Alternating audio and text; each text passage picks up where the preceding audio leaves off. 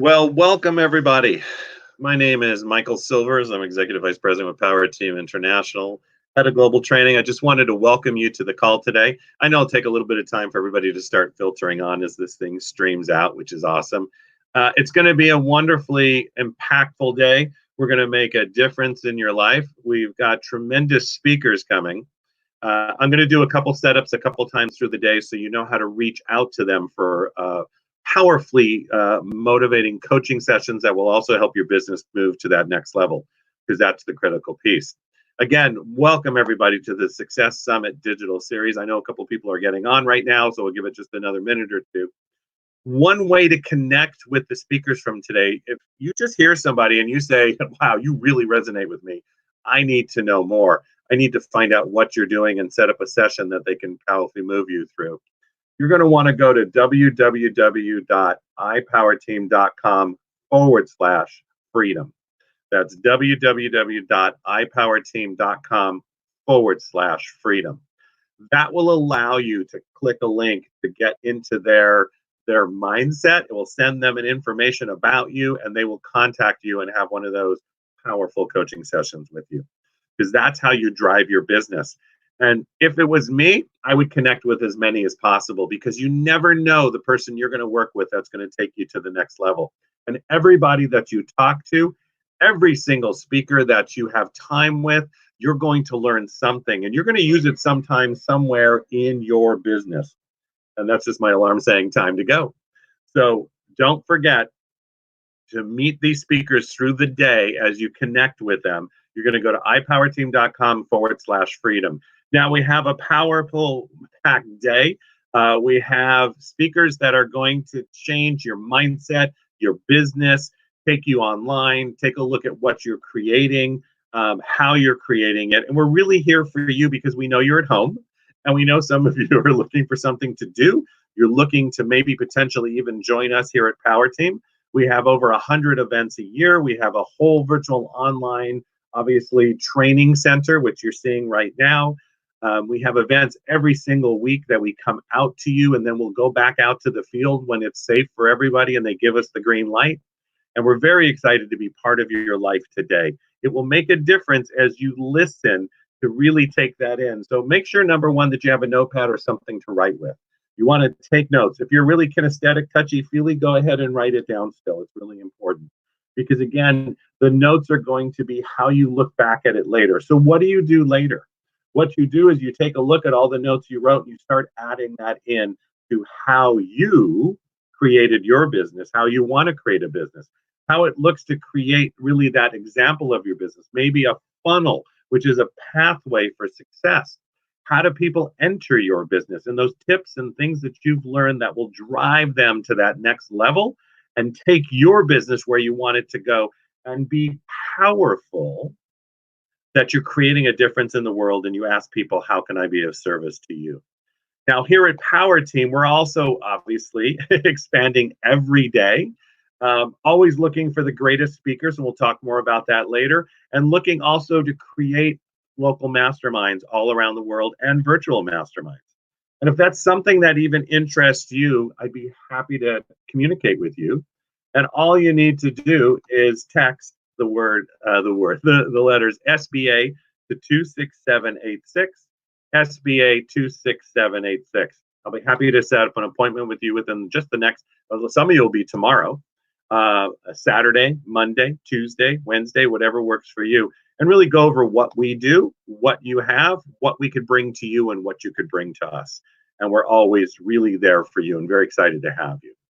So without any further ado, it's time to get going for the day. And remember, we have Kevin Harrington coming on later, and it's going to be a rocket of a day. So sit back. Don't get yourself a drink right now, because we're going to bring on the first speaker. I'll give you like a 2-minute go time. So you go get your drinks. Hopefully you have your drink ready to go. You have little snacks ready to go. You're tucked into your computer.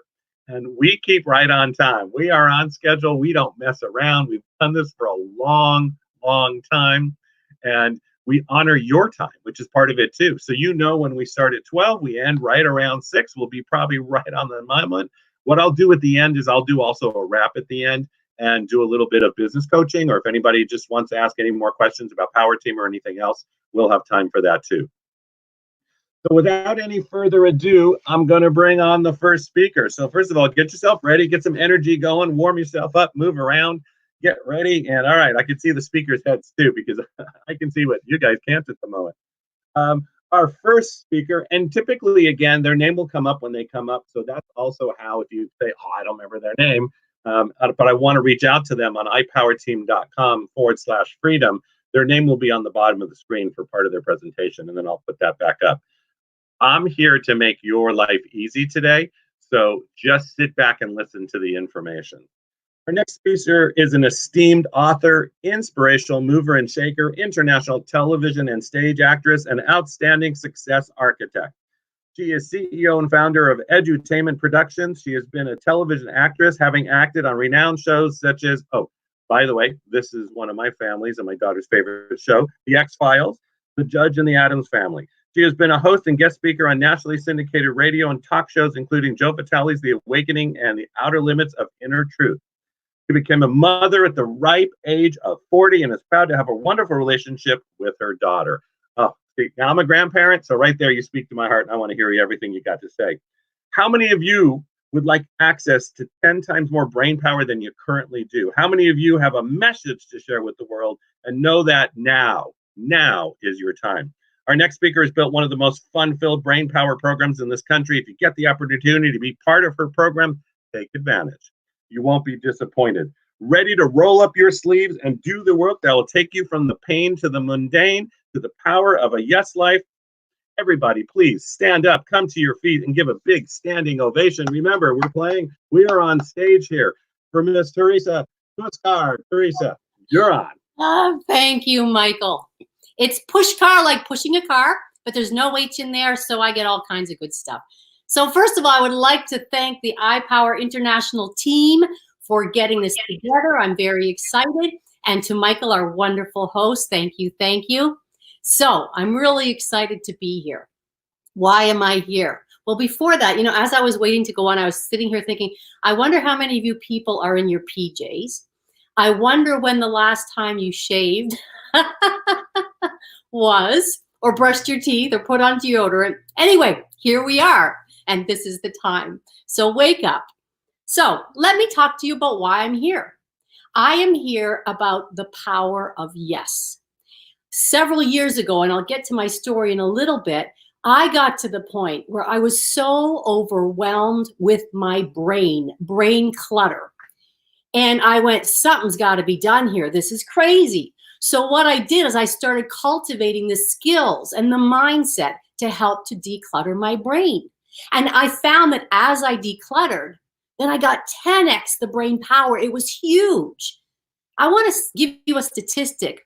Do you know that most of us have about 12 to 60,000 thoughts every day? And of those thoughts, now listen to this, 80% of them are negative. And 95% of them are repeated. Oh my gosh. And I started seeing and realizing this. So I got to the point at my ripe old age where I'm thinking, enough is enough. And so I developed tools and techniques to help you declutter your brain so you could 10x your brain power. So let me start with my story, if you don't mind, and give me a couple minutes to share that with you to backtrack. So 2001. I have a wonderful job at Nightingale Conant Publishing. I'm the director of coaching programs. And I'm heading over to Toronto to do a coaching program at Adler School. Now, I know many of you can identify with this one. So doctor said, take it easy. I'm literally leaving the obstetrician's office. And I think I can go right and I can go home and ask my neighbor for help to drive me 10 minutes out of her way to the train station. Or I can go left and drive myself 10 hours to Toronto, Canada.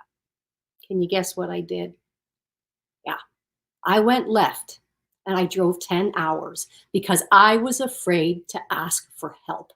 And I'd like to know how many of you have been taught and trained, you don't ask for help. You can do it yourself. You don't want to bother anybody. Well, that was part of the experience I had that literally shifted my thinking to get to the point of really learning to say yes to myself. So I made a left. 8 hours into the drive, I hit a blizzard just outside of Toronto and Cambridge. I was 3 months pregnant, and I rolled my car on black ice. 40 minutes I was unconscious, and when I came to, I had broken my C7 and T1 in my spine, and I had something impaled the front of my head, tore open my head. 500 stitches, and 5 hours later to re-adhere my scalp. And because I woke up and remembered I was pregnant, I said to the surgeon, I don't want anything, not even a local anesthetic. I went through labor pains before I went through labor. Anyway, I think that's quite the wake-up call, right? When I went back on looking what was going on for me, I asked the universe to help me to quiet my mind, to help me to get to a point where I saw my value as just who I was in stillness. Well, 3 months later, sitting in a bed, lots of time for stillness and lots of time to quiet the mind. Big wake up. Fast forward 11 years though. You know, sometimes it takes us a while to get it. My daughter's 11 years old.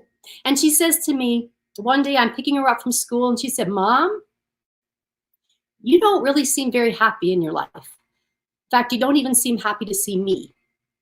When she said that, my heart just sank because I knew she was right. And I realized I had what I call chronic discontent. Great things have happened to me in my life. It's been an adventure, but there was an element of never satisfied. And when she said that, I thought, that is it. That was the final straw. I had to do something to change my life. And I'd heard about, as a producer at Nightingale, I became a producer at the publishing company after being a director of coaching. One of my authors, Ron Roth, had talked about this program in India, in Chennai, the Oneness University. I kept hearing about it, and I thought, So I said to my daughter, how would you feel if mommy disappeared for a month? And I went to India for a month to find inner peace. And then I took a 10-day silent meditation retreat at Vipassana Center. 10 days, 12 hours a day with this. Then you really get to see those 60,000 thoughts going. But what I got from this was such a gift. I started to learn to quiet my mind and to watch it. And the exciting thing about this is you cultivate what's called the witness self. So what I've developed is basically 8 steps to declutter your brain. Now those steps, it's not for the light of heart. Let me tell you, I have had to do a lot of introspective work and be willing to be brutally honest with myself. Look at the good, the bad, and the ugly. Once I did that though, and once I started to quiet my mind, I started to like myself more and more. And my heart started opening and my mind started opening, and I started saying a yes to myself, a big fat yes to myself. How many of us keep waiting? Oh, maybe when I retire, I'll do that. Maybe I'll try later. I got to take care of this person and that person first. Sound familiar? So it was about going to that place of, first of all, mindfulness.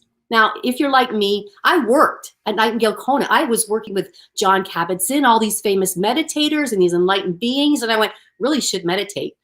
1 minute later, no, I can't take it. I got too much to do. I'm sure this sounds familiar to you. So for me, once I started sitting with quieting the mind, I started cultivating what I call the witness self, and what's known as that. And that's a part of yourself. It's like watching a movie. So you are watching yourself. And how many of us are reactive, right? We stress and we react and respond and we pounce and we get defensive. So once you start cultivating the witness self, it's like your life is a movie and you're watching this movie as you're living it. So I'm reacting to something, I'm getting angry, and there's another part of myself that's going, oh, look at that. That's really interesting. So that's why there's 8 steps to this. Mindfulness is a part of it, but another big part of it is inner integrity. Being willing to look at ourselves. If you're like me, I had blocks for years and years and years, going, what the heck is going on with me? I'm doing all the courses, I'm reading all the books. Heck, I'm producing these programs with these famous authors who are enlightened and happy and peaceful and successful and wealthy and living their dreams. What's wrong with me? So I finally got to the point, guys, where I went, it's my turn. And I developed these 8 steps to decluttering the brain. But it's not just decluttering the brain. It's creating a life that you want. And let me tell you, I'm so excited about this because once you start taking the steps and working through them, what happens is your life opens up, and a big part of it is opening your heart and saying yes to yourself. And as you do that, as I did that, I found these incredible synchronicities and these magical experiences happen to me. Just very briefly, a couple years ago, I left corporate America. I wrote a one-woman show. It's been done in LA, New York. I've gotten wonderful feedback from it. A publisher, I've been writing study guides for them for 10 years. And all of a sudden they said, Therese, why don't you pitch your own books? 2 books I've got with them and 9 previous. Crazy stuff though, like I just submitted something for a reality TV show with NBC, and out of a sudden, boom, they're saying, hey, we're accepting your submission. No agent, no nothing. I had an interview last week. I had a second interview.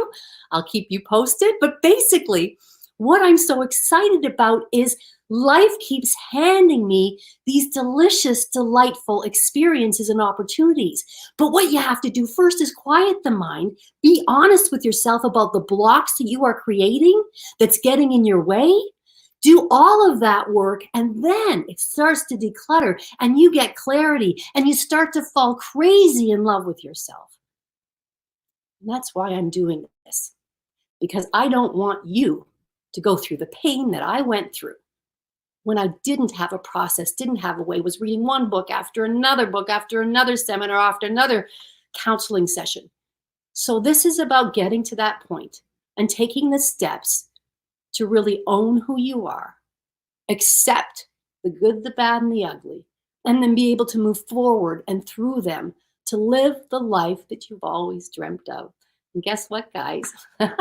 I'm living it. And I'm excited. Every time I have a synchronicity or a magic, it's kind of like it's like Christmas all over again. I get another gift and another gift. So I'm not saying I don't have the challenges, but I'm able to face them in a different way. And with the techniques I provide, there's ways you can pull yourself out of it. And let me tell you, very selfishly, another why, I believe that those of us that are raising our consciousness and living our dreams are creating higher energy for the earth. And you and I know that right now we are dealing with a lot. So I believe at the heart of most of our challenges is fear. And what's happened with politics, with polarity, with the virus, with everything, our fears are right here. And we are being challenged to deal with those fears. And if we don't, they ain't going away. So another part of this process is really learning to go inside and look at the fear, not to push it away. We do so much of repressing. I'm just not going to deal with this. I'm not going to think about it. So I'm saying this is not for the light of heart. You've got to be willing to look at yourself brutally and honestly and dissect who you are. And then with the 8 steps I've created for you, basically you can get to the point where you start pulling out and getting out of your own way. Another side effect is, one of the things I love is I have multimedia experience. I'm a producer, I'm a writer, I was an actress, a director, all of that. So I've also learned part of this, when you get to that place, is being able to live in the moment and being able to be present. Because in the present, we don't have the angst about the past. We don't have the worry about the future. We're in the zone.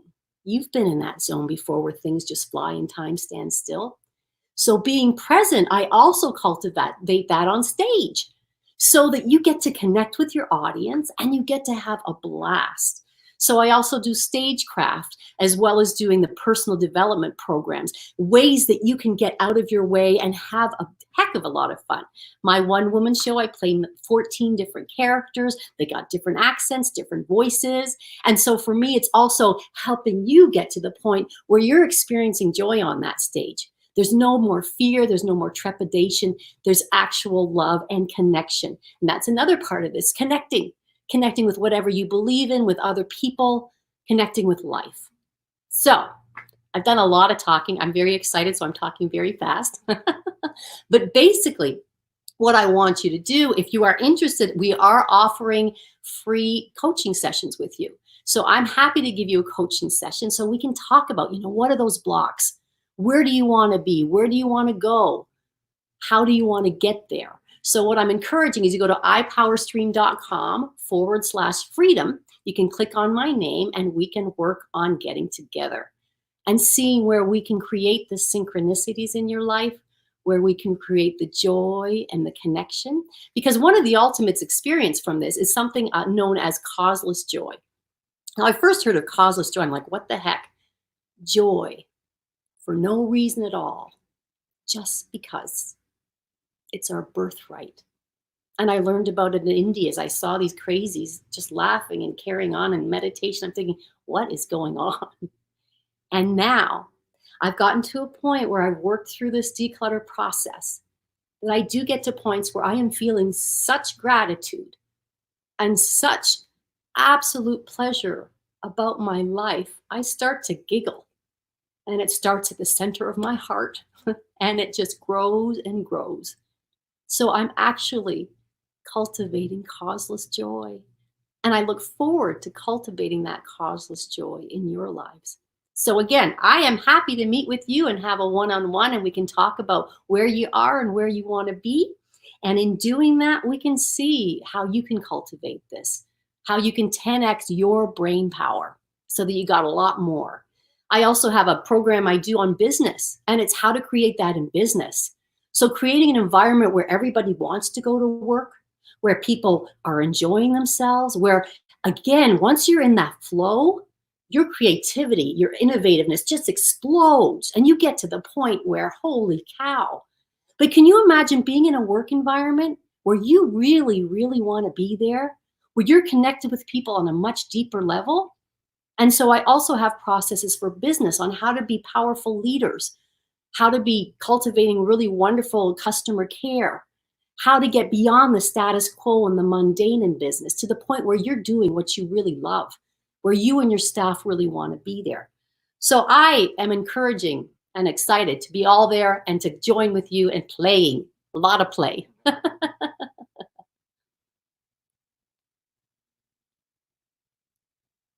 Hi, Michael.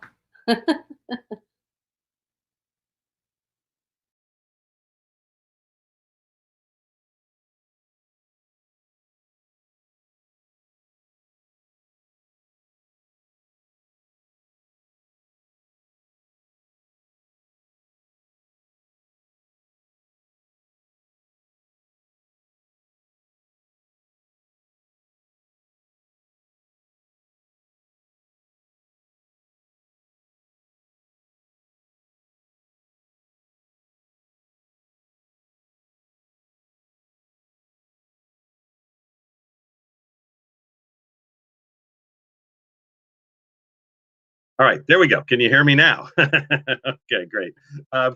So, Teresa, you were amazing. Thank you so much. What a great, great, powerful message that you put forward to us. And we want to make sure that you actually are able to work with her. And you should see all the speakers laughing, right? I'm running the board and I mute myself. That's good. But go to www.ipowerteam.com/freedom. That's where you're going to be able to meet with the speakers. You're going to be able to have them take you to the next level. And it's a powerful way to start your day. Something else, as you're listening to this, share it. Start sharing it with everybody that you know. You know, people are sitting at home, they're looking for something to do. Have them turn off that one television with that bombardment of news right now and have them really use their brain that they can actually make a difference in the world, that they can really focus what that part is. So share this with every single person you right now. Spread the word, get it out. If you're not sure even how to share because you've never done that before, you can just send them to our page, which is successummit360.com. You can send them to successummit360.com, and they will be able to pull the link. They'll be able to go right into the Facebook, the YouTube, and listen to this powerful day. So here we go. Say, I am ready for more. All right. Our speaker, powerful. I see, and I see him smiling. That's the great thing. He's smiling. He's happy. Life is good. So our next speaker, Berkeley Geddes. Berkeley, entrepreneur, agent of support, encouragement, and funding. I love that.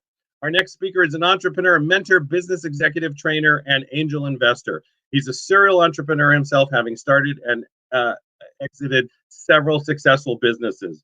Born in Texas, raised in the greater New York City area, his greatest joy in life is centered around his plate as a grateful father of 6 children. You've been busy. And 10 grandchildren. Let's give that a round of applause before I even bring him up. He's beating me on that. He served as a co-founder, founder, and CEO of over 35 businesses for the past 7 years, having launched another successful business in the healthcare sector. He is now fully turning his attention on assisting entrepreneurs to pursue their dreams and achieve successes. How many of you out there today need money to launch your idea? How many here today would like to know exactly what to do to obtain funding? Say, I do. Our next speaker has built one of the most amazing entrepreneur support systems on the planet, designed to specifically help entrepreneurs obtain funding. Stand on your feet, get up, be excited, get ready for more. And that's right, we're bringing them up like they are walking onto a full stage, because this is an international stage all around the world. Let's give a big, thunderous round of applause to Berkeley Getty. Here he is. Michael, thank you, and welcome everyone. And Teresa, great presentation. Love the energy, love the life journey, love the programs that you've created too. It's coming live from Phoenix, Arizona. So how's everybody doing today? Let's make this a blessed day. I'd like to thank Powerteam International, especially Bill Walsh and his wonderful team, for the invitation to join in this summit. What an exciting event. And I'm anxious, as each of you are, to hear what Bill and Kevin and Bonin have to say later in the presentation, and all the other presenters as well. This is going to be, and can be, and should be for each of us, a watershed experience. It is an honor to be with each of you here today. And I'm grateful for the time that you've committed to be here at this summit. Something spoke to your heart and your soul, that there's something might be here for you that would help you in your life and your personal situation. So if each of us can leave this summit today with just one thing that would improve our personal situation, then this summit will be a success. I acknowledge that time for each of us is one of the greatest gifts that we've been given. So you've got my personal commitment in the next 15 minutes. I'll do my best to make the best use of our time. So let's get at it. My name is Berkeley, and I often ask the question, was I named after the institution in California that shares the same name? And the answer is no. But I do enjoy the royalty check they send me each month for the use of my name. Now, I wish that were true. It's not, but I wish it were true.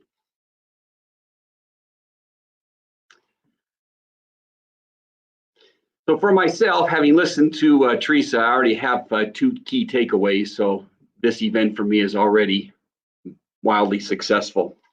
As an entrepreneur, and I have to assume that all of you are fellow entrepreneurs, so I'd ask you this important question. What is your greatest need? And it'd be great if we were in person so I could hear your answers. Is it more time? A business mentor? Is your greatest need to get the right people on the right seats on the bus for the idea that you're pursuing? Do you need more sales? A manufacturing connection? Software development? What is your greatest need? Personally, working with thousands of entrepreneurs over 30 years, the most common answer to this question that I've heard is, I need money. Or stated another way, I need more funding. In addition to assisting entrepreneurs and having a personal passion for helping entrepreneurs with vision and teams and processes, I really enjoy teaching and coaching and assisting entrepreneurs to acquire funding. Currently, around the world today, there are more funding sources for entrepreneurs than there's ever been. And there are so many sources of funding. The capital markets, even under the COVID-19 pandemic, have significant funding reserves, all looking for great ideas, your idea to support. Of course, the best source of funding comes from achieving market validation, and that all-important word, sales revenue. So if you need funding, I would be honored to have a chance to visit with you in a free consultation session. And when it shows up on the screen, the place you can secure a free consultation session with me will come up, and I'd be honored to meet with any of you as we go through this presentation. Please act on the impressions that you have. to put that free consultation session together. Another great important question is, why do so many people around the world that have great ideas never pursue those ideas? What would your answer be to this question? If we were in person, I'd love to hear your responses. Based on personal experience and research in this very topic, there are two main reasons why people don't pursue their dreams. First is living in, and as Teresa had commented, personal fear, uncertainty, and doubt, the mindset. Many people who would be entrepreneurs live in fear, sometimes the fear of failure. And sadly, this fear oftentimes wins the day, causing the entrepreneur only to contemplate what success would look like, than taking the steps to actually achieve success. The second main reason for failure is the failure to achieve sufficient funding to move forward with someone's idea. Funding is vital to the success of just about every single idea. My counsel and advice to many people with great ideas, and you can write this down, is to pursue your idea and take the time to organize yourself enough to present your idea to the professional funding sources. Even if you never go there, strive to organize your thoughts and your ideas to present them to the professional funding sources. You owe it to yourself and your idea to at least find out if you've got the prospects of acquiring funding. I have found that once someone else believes in your idea and puts money in the bank to assist you in pursuing your dreams, this can be a huge event in your life to beat back the fear, uncertainty, and the doubt. So in the spirit of support and encouragement for all of us, please advance your ideas through the process far enough that you present them to the funding sources. Have enough faith and confidence in yourself and your idea and your early supporters. Learn the process to effectively present your ideas to every funding source that's within your circle of influence.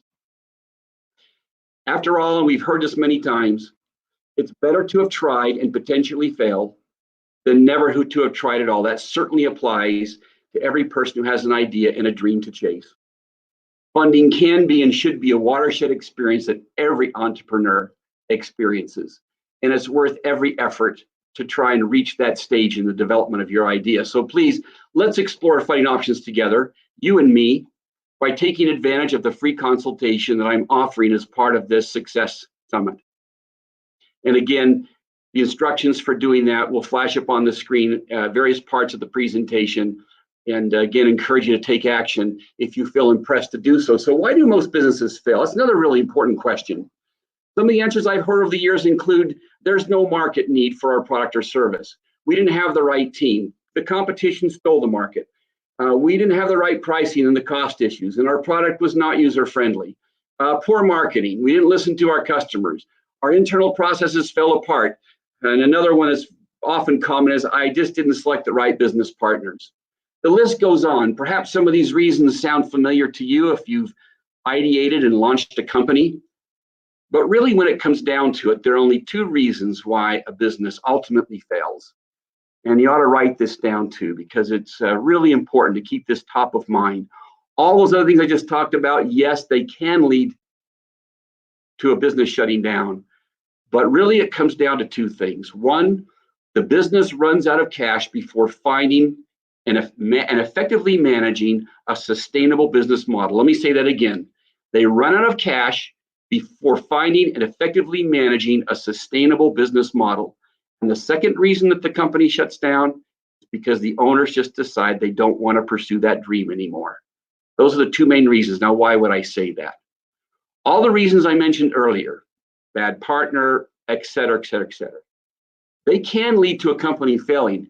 However, in and of themselves, none of them will actually cause the business to fail. If the company still has the funding in the bank or wrapped around the idea, then the team that still is associated with that idea can figure out all those challenges I just highlighted and pivot the company, make the necessary changes, and move forward. So those might be hurdles and bottlenecks that come your way in pursuing your dream, but they will not cause the company to fail. Funding will cause the company to fail. If you don't have the money and the runway to get through that challenge and that hurdle, then can't keep the lights on, can't make payroll, can't pay the rents, can't do the marketing, the business is on a path to failure. If the company has enough money, it'll have the runway to solve all those problems, period. So having stated this, if you're a current business owner and have not taken advantage of the current SBA EIDL funding program or the CARES Act, please consider doing so immediately. If you don't know what I'm talking about here, about SBA EIDL loan funding and the CARES Act that Congress in the United States passed, this would apply to those who live in the United States, obviously, then please schedule the consultation session with me and I can give you all the details about those two programs. But here in the United States, the government stepped forward in providing support for business owners and entrepreneurs to keep their companies going. Over the years, I've sat in the waiting rooms of many investor groups with other fellow entrepreneurs waiting to be called back to give the funding pitch, seeking to find funding. Almost every time as we're waiting to be called back, a room full of nervous entrepreneurs, especially if this is their first rodeo, someone starts a dialogue and it goes something like this: raising money is the most discouraging process, and a process I dislike the most about being an entrepreneur. I just want to get on with my business, not have to worry about the funding. I really don't like this process of funding as an entrepreneur. Often I've taken the time to drill down and ask the reasons why they dislike this process. And most often it comes down to the business leader or entrepreneur not fully understanding the mechanics of acquiring funding.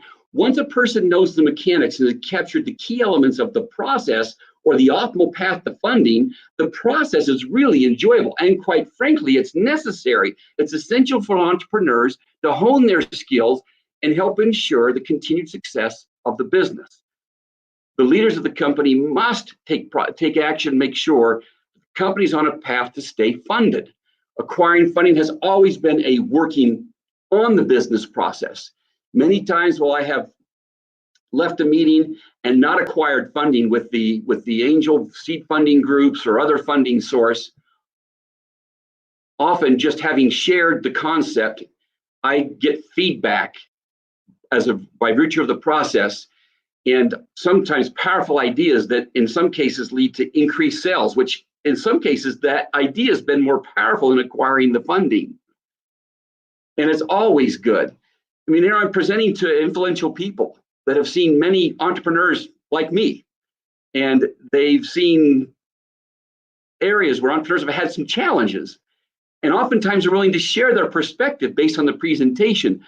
Those bits of information coming from a team of that caliber is a gem. It's a gem for an entrepreneur. So again, the process of even going and acquiring funding can be a fantastic experience for an entrepreneur. I love the funding process, and I can teach an entrepreneur to love that process as well. Some define an unsuccessful funding event as a waste of time. That is so sad. In most cases, just pursuing the option for funding can be and should be an outstanding experience, one where key concepts are captured, relationships are formed, and promoting your business in influential people and in your community occur as a result of the process. That is not a waste of time. Now, I'd like to share a personal experience on funding. This is one of those marvelous life experiences that's very personal to me and my wife, but I'd like you to hear it. So here we go. This occurred while we were living with our family in Phillipsburg, New Jersey, many, many years ago. I just launched one of my early companies with family-generated funds, Berkeley Computer Services. After 6 months, things were not going so well. The business was not generating enough money for me to take a salary. Sound familiar? I had 3 children at home. My wife was expecting our 4th child. We'd been living on pork and beans and macaroni and cheese for 3 months. Many of you probably can relate to that. I hope not, but cherish that moment because it can only be a moment in time. Hopefully it is for everyone that experiences that. We had been 3 months behind our rent. We had a wonderful landlord who was working with us, but even so, I needed to get the rent current. I needed $5,000 in investment in the worst way. If I could just secure this funding, all would be well, so I thought. My brother introduced me to Jim Haycock from Bangor, Pennsylvania. Jim had spent his professional career working in the nuclear energy sector here in the United States and had done very well for himself. I reached out to Jim and he graciously agreed to meet with me and discuss my business needs. This gave me a wonderful ray of hope in otherwise a very challenging situation. The day came for the meeting. I put my last $10 in gas in the car and drove to Jim's house 45 minutes away. He had a beautiful home in downtown Bangor, Pennsylvania, with a huge satellite dish on the roof. At that time, it was very impressive. I entered his home. We made it through the pleasantries, however, quickly got down to business. I reviewed the vision of the company. He asked me several questions. Want to see my profit and loss statement, which I had. I shared that with him. You want to see my client contract, which I had. I shared that. After about 40 minutes of Jim asking questions, he paused and stared at me for what seemed to be an eternity. Then he asked a series of questions I will never forget. Berkeley, if I were to write a check for $5,000 right now, would you take the check? And I said, and my inner voice cried out, said, Jim, test me on that one, please. Write the check, put it in front of me, and test me. But obviously, I didn't say that to him. The obvious answer was yes. So I stated, Jim, I'd be honored if you would believe enough in me and the vision that's been presented here that you'd write a check for $5,000. Yes, humbly and gratefully, I would take the check. Then he stated, great, Berkeley. Would you take my check? Will you also take my advice? Again, my inner voice said, okay, this is a trick question. If I say yes to the check, but no to the advice, then I will not get the check. That makes sense? I can use the advice, however, I really need the check. So I replied, yes, Jim, I also would very much like to have your advice because I wanted the check too. Then Jim stated this, great, because you don't need the check. What you need is my advice. Now I was really concerned. The check was threatened. And in my mind, I really needed a check, not the advice. So I stated to Jim, I appreciate your assessment, Jim. However, I really need the check with the advice. Then Jim stated, Berkeley, are you a man of your word? To this question, I immediately answered yes. Integrity questions, no inner voice, yes. Then great, you stated you'd take my advice, and that's all you need to be successful. I'm not going to write you a check. If I give you a check and you take it and it solves what you perceive the pain you're having, it takes it away, then there's a high probability that you will not implement the changes you need to make. What you need is advice. And if you take my advice, you will not need the check. Further, he stated, if I give you the check, you'll probably be back at my door in 1 or 2 months, and you put me in a position of having to decide I'm going to chase my investment. And I put you in a position of having to come back to visit with me. And I don't want to do that to you, and I don't want to do it to me. So then he said, Berkeley, I'd agreed to give you 1 hour. We have 10 minutes left. That's just enough time to give you my advice. Should we go? And I said, yes, please. So he gave me his advice, 3 simple things to do, just 3 simple things to do. And I don't have time to go through that, so I won't. 3 simple things to do. And then he escorted me to the door, and I was on my way home, 45 minutes drive home. I felt like Jack and the Beanstalk, having spent my time, and I had acquired 3 silly beans. And the drive home was one of the most challenging drives I've ever had in my life. I felt like a failure in so many ways. My mind was full of fear, uncertainty, and doubt for myself and for my family. I went to a place that no entrepreneur should ever go in thought, ever. My wife and my children deserve better than this. However, in the last 5 minutes of the drive, the thought came to my mind, what do I have to lose? So I took Jim's advice. And it was amazing. Within a week, we were off macaroni and cheese. Within a month, we were completely caught up in rent. Within 3 months, I expanded my business to include opening a computer store at MacArthur Road in Allentown, Pennsylvania. Within 6 months, we had 10 employees. And we also had the funds to purchase our first home. Jimmy became a mentor. I went back to advice for Jim for many years, each time learning more aspects of being a successful entrepreneur. So I asked, why am I doing what I'm doing here with entrepreneur and entrepreneur coaching? Because it's time in my career to pay it forward and do what. And it is time to pay it forward. What Jim did for me, I need to do for other entrepreneurs. So I'm honored. I'd be honored to get to know you. If you're inclined to schedule that coaching session, please do. But it has been an honor to be with each of you today and a privilege to have an opportunity to share this message. Thank you. All right, everybody, give Berkeley a big, huge round of applause. Thank you, Berkeley. Woo! All right. You did good. Everybody can see your name again. There we go. All right. Wave to Berkeley as I send him into the Ethernet. There we go. So it's time again for you to jump on. We'll give you about 30 seconds. Go to www.ipowerteam.com/freedom. those who spoke to you, you've had 2 so far with Teresa and Berkeley, find them, get that coaching that you know will take your life to that next level. For those of you who are listening to this going, there's so much more to come, and I've got to get people on this. Make sure that you're sharing it out there. And it's very simple again, because what you can do is you're on the Success Digital Summit, which we're just so happy to have you here. And you can go to successsummit360.com. You can share your links. If you don't know how to do that, you can just send them here and we'll take them to one of the live streams. We're so happy to have you all. We have just begun. Say, I am ready for more. And through the day, if you like what we're doing, and Powerteam, again, is something that speaks to you, and I'll talk to you a little bit about it later.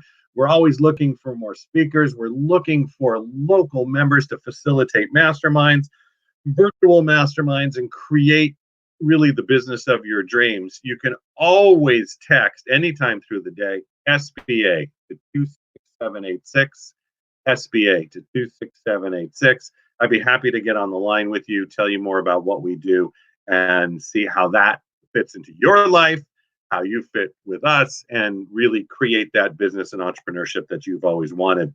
Our speakers are here for you. We're here for you. And now we're ready for more.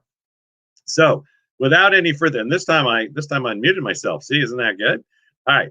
So this time, our next speaker, everybody get ready, start moving around. I can see her smiling already. Our next speaker is a branding expert, PR marketing, messaging, and media guru, a renowned speaker, successful entrepreneur, and business coach. She has helped companies grow from vision to multi-million dollars and has turned brands around from stodgy, unliked, or unknown into the go-to resources to the media and their target customers. How many of you would like to become better known in your expertise? What would you do for your bottom line if everyone who needs your services understood the unique value you could deliver? What would you do if your bottom line, again, increased, right? We're talking about increase. Would it open more doors, increase warm leads, allow you to charge more, make closing deals easier if people already believed in your value and had sold themselves on benefits of working with you? Jennifer has worked with companies of all sizes, from visionary startups with and without funding to Fortune 500s. She's worked with the McKesson Corporation, American Cancer Society, Xerox, Pepsi, and many, many others. Please, everybody, stand to your feet, get ready for more, and give Jennifer Horswell a big, huge, thunderous round of applause. Yay! Thank you, Jennifer. Michael. That was very nice. Thank you so much. And I really want to give a big shout out to Bill Walsh. Thank you for organizing this. This is such an incredible opportunity. You're such a dynamo coach. You come up with an idea, you make stuff happen in no time. I love being connected with you. I love learning from you, and I'm super excited to be here. So today we're going to talk about building your brand into the go-to media resource. Tell me, I want to get a little interactive with you guys, so I hope you're at your keyboards. Write in the comment section whether you think you already have a brand. Say, I do. And if you think that you have a brand, tell me in the comment section, what do you think that brand is? And what do you think it does for you? I want to hear some of your answers. I'm not sure if I can see those or not. That's what I was hoping. Anyway, so I do want to get a little interactive. So write that anyway. So what is a brand? A brand is very interesting. It's actually every single person, place, or thing has a brand, whether you pay attention to it or not, whether you're aware of it or not, you already have a brand. So building your brand on purpose becomes extremely valuable as you own a business, go into business, or want to be known and respected, trusted, and loved even more. A brand is what people say about you behind your back. It's how they feel about you when they hear or see your name, your logo, anything that has any kind of a semblance for your company brand. The thing about brands that's so interesting is they're about you, but you don't get to decide your brand. Other people decide your brand for you, And because it's based on their experience with your company or their experience with you as a person or you as a business owner. So your brand is important, but it's not yours, but you can influence it. So when you do strategic planning to really build your brand on purpose, that's when you can start turning things around, steering the ship, making sure that you are building your brand to attract the right customers and the ones who are willing to buy from you right now. There are people out there who are already looking for every single thing that you offer to them. The difference is in the sell or the attraction is whether or not they understand you, understand your brand, and the value that you can deliver to them. And that comes primarily from you understanding them. So we're going to talk a little bit about this. One of the things that's so interesting about this time where we're all in quarantine, this is my regular life. This is not quarantine for me. Everybody's like, oh, I can't, I'm staying home. I'm like, yeah, that's what I do every day. But it's really, as long as you're healthy during this time frame, this is an actual gift from God. You actually have time to innovate, time for focus that you never normally had. And so what you do with that time is actually going to be a reflection of your brand when we come out of quarantine, regardless of whether you own a business or you're in a business or you're a stay-at-home mom, it doesn't matter. How you use this time is going to be a direct reflection on how you do in the world coming out of this quarantine. So I want to hear from everybody right in the comment section on, tell me if you already have a plan for these next 4 weeks. I know we're at least under quarantine for the next 4 weeks. School's out for the rest of the year. So what things are you hoping to achieve, to do, to build, to learn over this time, this free time that you have that's a gift? So tell me some of your ideas. I want to see some of those. Using this time wisely is the difference between whether you're going to succeed soon or you're going to be like hating to wake up as soon as you have to get back to the real work world. So use it wisely.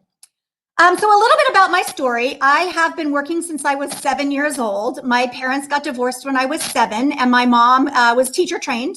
And there were no students back then. We didn't have the influx of kids that we do these days. So she took a job with a local newspaper company.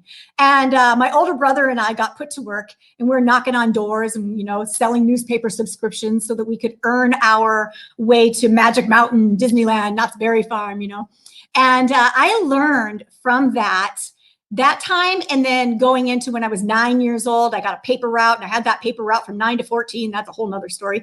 But it is part of my story and how I understand sales, perceptions, influence, customer service, values, things that people value. I learned all that from such a young age. And I got really all of my work ethic from my mom. My mom is the hardest worker I have ever met in my entire lifetime. She raised 4 kids as a single mom, got 2 master's degrees, and worked 3 jobs. I work 1 job and have no kids. I don't know how she did it. She's amazing to me, but she did instill in me the power of work.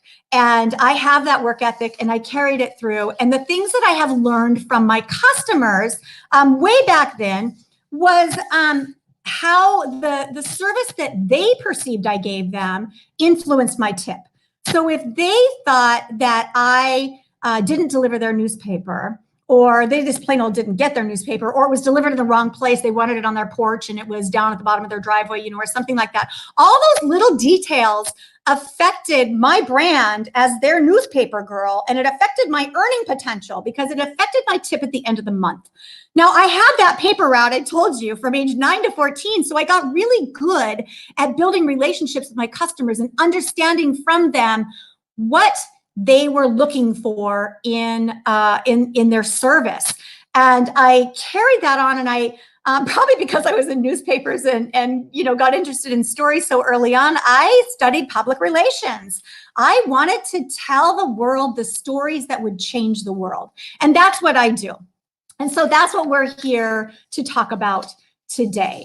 I started off my career in nonprofit, and I actually got to help people with developmental disabilities get jobs out in the community. And that took a lot of change management. I had to change the way, influence the way people thought about people with disabilities. These were adults with developmental disabilities.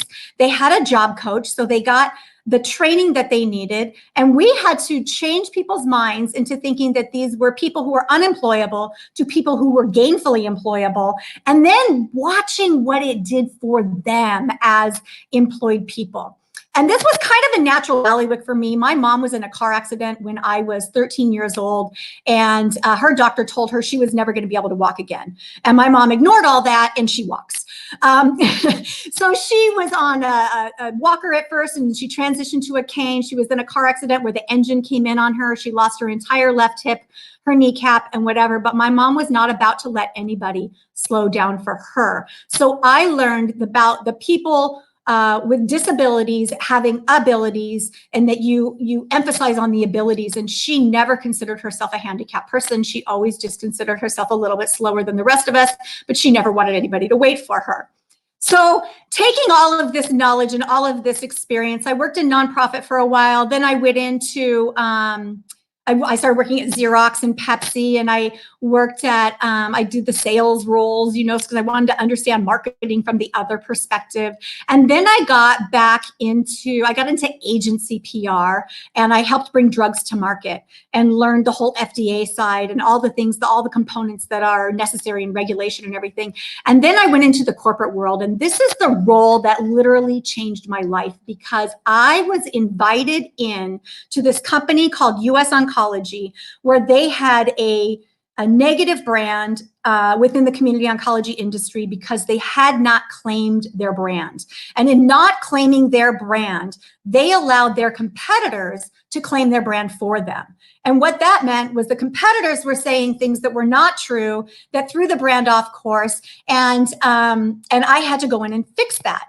The other part of my problem was the name of the company was US Oncology. And if you Googled US Oncology back in those days, you got United States Oncology statistics. There was nothing on the company because they were afraid of the media, and they never claimed their brand. So I went in, I turned the company, helped turn the brand around with the management team.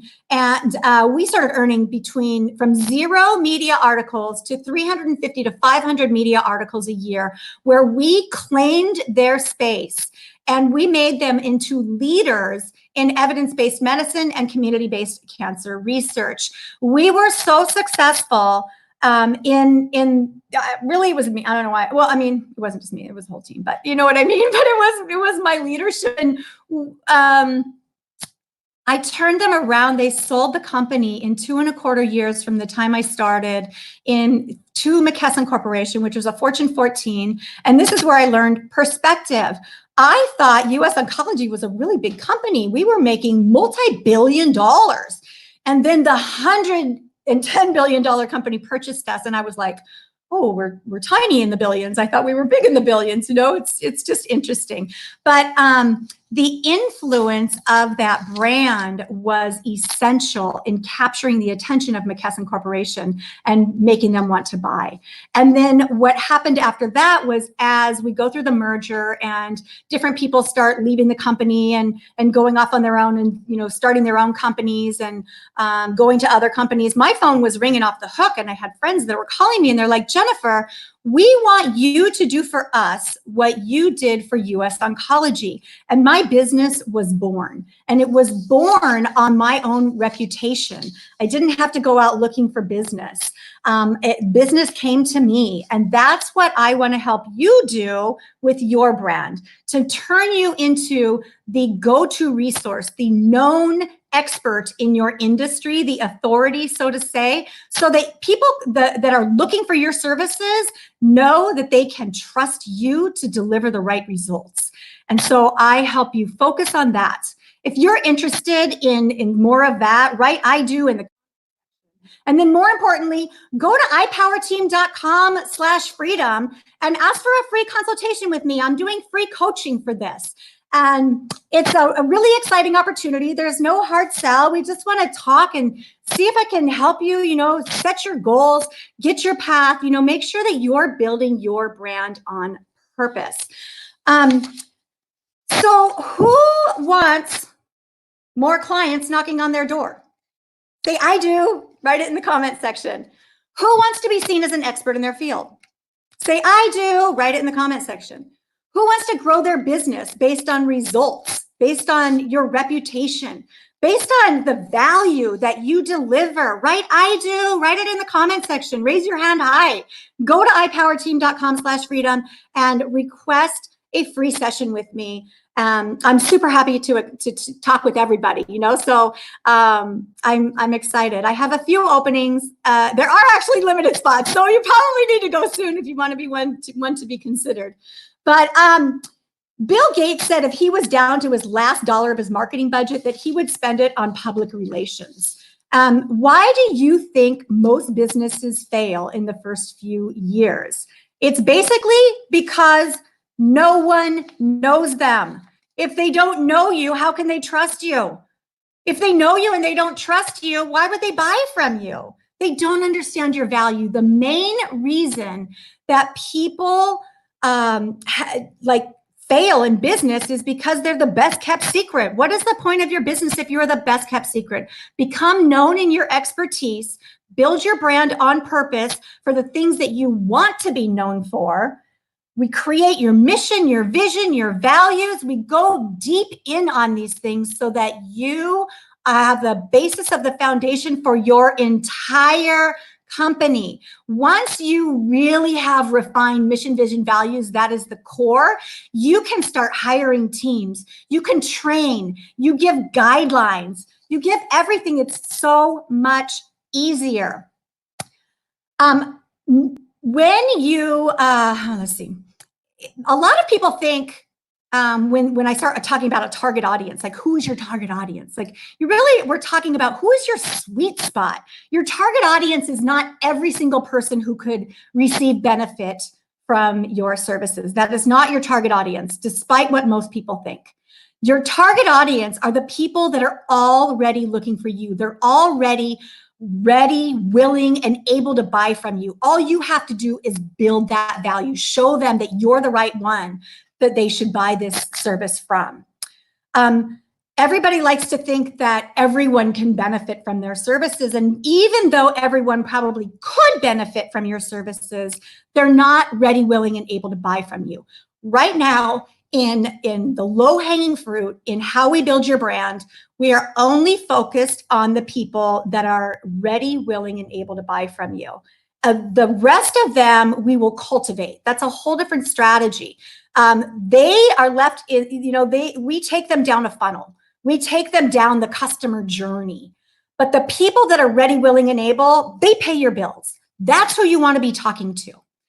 The more success you receive by helping those people, the better everyone will start coming into your funnel, and you'll start getting those people that didn't know that they wanted your services. They becoming more woke, right? Isn't that the word of today? Woke.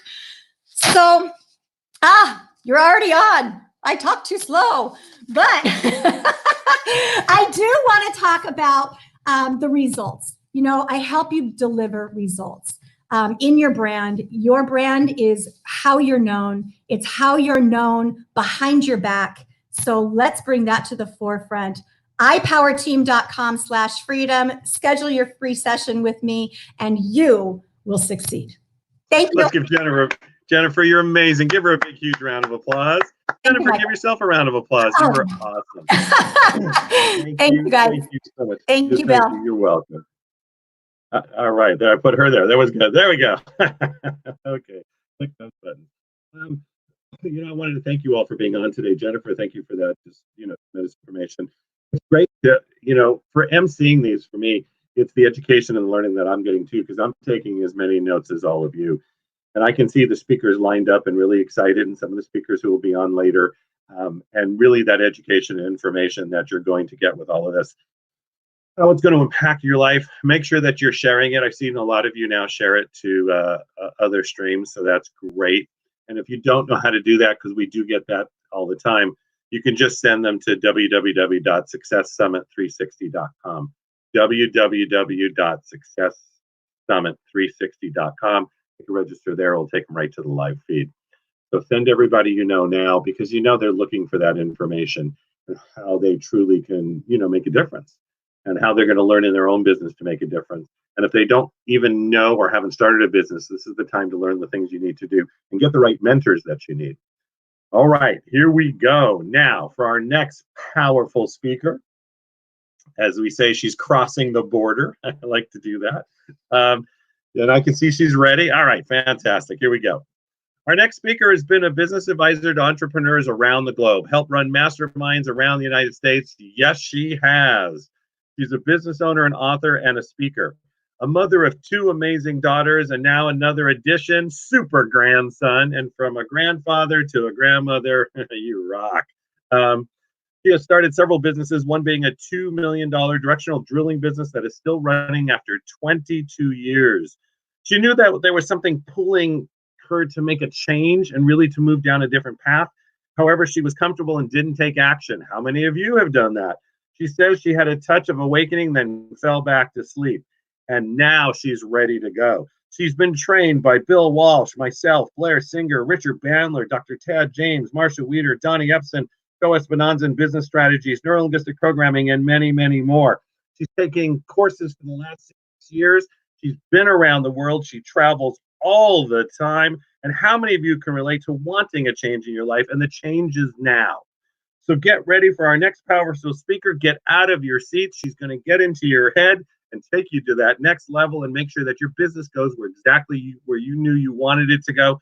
Let's give a big, thunderous round of applause for Alana Leon. Hello, everyone. Oh, I guess I'm not muted, so I can talk now.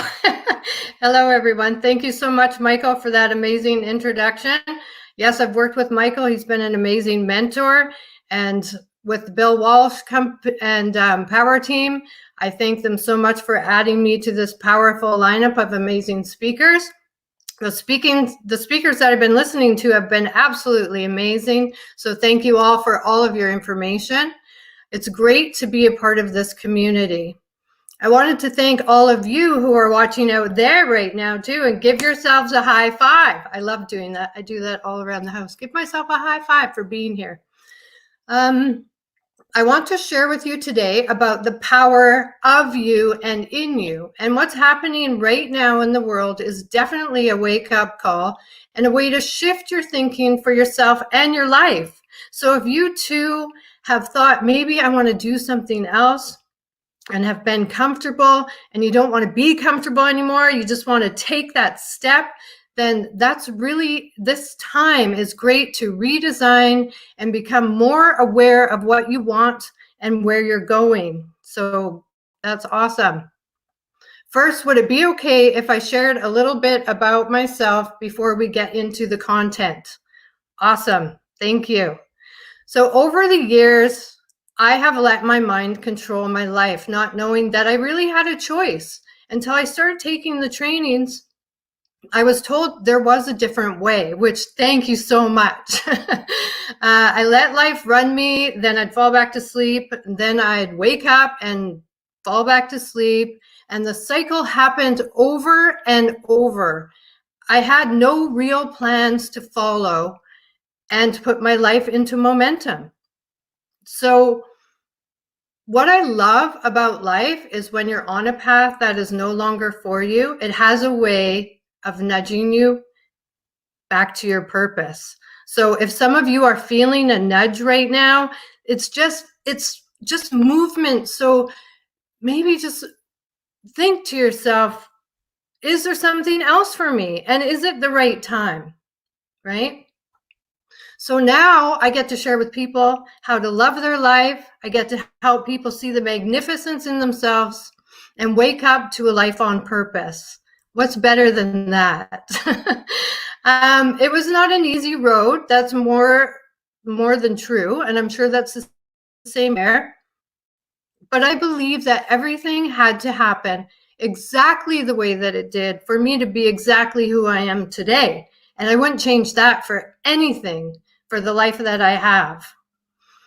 I am a big cheerleader and I want the best for people. And I want them to take that step and say yes to themselves and be ready.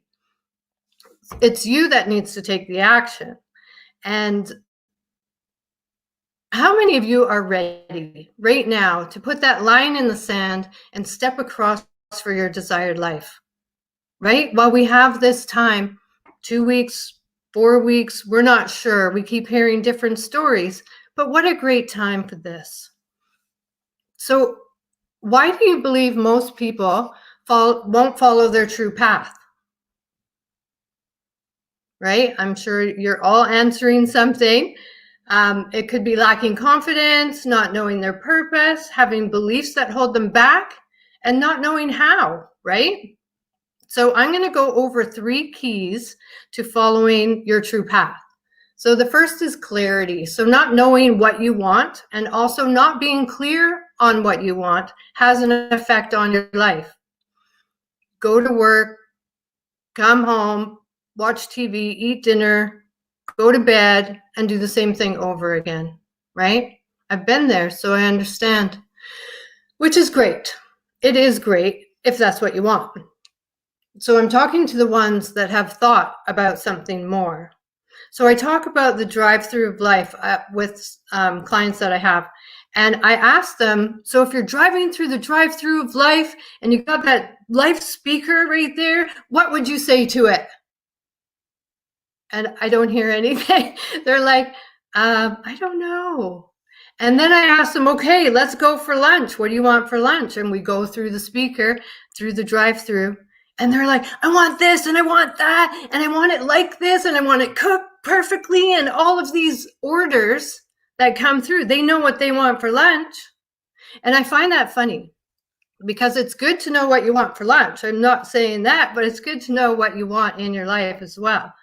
So that's one of the things, is just to plan what you want for your life.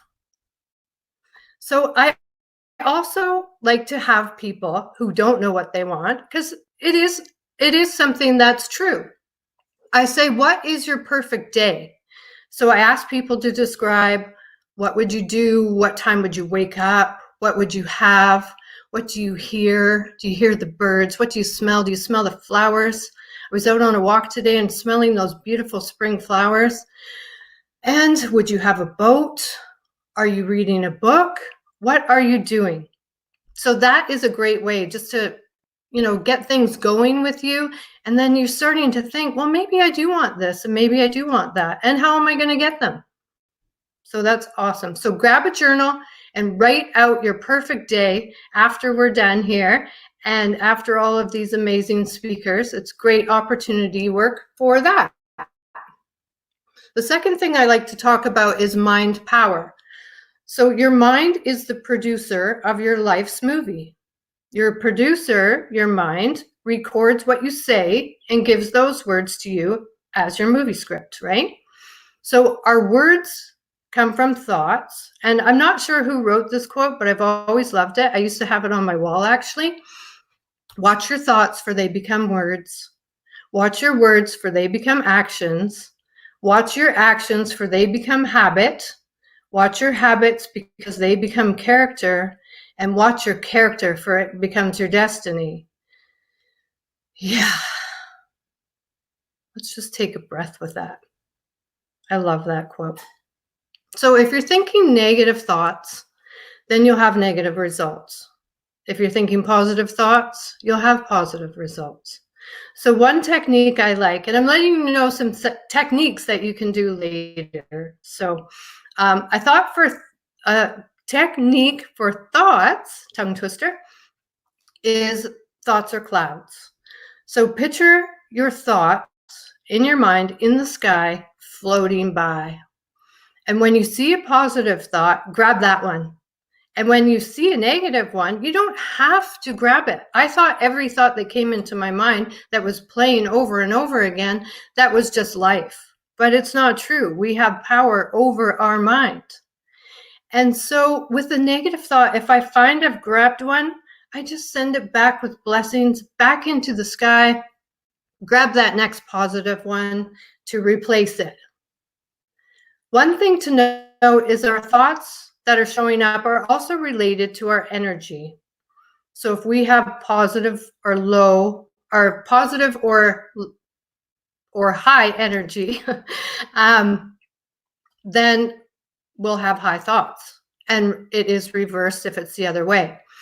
So I find little things to do are so fun. So what I want you to do, if you're not driving, if you do this with me, that would be amazing, is what I want you to do is from sitting up to change your posture and put your head down and just, hang there.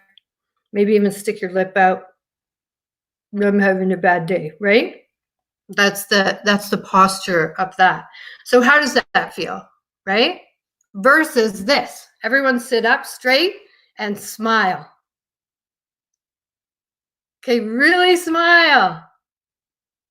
Awesome. How does your energy feel with that? Right? It's totally a game changer. Just one, what was that? 30 seconds? So great. So you can do that anytime you want. So the third key is purpose. Knowing your purpose is big. It's what gives you your energy for life, for getting out of bed. I believe we all have two purposes. And the first one is to love yourself and your life. And I thought of this because I hear many people using the excuse that they don't know their purpose. So they don't do anything. They're stopped. And so I came up with this. The first purpose is love yourself and love your life. Because while you're focused on fulfilling your purpose for that, your purpose shows up every time. Now, the timing of that, we have no control over. I thought with all the courses and all the people from my classes going out and living their purpose, mine would never come. However, I kept focused on loving my life, and boom, here it is. So time. So another quick opportunity you can do, again, if you're driving, you can do it later, is hands to your heart. And this is really good for right now. So breathe through your heart, sitting up, and hold it for a second. And just think about love. Do you feel that? Now, send the love to the world. Feel the connection with you and the world. We are all one. And that's what I love about doing the work, is some people think, I'm doing this on my own, I can't do it. And you're really not. Even if we're all at home, a lot of us, I see some people driving, walking their dogs and doing small things, but we're all at home and you're not alone. So this is a great thing to do anytime, and the world can always use more love. So why do I have a passion for this? It's my mission, as I see a lot of people not loving their lives. And I know for most people, they have a desire inside of them that they want to let out. And I want to help people get that reality and get what they want, because getting what you want is huge for loving your life. The reason my decision became so strong to get my passion into reality is I was thinking about when I'm 100 and out on my jog, I'll look at my life and look back, and I don't want to say I regretted anything. I want to do everything that I can to not regret later. We have one life, right? So let's not regret. So I've worked with hundreds of people over the years by coaching and volunteering to help other people with their mission. And what I love to hear most from people is that they have the confidence and the tools to follow that desired path. And they're also taking action. That's a huge part of it. That fills my heart. So one tribe member comes to mind of the community, and she really put this work into practice. She took action, and she has new confidence. She let go of fears. She put her desires and her wants forefront. She had a plan. She went out and she bought a home that in the area she desired. And she's not living with her parents. She's bringing things to her easily and effortlessly. And she's loving life. The successes of the community is what I love to watch most. So let's recap. First key, clarity. Know what you want. Second key, mind power. So watch your thoughts. And third key is your purpose. First purpose is to love yourself and others. Well, and your life too, and others. So what I would love to give those watching that want to say yes to their life is a 20-minute free coaching session. And we'll look at where you are and where you want to go. So if you know there's something else and you're not sure what your calling is yet, that's great too. I can help with that. So go to powerteam.com/freedom and look for speaker name Alana Leone, which is me. And some people have asked me, so what will 20 minutes do anyways? I believe that's a limiting belief, right? Mind power.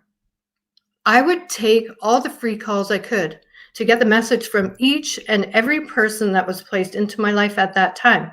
Because if you're listening now, it's not a coincidence. I don't even believe in coincidence. I believe that everything is perfect timing, although we have free will.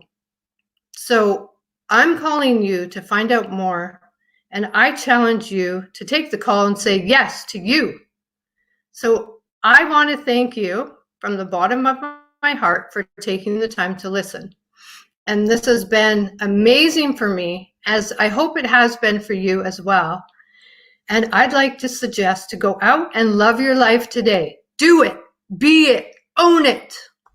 Bye, everyone. Give Alana a big thunderous round of applause. Well done. Well done. All right, Alana, they need to stretch a little bit. You want to move your arms? You want to get them going? Want to get the blood flowing? Yes. All right. I would love thank to. well, I'm gonna send you away though. Field All right, job. Alana, thank you again. Okay, thank you. Bye, everyone. You know, the great thing about this, everyone, is that it's truly an international crew. You have people coming in from all over the world talking to you, and it's the beauty about being virtual in the live stream. You know, we love our live events, and Bill Walsh speaks all over the world. And what we're able to do now, we're doing the same thing, and we're bringing it to you, whatever country you're in. So share it all around the world, anywhere that you know that they are, anybody who can be empowered through this. Because again, we've just begun. We got time to go, places to be, and more learnings to do. And I'm about to bring up our next speaker. With that, again, you know, really start writing down the information. Make sure that you're bringing it into yourself. And how are you going to plan that into your business? So the things you just learned. Maybe you learned about taking a breath, you know, taking a moment, taking a look at who you are as authority, funding for your business, whatever that is. How are you going to input it into your business or the business you're about to create now, right? Not tomorrow, not next week, not the week after, because then you never get started. You do this now will really be impactful for everything you're creating. And what you want to do is you want to be able to, as you take that business to the next level, you want to take the information you learned today and incept it in there right now. All right, here we go. Ready for more? For those of you booked with Alana, it's just, again, it really empowers everything that you're doing and really creating more as we move forward. All right, I'm going to take the banners down, and now we're going to go. Here we go. Get a stretch in, get a movement in. Our next powerful presenter. I'm seeing, is he smiling? Oh, yeah, I can see the smile. There we go. Our next speaker is a financial coach, successful entrepreneur, and residual income strategist. Lamont is the president and founder, everybody heard that, of New Ventures Innovations, which is a freedom accelerator that helps people experience more time and financial freedom now. When? Now. He holds a BS from Duke University and an MBA from Harvard University. That's just fantastic. You know, brilliance just, again, and when you get to know him, the thing is that he'll be able to speak your language, take it to whatever you need to learn, and take you to the next level. He's helped individuals for 18 years really improve their financial outlook in various executive roles with the financial service industry with global companies such as AXA and Prudential and UBS. By implementing his own strategies, he's been able to obtain financial freedom. Leaving corporate America at the young age, I say young, age of 38, and is now pursuing his passion to help others on their path to time and financial freedom. How many of you in this room would like to find your own path and time to financial freedom? Say, I am. Realizing that more people could create similar success if they had a roadmap. A roadmap means you actually have a path and a direction. Write that down. You have a path and a direction. Make it clear and concise. He gives you the steps he created with his Freedom Accelerator, which is already helping clients release over $1 million in debt while establishing additional revenue streams to help them achieve their financial goals. Does anyone here want to release it? Does anyone here want to create passive residual income? Say, that's me. Please get on your feet with a huge, thunderous round of applause. Let's give it up for Mr. Lamont. Good afternoon, everyone. I'm so happy to be here, so excited to be sharing the stage with such amazing people. Thank you so much, Michael, for that warm introduction. And speaking about one of my favorite topics, financial freedom. It's one that's near and dear to my heart. And given everything that's going on today with the pandemic and such unprecedented uncertainty, people could, I think, enjoy learning how they can create a little bit of more stability, specifically financial stability in their life. But before I get a sense of who all is watching today, I'll let you know up front, I'm very interactive. So if you, I may be asking some questions and I might want you to respond. No is a 0 on the comment box and 1 is a yes. But I'd be remiss if I didn't thank both the entire Powerteam International organization, Bill Walsh and Michael, for hosting such an amazing event and bringing us all together in a time when we all could use a little bit more connection, right? So here's the first question for you. How many people out there are already financially free? So remember, 0 is no, I'm not yet, and 1 is a yes, right? So I want to see 0s and or 1s, right? And to put some context around this, when I describe financial freedom, I'm saying that the person has developed enough passive or residual income to cover the cost of their basic needs, right? So that's shelter, food, clothes, right? So with that in mind, who would want to create financial freedom for yourself? That's a 1 if it's a yes and a 0 if no. I'll actually wait because I can see the comments. So no one wants to, oh, I see a couple of 1s.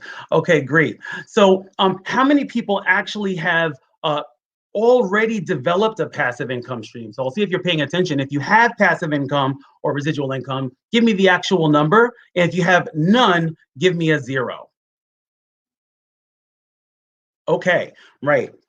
So we have a couple of 0s there, right? And so with that in mind, you might imagine, and as Michael mentioned, I help kind of create a plan. And what many people don't realize is that we're already, most of us, if you've lived or worked in corporate America, we were in a financial freedom plan. We were just in someone else's financial freedom plan, right? So we were working in a system that kind of creates close to 5% of the population to be financially free, while the 95% of everyone else is still wondering what to do. They're financially struggling or still working at the age of 65. So that should let you know that a plan alone is not enough, right? So how many would like to know if there was a magic pill, what's specifically preventing you from achieving financial freedom? Would you like to know that? 1 if yes, 0 if no. So once again, would you like to know what's preventing you from no longer being financially free? 1 if yes, 0 if no. Okay, great. So we have a couple of ones here now. So if you already know that you're looking to find out how and what you need to do to become financially free, as mentioned before, I have a limited number of complimentary consultations by going to ipowerteam.com/freedom. Right, only a few of them. So definitely go ahead, even during this presentation, and submit your request now because they'll be going fast. Before we get into the real meat and the content of what I wanted to share today, I wanted to quickly go over a little bit of my own personal journey, just because I think it'll help add some context. And so from those who know me and for those who will get to know me, you'll realize that I really like frameworks and putting things into very discrete modular pieces so it's easy to understand. And so when I think of my own personal journey, there are 5 unique phases of my life that are important to know, right? The first one, and please note the language that I use for the errors might seem weird, but as I go a little bit further on, they'll make a whole lot more sense. So the first phase of my life is what I call the imprisonment phase, right? And so that was as I was in impressionable youth, right? Coming up and developing beliefs around myself, the world that as a fat young kid, weren't the best, right? So I was having issues with that. But luckily, when it comes to the world of finance, I had some good teachings from my grandfather and father who had this golden rule. And it may not be the golden rule that you're used to, right? So the golden rule that I became quite familiar with was he who has the gold makes the rules. So what that actually meant was I just knew money was important. I didn't really know why, how to make it, or anything, but money was important, right? So you can imagine that when my house burned down at 16, my world was shattered. I thought, how could this happen to me? I'm not ready. And my future is dismal or grim at best, right? And luckily, I did know that school could potentially be a way out. So I did great in school. And that brings me to the second phase of my life, which is what I'll call the achievement phase, right? I was a box checker in that everything that I was working towards, I just thought if I just do more, be better, I would do better and be better, right? So that includes graduating top of my class, going to Duke for undergrad, getting a great job, going to Harvard for business school, getting an even better job. But at the end of the day, I still had all those insecurities. Like how many of you on the call today could relate to kind of going through life and overcompensating for something in a way that may or may not really be that healthy? And for me, I hit rock bottom when I got into a car accident and almost killed myself and a few of my friends over drinking, right? And really just trying to be numb at the fact that I should have been happy, but I really wasn't, and with all of that, you would think that would be enough to get straight and to really, take control of my life. But at the end of the day, it still didn't. What actually hit me was a family member getting sick and diagnosed with cancer. To hell with cancer. I don't know if anyone else has had that hit your lives, but it really is the devil.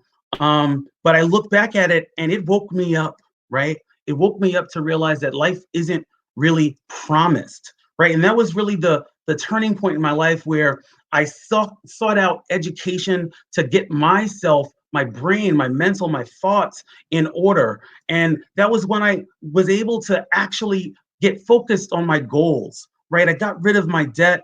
I also developed a few passive income streams to enable me to no longer feel beholden to a job that I didn't love, right? Because I was exposed to so many people talking about passion, and you hear about like Simon Sinek talking about like find your why. And for me, it was just up until then, it was just make more money. And it wasn't until my family and friends actually had an intervention to say, we only see you during birthdays and funerals, that I said, there must be a better way. And so if you ever hear Bill speak, he always says sometimes you have to reset and recharge to jump back in. And the next phase was really around my resetting, my recharging. I left corporate America to really kind of find my purpose, because later on I'll tell you a little bit more about that, is that's really where the magic lies, right? And I did a lot of research, and I just kind of fell into coaching people around financial freedom and helping them get out of debt, because at that particular point in my life, I had went from not having any time to now having a lot more time and being able to do the things that I really love, or the ones that I didn't think that I was capable of or that anyone would really care about up until then. And that's kind of where the Freedom Accelerator happened, right? So right now we're in that like last phase, that fifth phase, which if you know me, you'll know if I say if you're breathing breath, your best years are yet to come.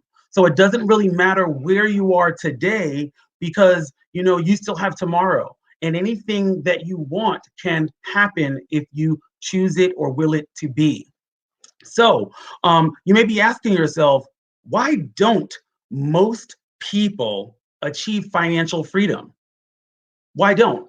And there's three core things that I have really kind of put together and focused on within the Financial Freedom Accelerator course that talks about that. The first is really around mindset. Now, how many of you would agree that your mindset and your environment is really influential on how you go about thinking about life, right? And I'm going to add, there's going to be another interactive part right here. When most of you were young, put a 1 if you've ever heard this phrase: money is the root of all evil. Has anyone heard that phrase when they were young, when they were growing up, when they didn't really know much, or even when they were an adult? Is that a phrase or a mantra that ultimately has come up before? Once again, put a 1 if you've heard that in your life. I can tell you that I personally have heard that quite a lot, right? And it was interesting that very recently I was introduced to another mantra that some other people may have heard when they were young. Also, put a 1 here if you've heard this: lack of money is the root of all evil. That's lack of money is the root of all evil. Now, imagine my shock and bewilderment that I had never heard that before. But imagine if you're only exposed to 1, the relationship and the thoughts and beliefs that you might have about money might be very different, right? Very different. Because I also, Barbara, yes, I didn't hear that one either. I had to read a book to read that one, right? And so as an adult, one of the things that we have to realize is that we actually have a lot of control over our environment. And that environment can create the right mindset for financial achievement, right? So the next area around why people don't achieve financial freedom, in addition to mindset, is really what I call vision, right? And so when you think about all successful companies, they all have a vision statement. Well, why is that, right? That vision statement allows them to actually act in alignment with their goal. But when you think about us as individuals, we don't walk around with a vision for our financial future. And then so amazed be us when our finances aren't exactly where we wanted them to be, right? I'm sure many people, if you've ever heard of the phrase, people don't plan to fail, they fail to plan. The same actually happens when it comes to your finances, right? So with people not having a vision for their future, how can they make day-to-day decisions that will enable them to achieve the financial success that they ultimately want to? What beliefs and values do they have, or that they shouldn't have, that might be in alignment to their vision? So there is no vision, so their finances are really kind of left up to happenstance. And who really wants that? No one really wants that. And the third real reason why people don't achieve financial freedom is around financial IQ, right? Do you have the business acumen, or the financial acumen, I should say, to ensure that you're applying your talents and your skills your know-how, right, to the achievement of your finances, right? And so this is one of those interesting areas where, you know, even in school, they don't necessarily teach you how to ensure that you personally have financial wealth, right? They teach you some core basics. They might teach you accounting. They might teach you even investments. They don't necessarily give you a knowledge base that enables you to balance your own checkbook, so to speak, right? To make great decisions that will enhance your future self versus your current self, which is where a lot of us end up falling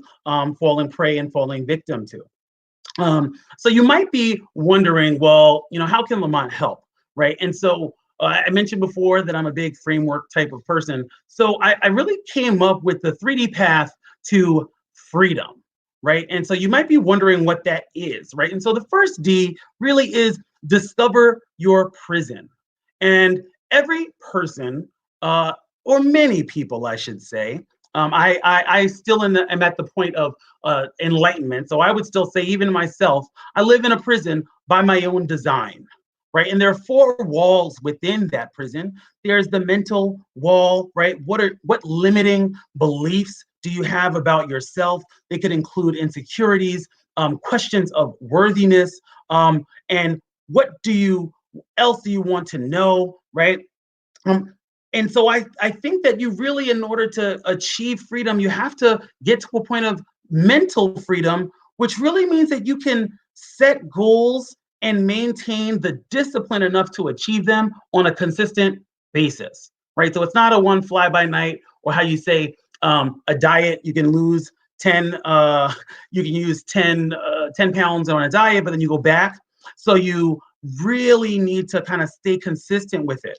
And then there's the financial wall, right? So you have that mental wall, you have a financial wall, and this is where most of the meat lies in many cases, right? So it's your actual belief system around money, right? And so unless you were born fairly recently, one of the new infuses around this is really around like behavioral economics, right? And it's that idea that some of the concepts that they've talked us about in school and rationality of decision making really isn't all that rational. At the end of the day, like a lot of our economic decisions are fueled by either fear or desire, one or the other, sometimes both. And if you're not aware of where you fall within that, it can be really tough, right? And so you have the financial wall, the time wall. Time is just, are you actually actively in time for your wall? Like, do you have control over your time? Many of us don't, right? Many of us, through contractual obligations and other things, are just doing our own thing. And then last, you have the physical wall, right? And that's like the idea that you need to pay attention to your health, right? They say one of your best assets, one of your most important assets is your wealth, right? And so the second path, or the second D to that, is define your path fueled by passion, right? So after you discover your prison, you really need to find a path that moves you, whatever that might be. And if you or anything like me, sometimes passion can be triggering if you haven't found it yet, but it really could be any emotion that gets you to act, right? Any emotion that gets you to act and change your circumstance, right? Because no one can want more for you than you want for yourself.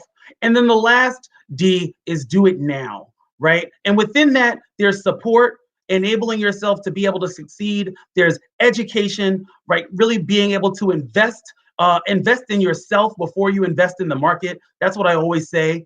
And then accountability, right?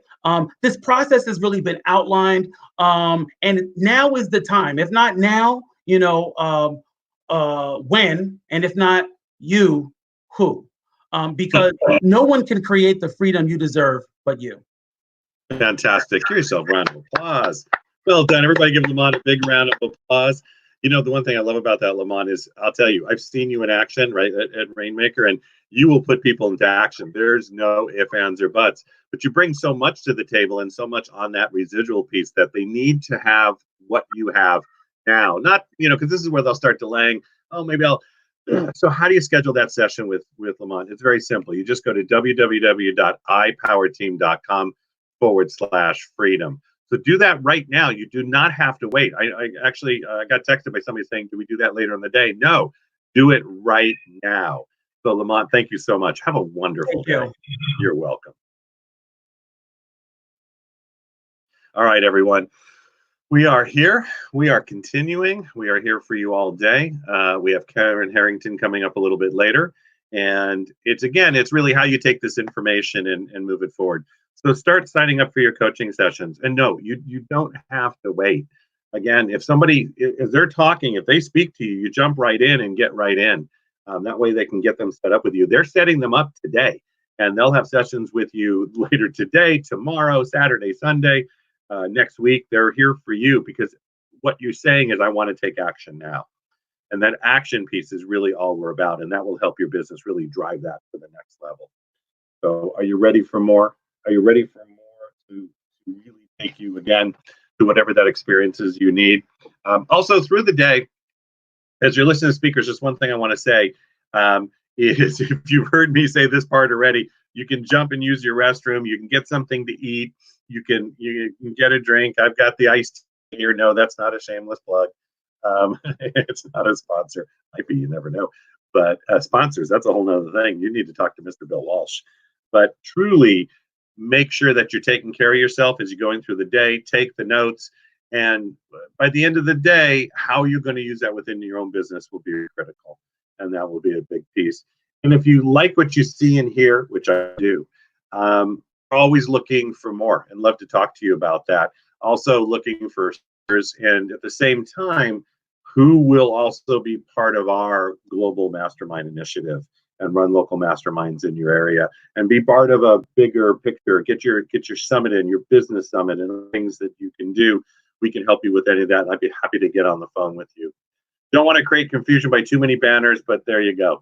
Text SBA to 26786, SBA to 26786. I'll set up an appointment with you right away.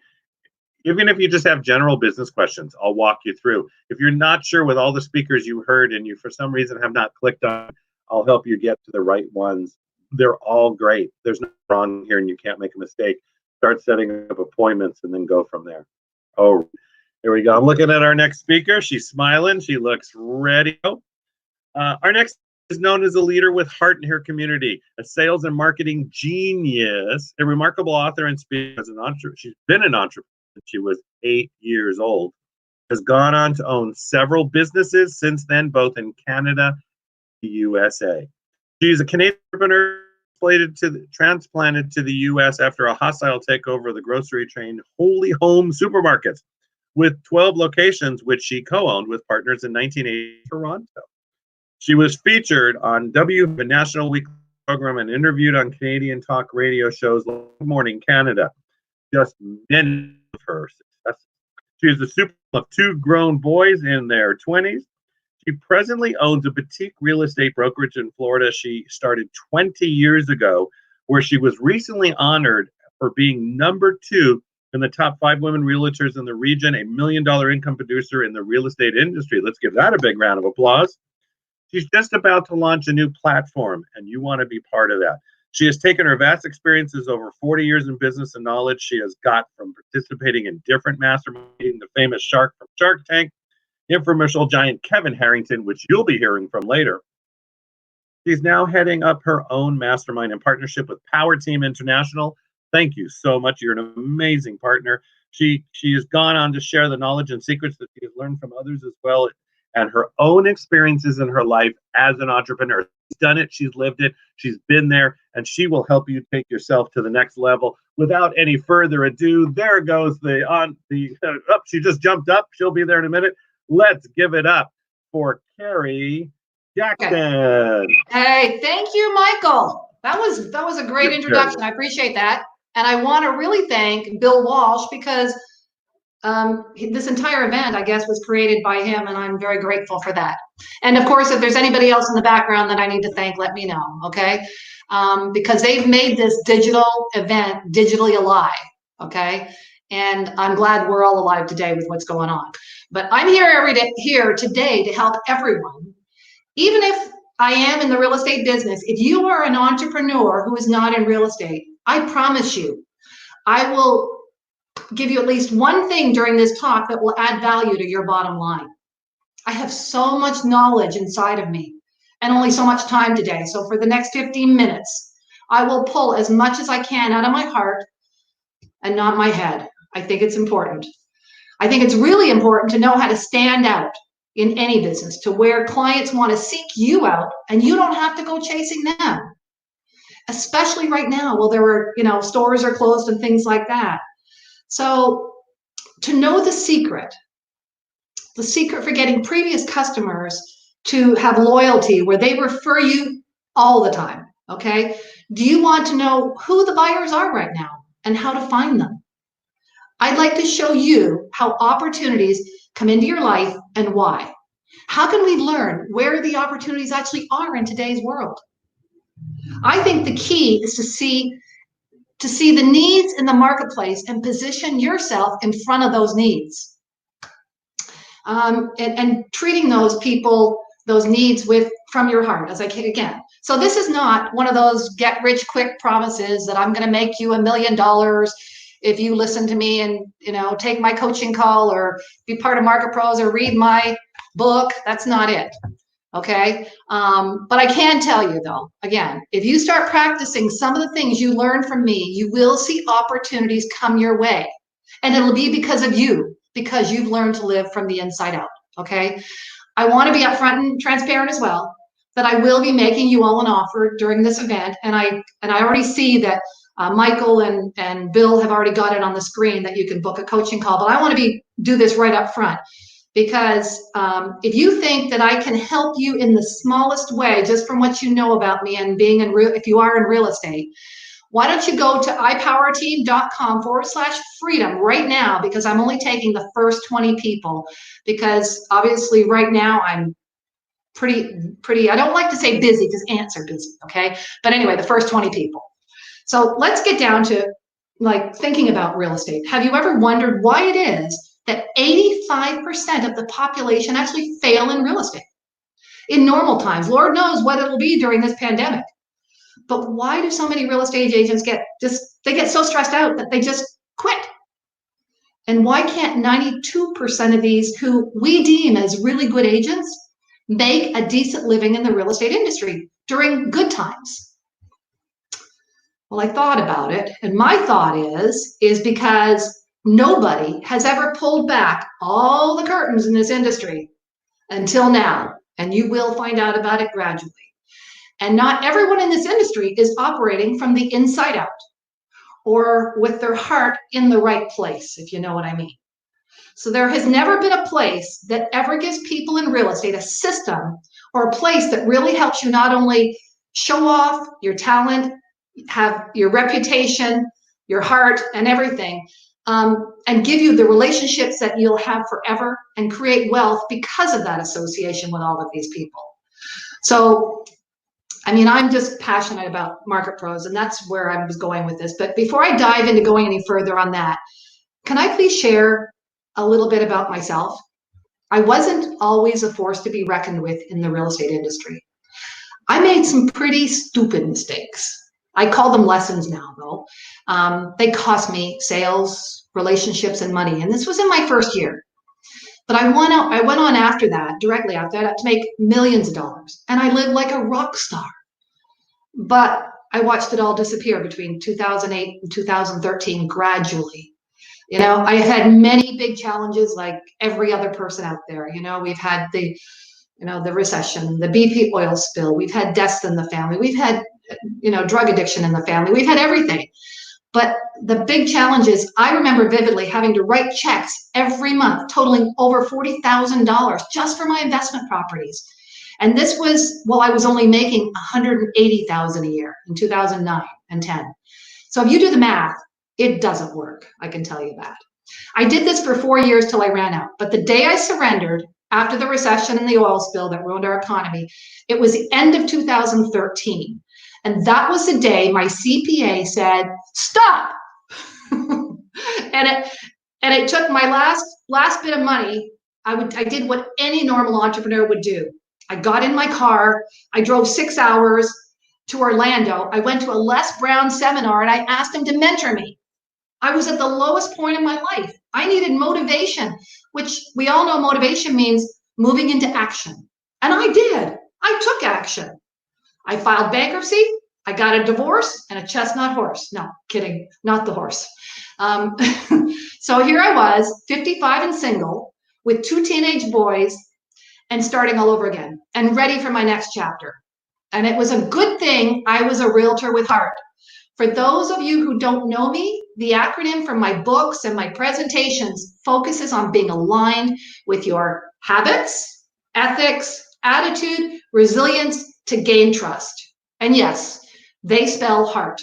So anyway, after I picked up all the pieces left from the divorce and the bankruptcy, I went from 0 to hero with my boys, who are my life, showing them by an example that anything is possible, not with gifts, but the fact that their mother could get back on their feet again. So 5 years later, here I am, I'm back strong. And for those questioning your future right now because of these uncertain times, some of you with no jobs, some who have lost their business, and some who are just struggling to hold on, I can maybe help you with that if you are ready. A small part of my program, which focuses around being aligned with these 5 things and how you succeed when you really put your heart into it, okay? It might not be easy, but it's possible. If you are willing to take action now, go to ipowerteam.com/freedom and sign up for the free coaching calls right now while there's still openings available. If you want more information, there's, I think, 15 spots left. This is I call this kind of a self-help program today, because my coaching call is like a toolbox. I'm the instructions for this, but you are the tool and you're going to have to do the work. I remember my dad saying, you know, you get a lot more out of life if you have skin in the game. And I think it was to get me to work, but anyway, but this is your life and your livelihood. So write down your biggest challenge right now, and I will be glad to help you. I've got 12 more spots left to go. So again, go to ipowerteam.com/freedom, select Carrie Jackson, and submit. My mentor, Les Brown, said to me in 2015, "It's not over until you win." And that was the day I made the decision to write a book and start speaking about how I've made it through different challenges and won. So I could help as many people and as many realtors who are either stuck in purgatory or just don't know where to go from here. Now is the time with the situation we have going on in the world. This is one of those industries that you can never be too old. Trust me. So I can't stress to you enough. You need to keep investing in yourself until you win or die. I still have a coach. It's the Powerteam International. I am work in progress, and I'm always growing and going. People who know how to take action in the tough times are the ones who will win. Did you know that Walt Disney and Hewlett Packard were companies who forged ahead and became very successful right after the recession, the Great Recession, a long time ago? I picked the most important pieces of the heart process that I felt could help the majority of people out there listening, considering right now there are more challenges now to overcome than ever before. So today, if you are feeling like you are not sure what is going to happen next, just keep listening. So the H in heart is for habits. Everyone has them. We know that. They're either good or bad. They're like rituals, right? People say you do them every day if it's a ritual. But it could be a ritual that happens that if you do this, then you automatically do this with it. So when I was younger, I used to smoke occasionally, you know, but it was a ritual. But it was only a ritual if I had a drink in my other hand, which is another bad habit. But anyway, but it's been over 20 years since I had that habit. So you see, when I got into the real estate business, smoking didn't align with everyone, and it cost me sales, relationships, and money because I didn't know. So I quit smoking cold turkey. And like Kevin Costner said in the movie Bodyguard, when a defining moment comes along, either you define the moment or the moment defines you. So I define the moment. And right now, we have some pretty serious defining moments. Our offices are closed. Our gyms are closed. You can't go to the hairdresser or the nail salon, but I still do a pretty good job myself. But this is one of those things where you need to define this moment in time. What is your new ritual going to be? Or what is it right now? Is it sitting by your computer all day? Or is it watching Netflix? Or do you grab 5-pound weights or grab a chair and make up an exercise program? Or do you turn on your favorite tunes and just dance for 30 minutes, hopefully with your clothes on? But this is the time to create new habits, to define your own moment. Embrace the place you live in knowing that this is going to be your gym, your office for just a little while longer. And we can't let this invisible war disrupt the moments or the momentum. Change your story right now. These are the times you need to be healthier than ever. Try your best to replace a bad habit with a good one, or at least a better one. Now is a good time to keep your immune system at its peak, agreed? Okay, so another great habit right now is creating positive attitudes within you. Let you know something. You cannot create a positive attitude by watching constant negative news. Take those initials. You can't do that. If you had a choice to be depressed and worried, or be optimistic and inspired and get things done, which one would you choose? Yet there are people who choose to be miserable. It's like the doctor telling you that you have a food allergy, and if you eat that food, you're going to die. What would you do? Yet people make the wrong decision every day by not making the choice of keeping some kind of positivity in their life daily, and are in their emotion. They're in their emotional pain their entire life until they change this one little habit. Just listening to YouTube videos of any kind, whether it's TED Talks or whether you're listening to somebody who, makes you feel energized. That feeling you get, that feeling you get when you feel like you could take on the world no matter what's going on. Of course, I listen to my coach, Bill, sometimes, and I listen to Les Brown and Jim Rohn and Tony Robbins and whatever turns me on at 60. I don't know, but whatever. Consider reading a book maybe that inspires you to do your best or to be your best. Something you learn from that can inspire you. I call it sort of my power of proximity. It helps eliminate the distractions that are blocking me from working on my skill set. So what is it you do well that is your skill set that you should be working on right now, that you might get paid for in some way? Now is the time. You have been given the best opportunity in history, as there has never been a time like this ever before. I don't know if I mentioned it, but after the 2008 recession and the oil spill, I was still able to continue in selling and being profitable in the real estate business when over 60% of the agents actually quit and went on to take a job, which is just over broke, by the way. And while I didn't make $1 million right after that, I did make about 10 times more than most realtors. And while others were complaining and being a victim, I was, listening to Les Brown, listening to all kinds of motivational stuff, but I was reading online about government programs and who they were being offered to so that I can be involved with helping those people.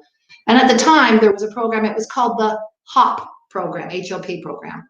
So I put on HOP program seminars and had the people running the HOP programs there to help me explain the benefits of buying a home with this HOP program to first-time homebuyers. So have you ever looked online right now at the opportunities that are there right now in your industry? And what will it cost you to do it? And then consider what will it cost you if you don't do it? Are you looking for people who are doing things that maybe are working in this, this day and age?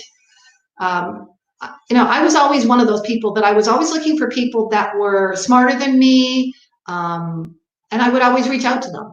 If there's a local mastermind in your area, as I said, I've learned a lot from masterminds as well, but if there's a mastermind in your area, you need to check it out. Go to Eventbrite and check out and see if there's one in your area. I was always looking for people more successful than me. And it worked. I started helping a whole different market and I succeeded. But I was open to change. And when an opportunity presents itself, instead of just saying, no, I don't do that, I opened the door. I looked down the hall, and most of the time, I took the friggin' hinges off and made it my new home. So, which leads us to number 3. Habit number 3 is learning to find opportunities. You have been told to not go to work, to stay at home, and the government will pay you for not working. This has never been done before that I know of in the history of any country. So what are you doing right now? Now is the time. when you should be working on yourself, working on your business, working on looking for opportunities. In every downturn in any economy, there are always problems. And it is our job as entrepreneurs and real estate agents to solve those problems. Most millionaires have evolved out of a down economy or a crisis, not a person sitting there waiting for their company to maybe reopen. People like you and I who will solve those problems by either learning a new skill set that enables us to help or serve others now or in the future, or turning those problems into new business ideas that will make us the victors after this crisis is over, not the victims. Let me give you a good example. Where I live, there are 10,000 or more plus condos on the beach that are normally full week to week with vacationers. And right now, they are totally empty, generating no income at all for the owners. Now, I know a woman who was an interior decorator who has lost her job. And after pulling her up off the floor, I suggested she start her own business and reach out to every realtor and all the owners on VRBO, Airbnb, and give those 10,000 condo owners an opportunity to get a great deal for a facelift on their condo. So they can stand out, and when the rentals come back in, they're going to have the best unit. It'll get rented first, something like that anyway. But I figured, something is better than nothing, other than sitting there and doing whatever she was doing, nothing. So this woman has the skill set, and she loves doing this. Plus, I suggested to her that the relationship she will make will be priceless in a strong economy in the future. So guess what she's doing now? And she's making money. So real estate is the same thing. Would you prefer to wait and see what happens? Or what programs come up that are going to offer, you have to come up with your own programs, okay? You have to come up with things that offer value to home buyers and sellers. You have to, add value to them. I never know when, an opportunity will appear. I add value all the time to people. I do things. I go above and beyond. I might cut somebody's grass if I see I'll hire a landscaper and spend $30 or $40 and cut somebody's grass just to surprise them. There's a lot of things you can do right now. Do you think maybe, some of your past clients might be helped if you did a little research on how to get a business loan or a grant during these times and just email it to them and say, hey, I was thinking about you? Or maybe if you know of a person that you sold a home to and they have 5 children and you send them you do some research again and you find out, maybe send them a little thing on, how to keep your child occupied in a healthy way. Or maybe there are just clients out there who are wondering if the value of their home is changing, or how many homes are sold, or how many homes are for sale right now, or, because people are still buying and selling homes, believe it or not. I had 2 calls today, but these are the little things you could be doing to help your clients and keep you in front of mind for the future whenever they want to refer you or use you as a real estate agent. And, this is the time really during this break that we have with the coronavirus. This is the time to be perfectly honest with yourself. You either love what you do every day or you don't. If you love being an entrepreneur or a real estate agent, you know what? There really is no separation between personal and business. How many people really love what they do, but the story they tell themselves because somebody told you or tells you all the time, why do you work so much? Come on. And don't ever let someone else's opinion of you become your reality. Your life is as good as your story you're telling yourself. And so if you're serious about elevating your success and maybe going from 20 sales a year to 80, go to ipowerteam.com/freedom and maybe I can help you. All right. Give Carrie a big round of applause. Carrie, thank you so much. Oh, you're welcome, Michael. And thank you. I appreciate it. It was great because part of the information today is for people to take that action, to not, because a lot of people are starting to do this, right? They're like, oh, wait. Should I just hold off for months to come? And then it's years. Yeah. And it's just a small piece of the puzzle too. I mean, there's, people that want to be at a different level and they're capable of it, but they just don't know. And that's why we're here, is to help them get past this, give them some life support. We're throwing out the, what do you call it? The rings that you throw over the boat? I don't know. Right. Anyway. Right. Okay. I got it though. All right. So, all right, everybody, give Carrie a big Okay. thunderous Thank round you. of Bye-bye applause. now. Bye, Carrie. And again, if you want to reserve that complimentary session with Carrie, just go to www.ipowerteam.com/freedom. And it's really a time to to not only book those sessions, but it's time to share this stream and keep sharing this stream. And thank you for those of you who have done it. And again, if you don't know how to do that, or it's not your forte, you can just send this out to everybody you know. www.successsummit360.com. You know, for those of you that are spending the day with us today, we really appreciate you're part of our family, you're part of our tribe. You know, and if you really love being our tribe, just go ahead and just say, I am. You could just start typing in I am.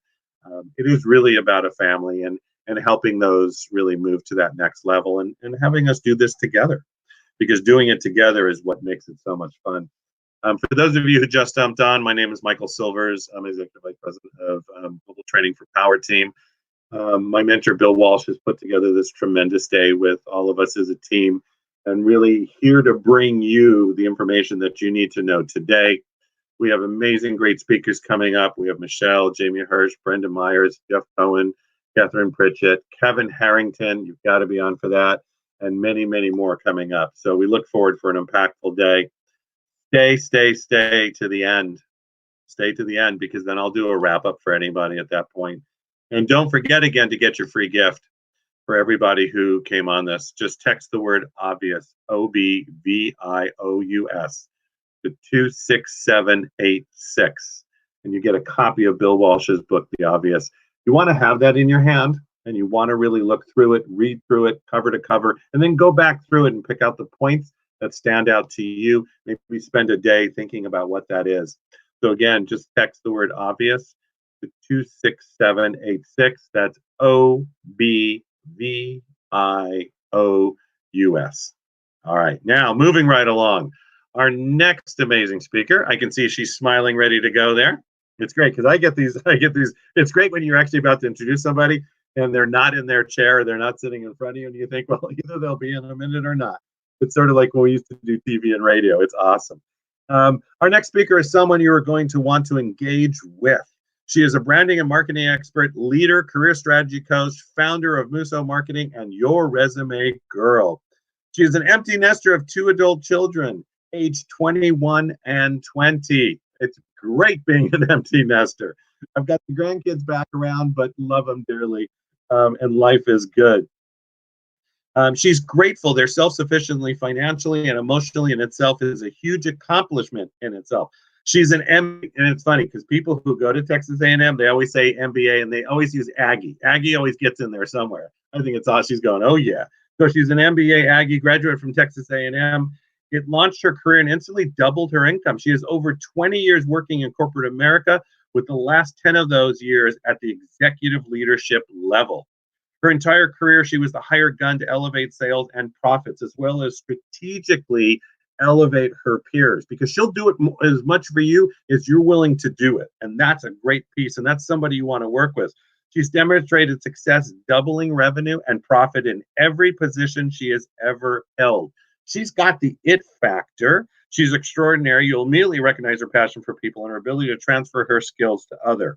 Get ready, because she is our next speaker. Get ready to stand up. Huge thunderous round of applause. Let's give it up for Michelle Del Alba. Let me take, you're muted. You got to just unmute yourself. And there you go. You're on. Michael, awesome. Thank you so much for the nice, warm introduction. And you know what? I have to tell you, no más, no any niños, babies yet. So no grandkids here, hopefully for a long time. I'm going to enjoy this empty nesterhood for a little bit and grow my business. So first and foremost, Michael, thank you so much for the great, amazing introduction, and the staff, the production staff that's behind the scenes doing everything for us right now. We greatly appreciate you as our speakers. And you know what? I want to express a sincere gratitude towards Bill and Powerteam for just putting this event on so quickly within a week, I think, of everything happening in the world today with the quarantine and coronavirus. So thank you so much for doing this and putting a platform out there for all of us to deliver a message. So thank you. Most importantly, you guys, for all of you being here, thanks for showing up today. you are pausing your Netflix, your Tiger show for us. So thanks so much. And let's like tune in to some self-development, right? Awesome. All right. So who's ready? Who's ready to create a game-changing business? You heard about my sales, right? Exactly. So what's in it for you? So to prepare for our discussion today, I did something so different than I would normally do for a speaking event. What I did is I decided to utilize the platform and engage you all to make it interactive and fun. Are you guys going to be okay with that? Cool. All right. So I can't see any of you right now, but I'm going to just say that you guys are giving me a thumbs up. Awesome. Excited for that. So thanks so much for that. So what's in it for you? 1, 15 minutes of fun and interactiveness. 2, I've got 3 points that I'm going to share with you. Bear with me because I am using some pre-text verbiage over here because this is totally different than what I would normally do on stage with y'all. So I might be looking at you and I might be looking over here. So just bear with me a bit, okay? This is all new for all of us, right? This virtual reality that we're all on Zooms and live TV. So thank you so much for just giving me a little bit of grace. Would love it so much. So I've got 3 points that I want to share with you today. Obviously, I'm going to talk about sales. I'm going to either help you decide that you want or love to sell, or you're going to sell more. What's in it for me? As a good saleswoman, is it okay if I ask for something in return? Are we okay with a win-win situation? You know, it's kind of like today's world, like I give, you give, I give, you take. So let's meet in the middle. Maybe I want 2 things. Let me see if I can achieve this. First, we have the great opportunity to experience, and for me, this is a very first time experiment with today's platform and explore the capabilities for interacting virtually with a larger audience on real time. This will test my communication skills as a salesperson to see how effective I can coach instructions to meet all of our goals today, especially mine. I think I want to win in the end here, don't you think? So I'm a fair negotiator, guys. I'll tell you what you get. Sales 101. So number 1, my 3 points, right? You're going to learn Sales 101, challenges of sales today, opportunities for future. So let's talk a little bit about Sales 101.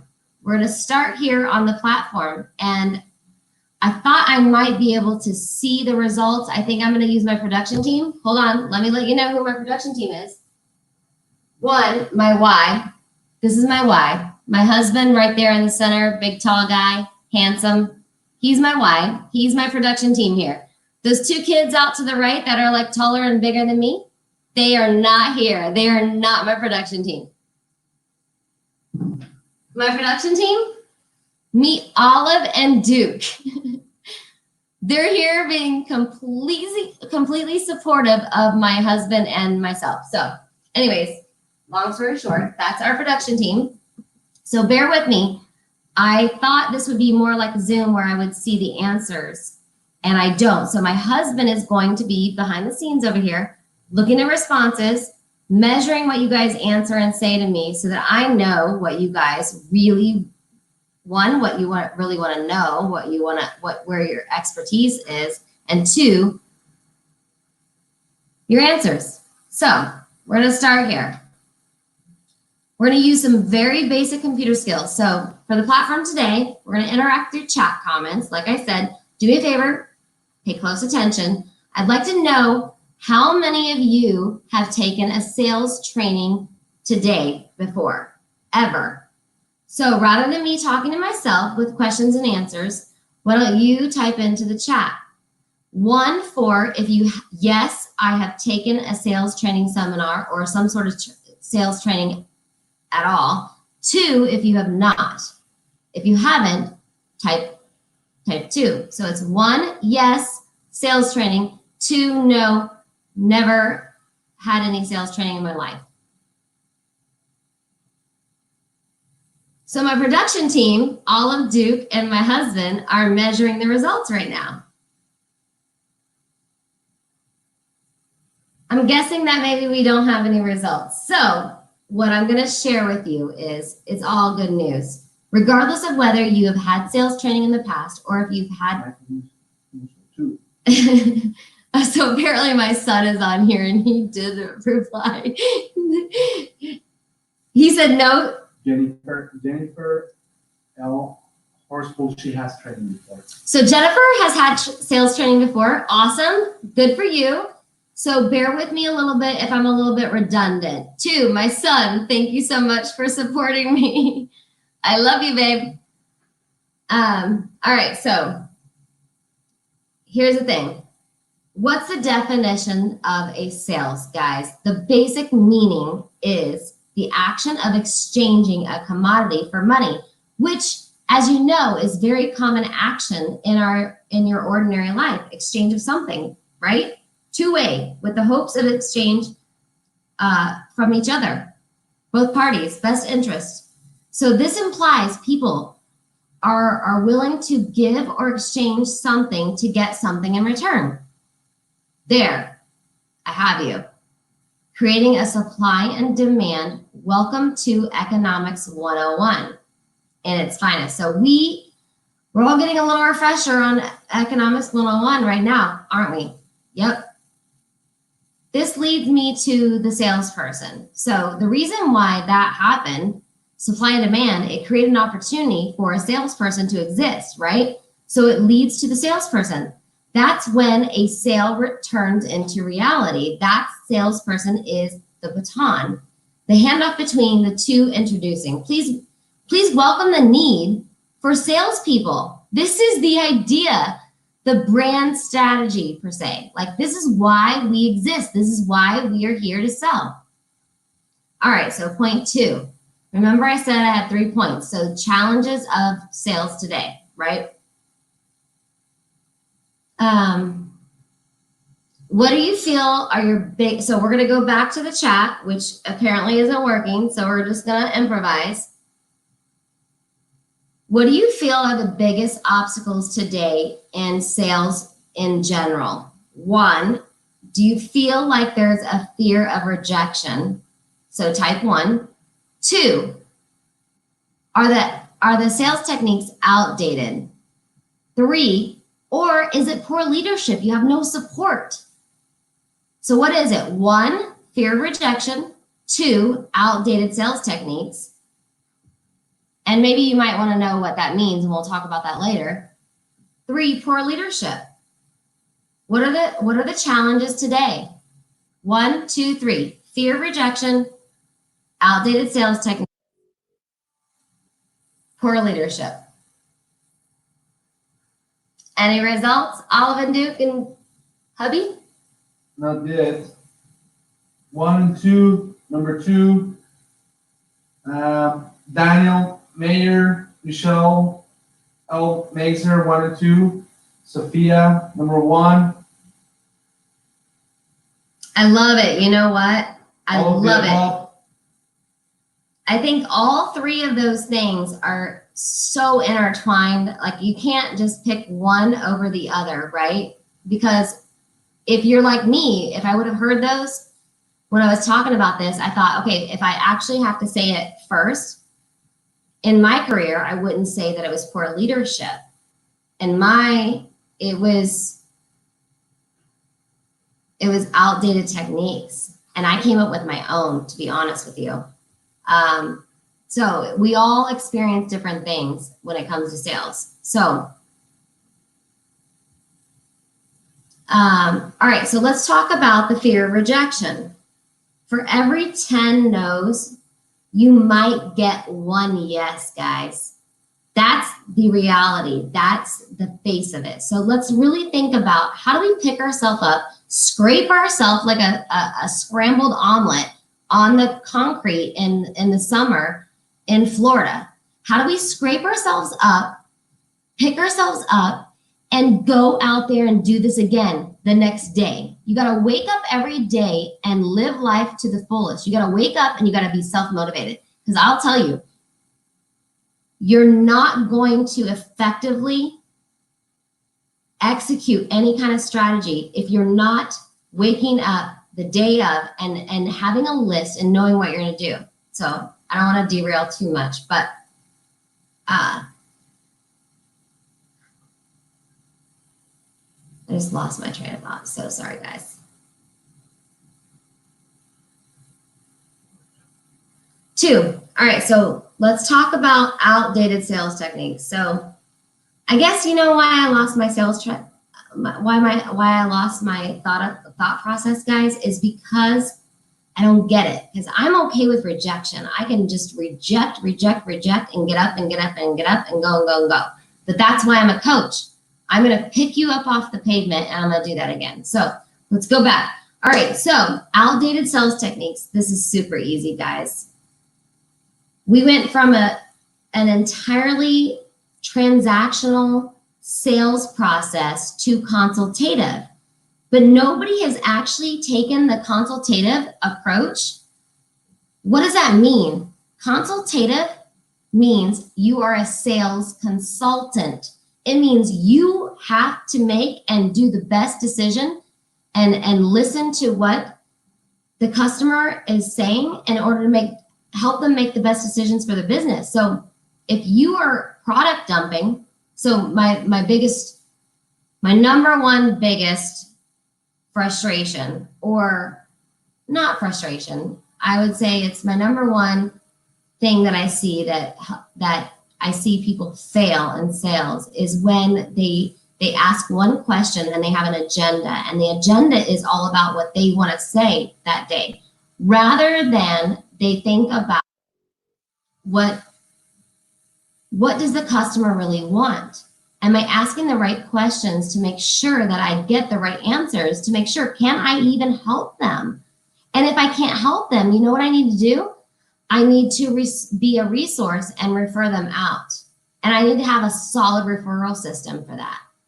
But it boils down to, as plainly as it is, it kind of sounds kind of gross, but I call it don't product dump, don't regurgitate on them. You ask one question and you just attack them.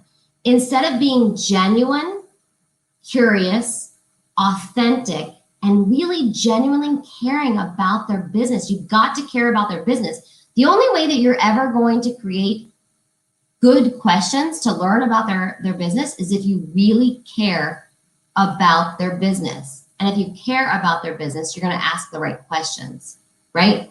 All right, so I've spent enough time on old sales techniques. So let's just think about this. You know, I see these posts, I'm in a lot of Facebook groups, you guys, and I see these posts that people started businesses, and guess what they say? I have a business and I haven't really sold anything in a year. I've spent 6 figures maybe, and I really don't want to be salesy. Okay, hello, you have a product, you want to distribute, you want to get to somebody. It's called supply and demand. You need to sell. Somebody has to sell for them, right? So guys, look, let's stop thinking that the used car salesman is today. Let's take these people, let's be those people and be the person that we're going to be the new sales consultant. Don't be the used car salesman anymore.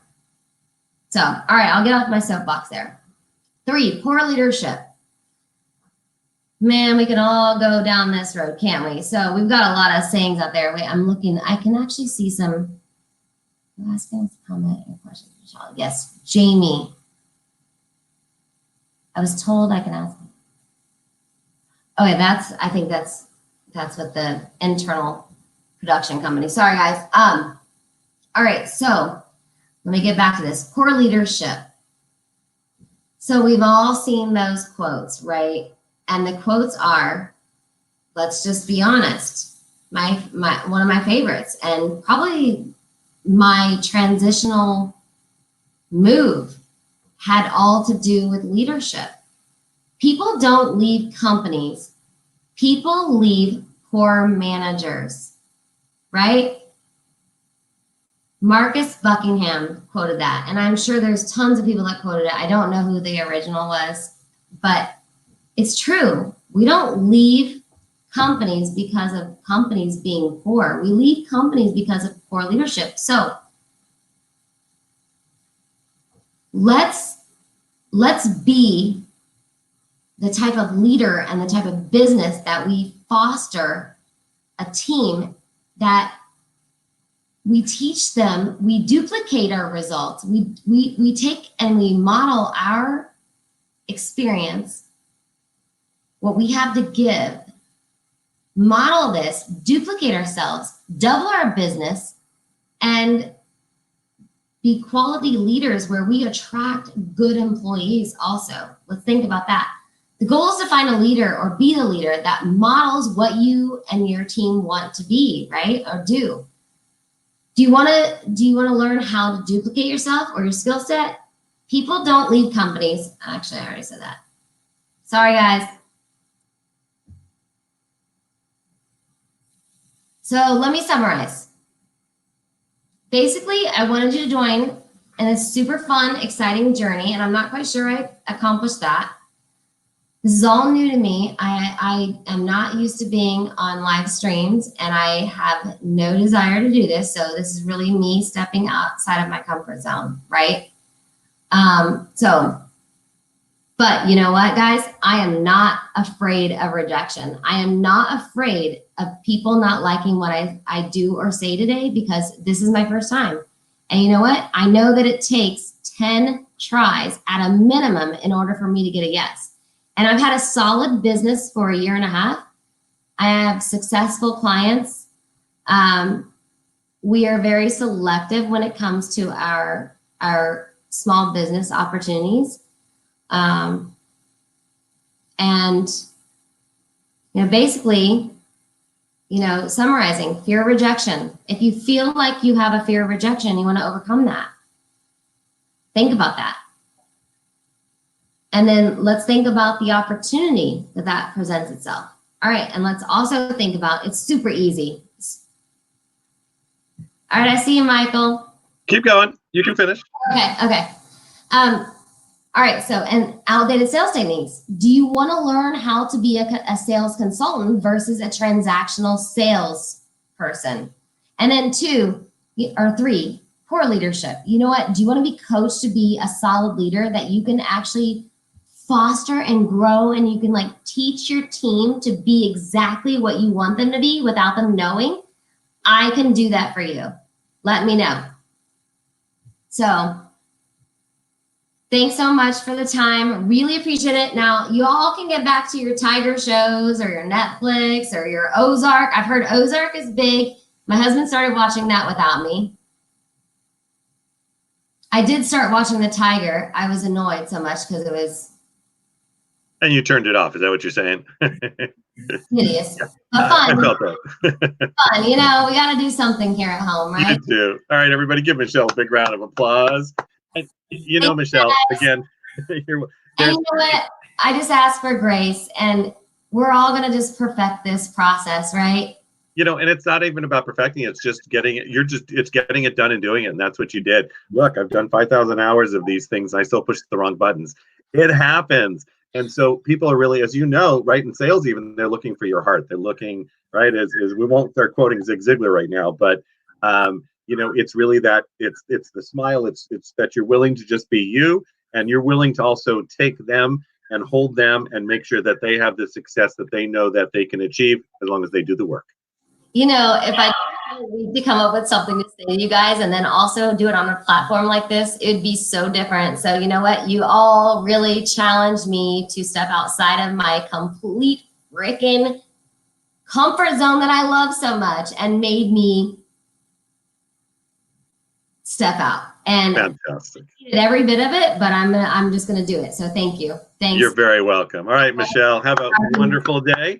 Good tech support team back there, and we'll talk to you soon. Bye, Michelle. All right, everybody, if you want to reserve, and you do, trust me, you want to reserve a coaching session with Michelle, go to www.ipowerteam.com/freedom. This is not something you want to miss. And we're really bringing this to you so you can have these coaching sessions and you can take that business to the next level. And I know the question always comes up, Well, what if I don't have a business yet? These are exactly the people you need to talk to. And that's that critical piece is, again, the ones who are out there. We're doing it. We're living it. We're doing things right. We're doing things wrong. We're making mistakes. We're having fun. Don't forget that failure is only feedback. That's all it is. It's always the success quotient. What are you looking towards? And how can you get this done? And just be real. Be from the heart and be from the soul. So one thing we do at Powerteam, it's about who you are. And then, of course, the numbers count, right? You got to do the mathematics. But really, again, just live your dream, live your passion, see what that vision is, structure that out. It actually happened for me over here at the Rainmaker Summit when I was launching a business and, being in the industry for so long. And here I go to a Rainmaker Summit. I've sent so many students through it. And the great thing about that is that it taught me everything that I needed to know in 2.5 days and take another business to the next level. So again, it's just, I applaud for what it's done for me. And of course, you'll find out more about it later. All right, so here we go. Now we are on to our next, and by the way, again, for Michelle, if you want to meet with her, if you want to, really get that powerful coaching session, which is really critical, you're going to, again, do the complimentary coaching session to ipowerteam.com/freedom. And yes, there'll be a recording of this. So we take care of our people, what it's about. And again, if you like what you've seen, I'll talk a little bit later about working with us. So here we go. All right, let me see. There, she's smiling. She's ready. We're powerful. We're going to bring her on in a minute. Our next speaker is an American author, philanthropist, professional speaker, and thought leader. She's a natural-born leader and just released her 4th book, Love Lessons That Continues, Impact Relationships All Over the World. She is the CEO, founder of Evolve Parenting, Heartsaver Institute, and JS Productions. She has her own nationally podcast show, Breakthrough, and speaks at events nationally. She loves kids and super proud of her genius nephew, Levi. I love that. That's like, you probably got that. How many people here today would like to have more freedom, love, and connection in their business and life? How many here today would love to have a world-class team to work with? For everyone that owns a business and would like to expand their entrepreneurial dream, their message, enlighten yourself today and bring that knowledge and action principles and turn that passion into massive success.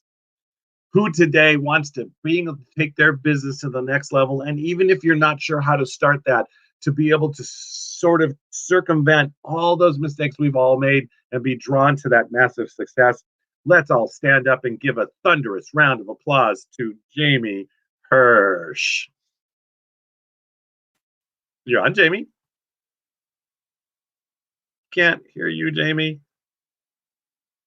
Jamie. Saying, oh, can you hear me?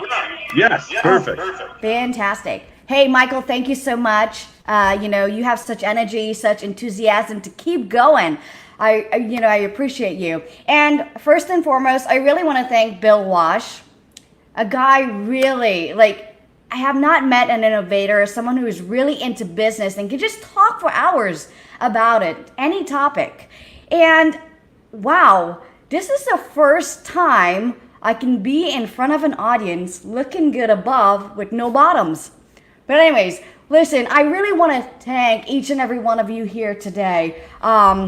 What an attractive audience. What are some good looking people we have on here today. And I am so super excited about this. Hey, listen, how many entrepreneurs do you know? How many entrepreneurs are successful and some are not? Why? Why do some entrepreneurs start off solo and end solo? And then again, why do some entrepreneurs hate what they do? Listen, before I go on and move forward with this, there's so much I want to share with you. And I just want to say, if you want to work with me, please text. Go to iPowerteam/freedom and you'll see my information where you can work further with me. Again, I have so much to share with you with so little time. So you go to iPowerteam.com/freedom and request Jamie Hirsch. I have a free consultation I'll be offering you. But listen, is it okay, before I go on with my speech, I tell you a little bit about myself? Thank you. Hey, listen, I came to the United States when I was 16. And for those of you that I told I was actually born over here, that's because I was illegal. But anyways, listen. So when I came to the United States, I want to tell you a story and trace back, okay? Trace this story. Because you always, when someone else asks, like, what is your purpose? What are you here for? What do you want to do with your life? They always go back to, what did you want to do when you were 5 years old, 3 years old? They always go back to the younger age and really see what you were good at or what you were passionate about or what did you say you wanted to become. So when I was 5, I was a carnival queen twice in a year. So I want you to pay attention to the trace of influence. I was carnival queen twice in a year. Now, another thing that happened blew my mind thinking back. When I was 7 years old. So in school, in Trinidad, there's this like cottage, like when you walk to school, there's like this cottage and it was like a candy store. So this really old lady had a candy store and some people thought she was a witch. So one day, all the kids, she was giving away money. So she gave everyone like these dollar bills. So I was at the end, when everyone is at school and they all have this dollar bill, I was like, wait, isn't this lady a witch? So this school is filled with, like, let's say so many kids, right? From 5 to 12. And everyone got $1 from this lady. And I was like, isn't this lady a witch? And I was like, wow, we shouldn't be taking money from this lady. So there was like a fire, whatever they burn fire in the part of the ground where the garbage is. And I told people, like, wow, I think this lady is a witch. And we should throw away our money. The whole school threw their money in the fire bin. And I was like, wait a minute, did I just cause that? Like, you mean the whole school just by telling them this lady is a witch? But I was 7 years old. But listen, it wasn't always that pretty. My mom named me after the Bionic Woman. My dad called me Forbes. In school, listen, I had friends, the very smart people were my friends. And I also made friends with the bully because I need security. You're going to understand why I know how to select the right people. Why, after 2 years, I took my company in 40 states. Okay? So listen as the story unfolds. And my mom told me when I was 8, I told her I want to be a boss. And I want to be my own boss. So listen as these unfold. It seems like I want an amazing child, right? I knew I wanted to be a boss. I had great leadership and great influence from a very young age. But life changed. I mean, I got sick when I was in my teens. I came to the United States to get medical help. And I lived with my aunt and my grandma. Such amazing people, looking back. I worked for my aunt. So I, get into entrepreneurial mindset from a very young age because my family has that background. And then one day, she's like, Jamie, you're fired and you need to leave. And I was like, wait, you mean I'm fired and I need to leave? Where do I go? I don't have any other family here. And how do I get money? Because I've been sheltered, my car, my bills, my everything. And I was like, wait a minute, are you kidding me? I am fired and I need to find my own place? So that literally woke me up. And so that's a little bit about my story. But what happened? My first job I got, it lasted, for 6 months. And then this is where life starts to change. Do you believe life is divinely orchestrated? If you believe so, put a 1 in that comment. If you believe life is divinely orchestrated, put a 1 because you're going to find out right now. So when I left my aunt, she gave me, a few $100s to pay my rent. And I moved in with a roommate, right? And it's so funny. Right next door, there was a library. And I got so invested because I was desperate. I was at a stage of survival. How do I survive? Like, what do I do? I need to feed myself. I need to pay my bills.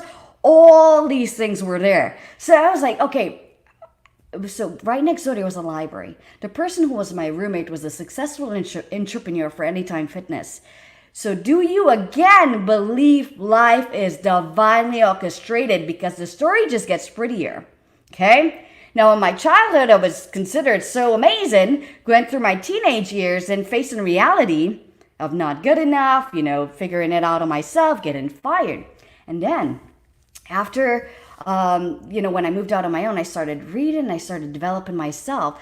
I worked at a marketing agency, and within 3 months, I was promoted to a regional manager. I know it's a big jump. Yeah, I get it. But you got to get, I was hungry. I was so hungry. I didn't care what people think. I didn't care. At the end, I know I need to pay my own bills, and I need to take care of myself, and I don't want to be a burden to my family. Are you guys getting this? And I know I am live, and I have an amazing, attractive audience. Thank you again. So listen, again, if you want to work with me, because then listen to the stories, mind-blowing.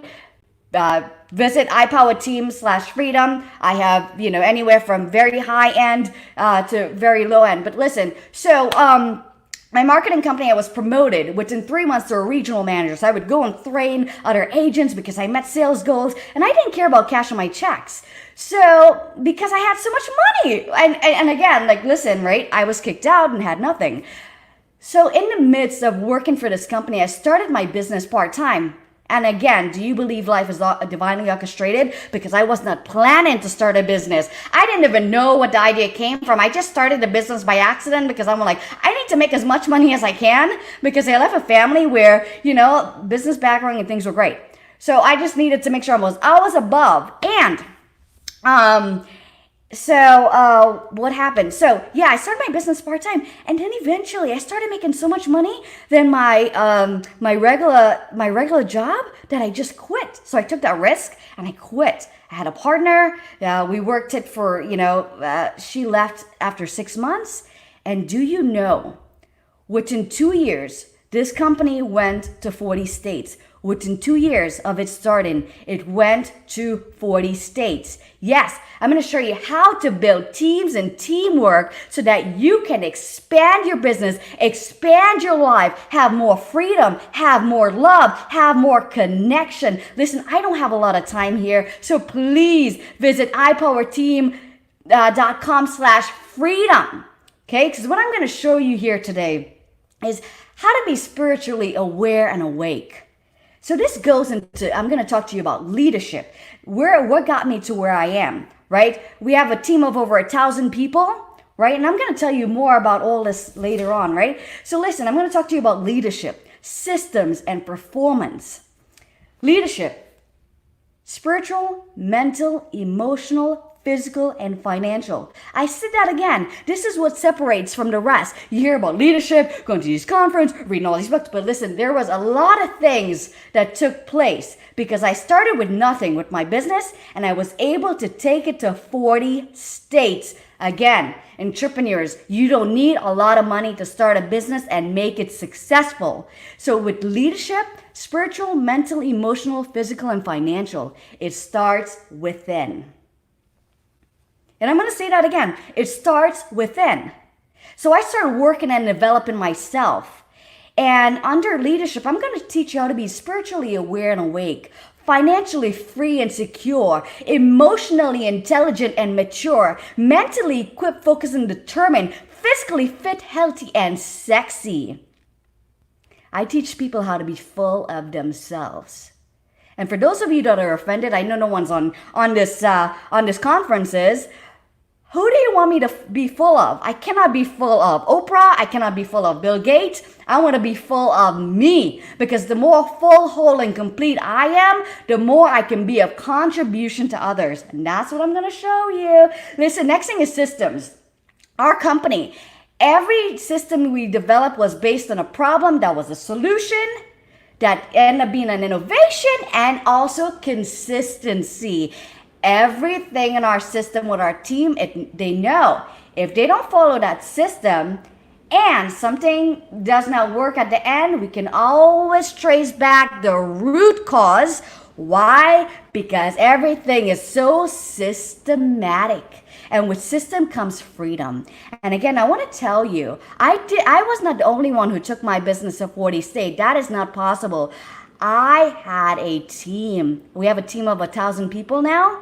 And listen, selecting the right people, master of delegation. I don't even tell people I'm the owner of this company. I'm a delegator, right? I don't even, people don't really know I'm the owner of my company. But anyways, listen, performance, training and development your staff. Listen, I have Grant Cardone University for my team. Why? I want to learn from the best. Okay, so every week we indulge in training and development from Grant Cardone. We have unfolding goals, and we measure those goals, and we unfold those goals daily. And then we have conferences and meetings. Listen, conferences and meetings are not only done in the morning. We do conference and meetings in the morning. We wrap up in the evening.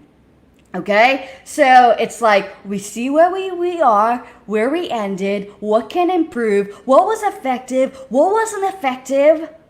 Every day we measure those things. And, training and development is so important. Okay, training and development, our team, we want to increase our results. We want to increase our goals. We got to increase our mental capacity. So I'm going to show you how to lose 7 pounds in 1 week and 7% of body fat in 1 week. How do you use your mind to do that? And I know, some of you are like, wait, what? Exactly. I have done it. Listen, my mom did not name me the Bionic Woman for no reason. Okay? The thing about you got to work hard. Listen, you can work at McDonald's flipping fries and burgers, really working your ass off and not making much money. I cannot tell you how much freedom I have because my team is so developed. It gives me that freedom, and that's something I want to show you how to do. If you're an entrepreneur started and it's still 20 and 10 years and you're still that same person running every department, man, I really want to help you. ipowerteam.com/freedom. I'm going to show you how to take just selecting the right people, and it's going to be so low costing. And by doing that, you increase your income. Listen, I do what I do because I know some entrepreneurs think it's a lot to start. It's a lot to start a business, but it's not. And I'm going to show you. I'm going to show you how. You can attract the right people. You can attract the right things to you. You can get first class and not pay for it. I'm telling you, first class and not pay for it. Okay? I know the more happier people are, the more happier the world is. The more peace there is in the world. The more happier and more money people make, the more happier they are. The more contribution that can be made. And, really and truly, I know I didn't start off when I started. Okay? And I figured my way through this. And now I'm able to contribute. So please, ipowerteam.com/freedom. And there's, so now what we also do is, we talk about our New Year's resolution. And I am happy to tell you that one of our New Year's resolution, January, and we're April. So the first one was she wanted a house. That was a New Year's resolution 2020. Now it's April. She already paid for that house. This is how powerful, high-performing team we have. I'm not just developing myself. My team is also developed. The people around me is developed. And it only makes sense because I'm only going up. And listen, another one, restore her marriage. Her marriage was falling apart. Talking about marriage, I just released a book, Love Lessons, and I'm going to show you on the screen. Who is holding my book? You got that right. That's the person holding my book. And guess what? You get to go on Amazon right now and order this book right now. Why? Because 100% of the profit goes to the Children's Home Society. Yeah, that's Oprah holding my book. Love Lessons. Yes, again, that's Oprah holding my book. But listen, enough about me, right? It's not about me. Again, my team, she was able to purchase a home in her first quarter of the year, making a resolution. And that was for the end of the year. She already got it in a quarter. My other team, restore her marriage. I was falling apart. Okay? She had 3 kids, and her and her husband, it was just not working. And also, my mother team member was able to hire a full-time nanny within a quarter. Listen, team, the people around me are just moving up, and I am ready to contribute and allow you to have the same. Visit ipowerteam.com/freedom. And I would love to work. Listen, I have high-end products to low-end products, but listen, I know it's a time of Corona. Like my brother said, be a coronator, like a Terminator, be a coronator. I was like, that is hilarious. And he was like, now is not the time to grow your belly because we're at home. It's grow your business. And I was like, isn't he hilarious? But anyways, listen. Again, visit ipowerteam.com/freedom. I'm offering a free 20-minute consultation wherever you are in your business and where you want to take that to develop that team. I am here for you. Thank you again. I appreciate all of you. Thanks. All right, Jamie, give yourself a round of applause, everybody. Give Jamie a huge thunder, Jamie. Thank you so much. You have a great day. Thank you. All right, everybody. Again, to work with Jamie and everybody you've heard so far, make sure that you go to www.ipowerteam.com/freedom. Pick them all, right? Whoever speaks to you, whatever that is. Don't limit yourself by thinking, oh, they're probably so busy. We get caught in that loop. And what they're saying is we're all here for you today. So again, www.ipowerteam.com/freedom. All right, so where are we now? We're at 3 o'clock. We are rocking and rolling. We are almost at the halfway point, which means we are now powering up. We're going into the afternoon. Make sure that you take the drink, whatever you need, the food, take care of yourself. And we're going to move forward with our next incredible speaker. Share this with everybody that you know. Share this stream with everybody that you know. And I know some of you don't know how to do that, which is okay. So then you just go to www.successsummit360.com and you can share that link with everybody on the planet that you know. Let them get this powerful information and let them use it in many ways, because you never know what it's going to do for their life. And it's never for us to judge, right? It's, oh, they wouldn't want to hear it. So many times I've brought people to courses and they've been going, I don't want to go. And they leave 2 days later going, I cannot believe the experience I just got. And I'm going to use it in my business right away. We have many great speakers still coming up. Brenda, I'm about to introduce. We have Jeff Cohen, Catherine Pritchett, and Kevin Harrington.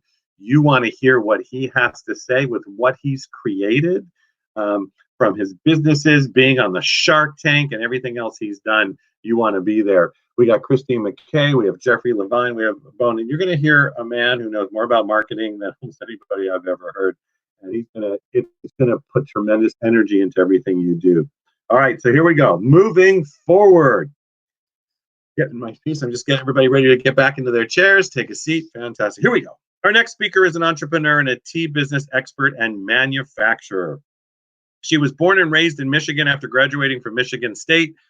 She's headed down to Texas, where she met and married her husband, Stuart, of 26 years, and raised her 2 sons. Give that a round of applause.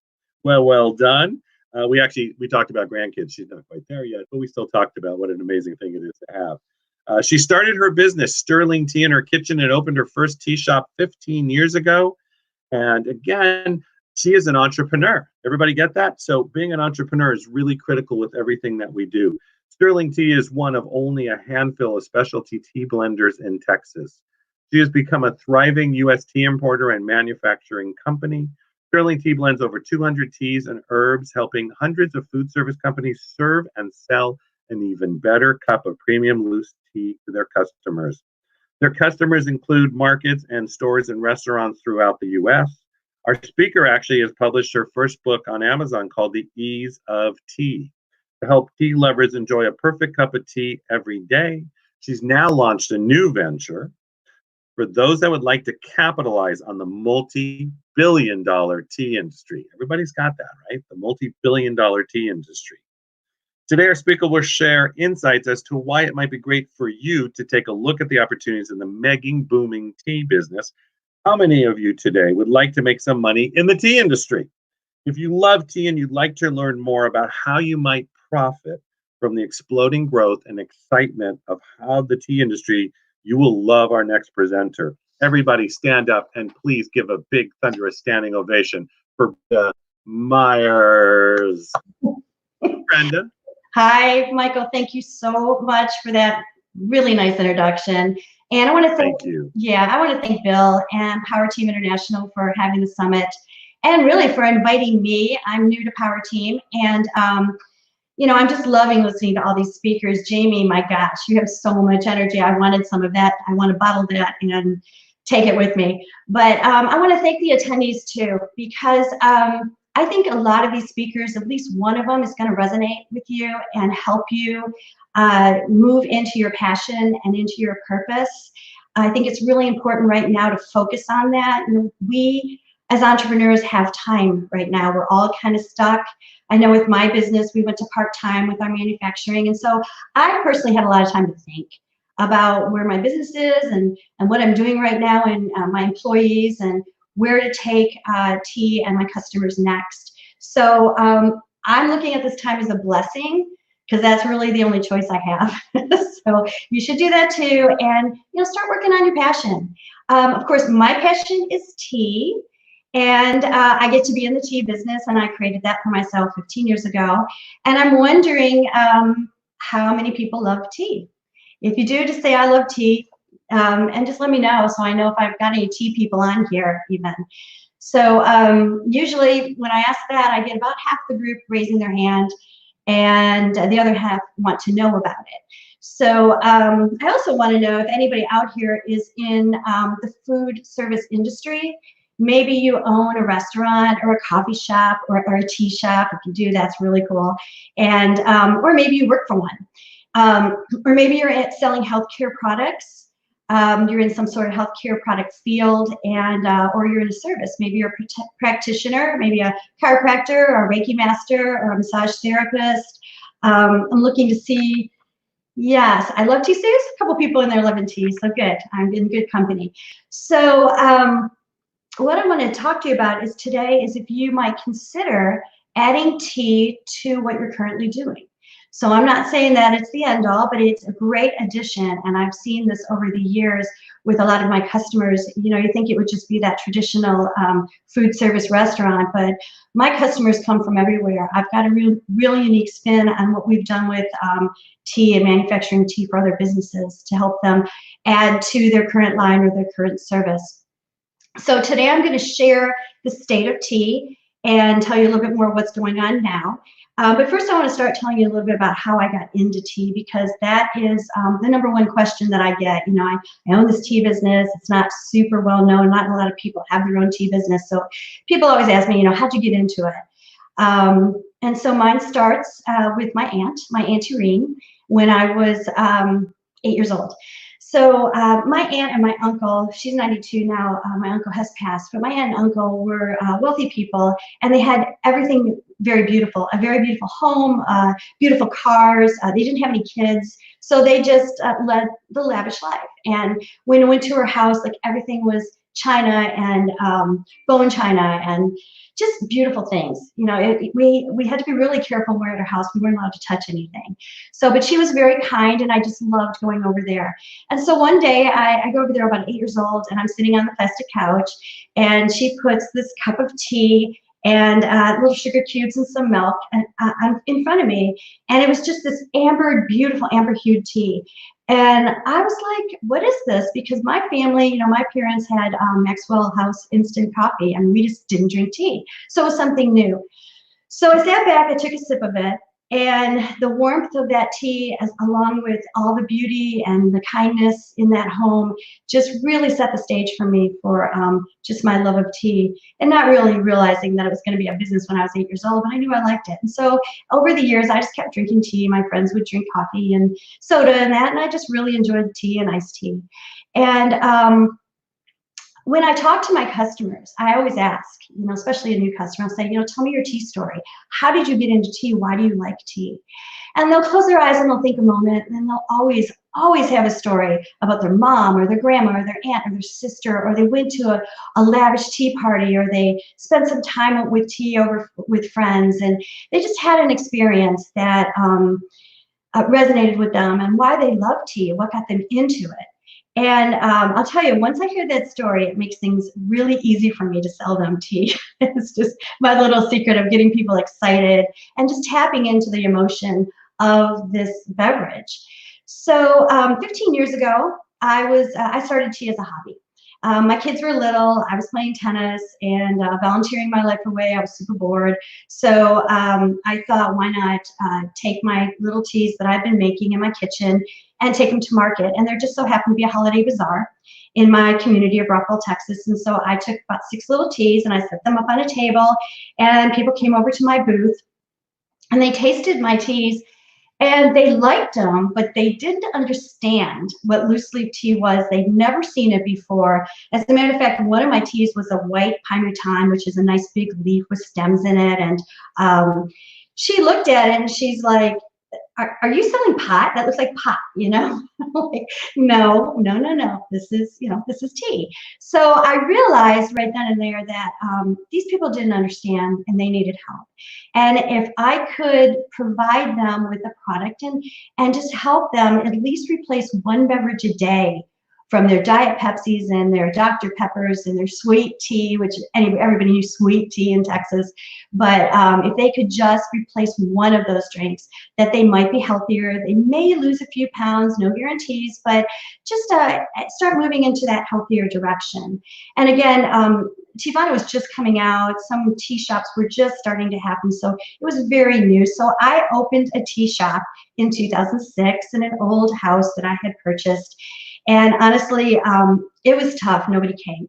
I really had trouble getting people to walk in the door. So in order for me to keep my business open, I had to really start pounding the pavement. So what I did is I spoke at events. I went to tea parties. I went to tea rooms.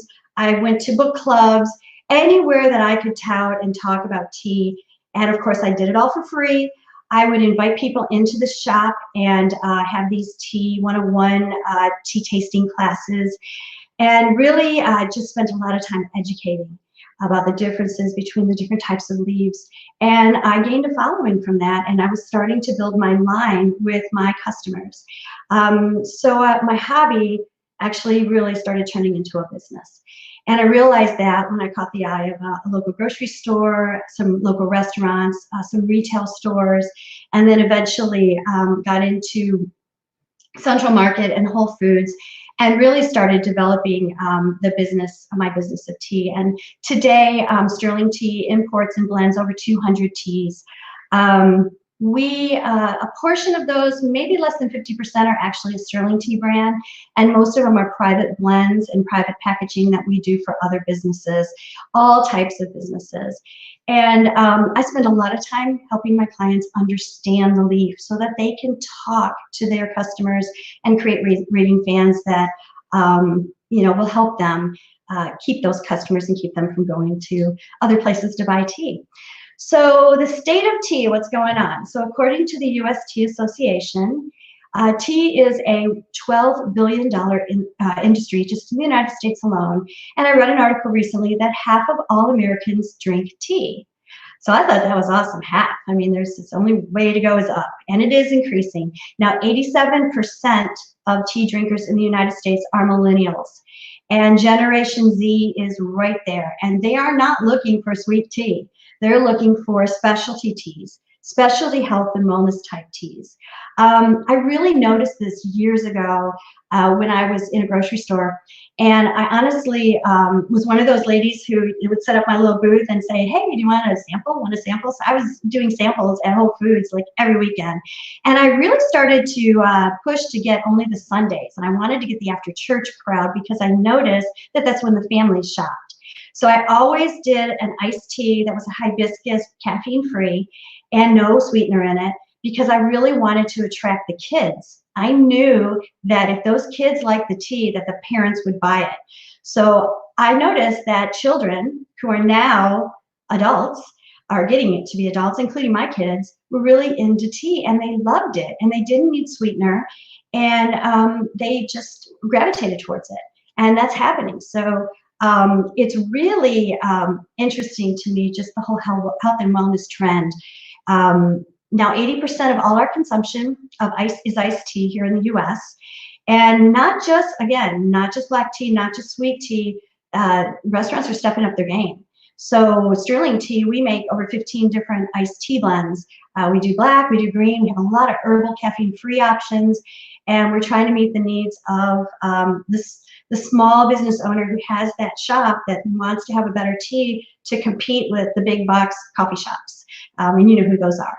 So we still have black tea is the most popular, green tea, white tea. Oolong is probably in last place, but it is growing. Where I'm seeing the biggest attention is in herbal. And herbal isn't even a tea at all. It's spices and flowers and fruits. And what they offer is a lot of health benefits. And each one does something different. And you don't need to be a scientist or a doctor to say that, you know, chamomile helps relax you, or lavender helps relax you, or hibiscus is very hydrating.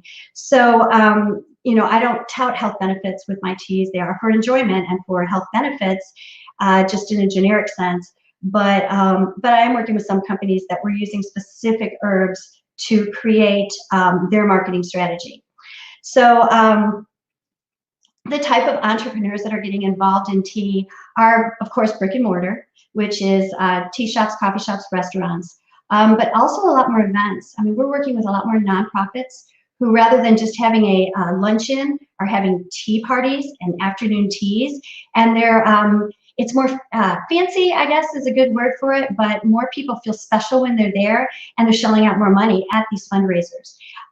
Plus, we're developing teas for their fundraising cause so that they can also sell it with their logo on it. So farmers markets, for those that are just getting started, they're selling in farmers markets, at craft fairs, business owners that are adding to what they're already selling. We have one company called Regenerous. I'm going to give them a little plug. They are a CBD company, and they have health products and also skincare products, and then we're doing their wellness line of tea.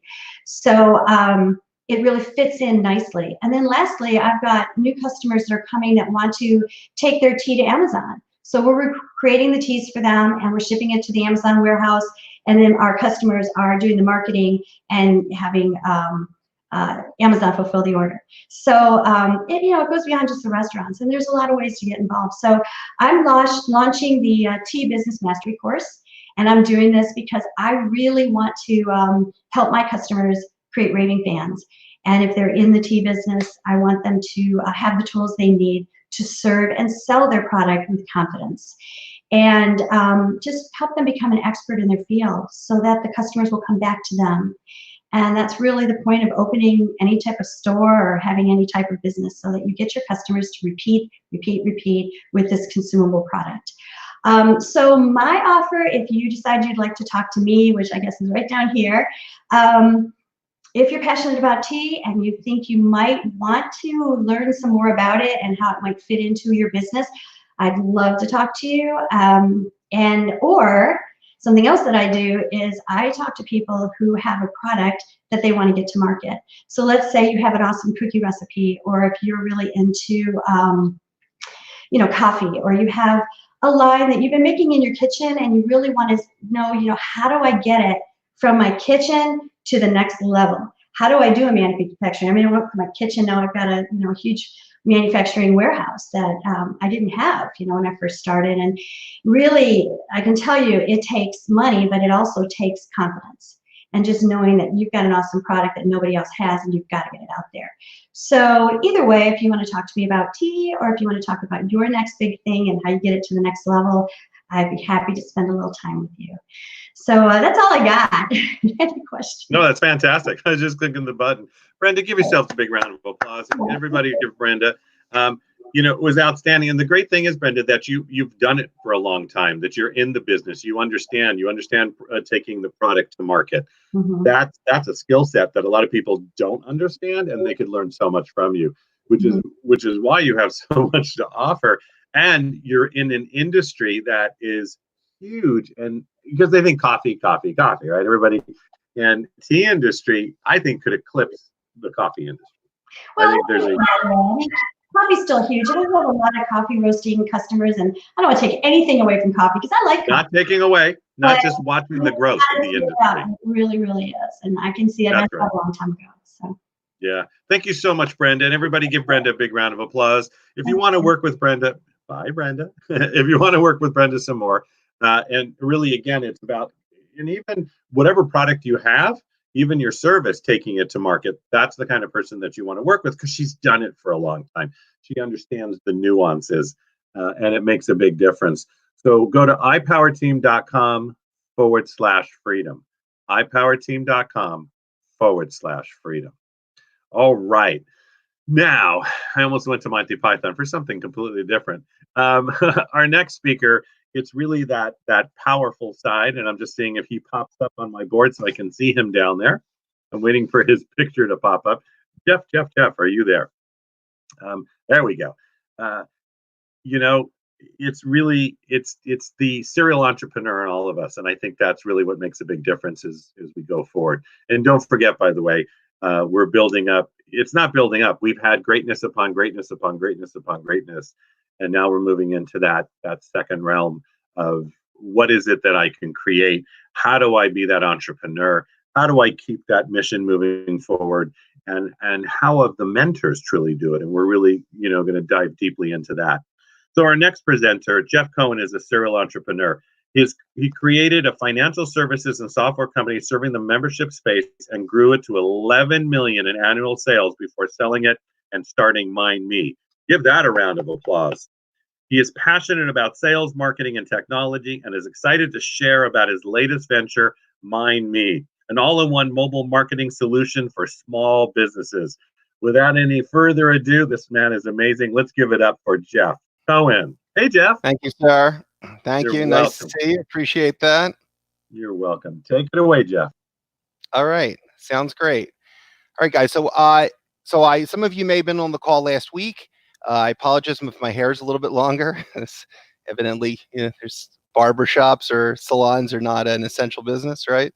So that's going to be a problem, I think, for all of us. But I wanted to take you through today. For those who were on last week, I didn't actually have the software actually shared at the time at the end.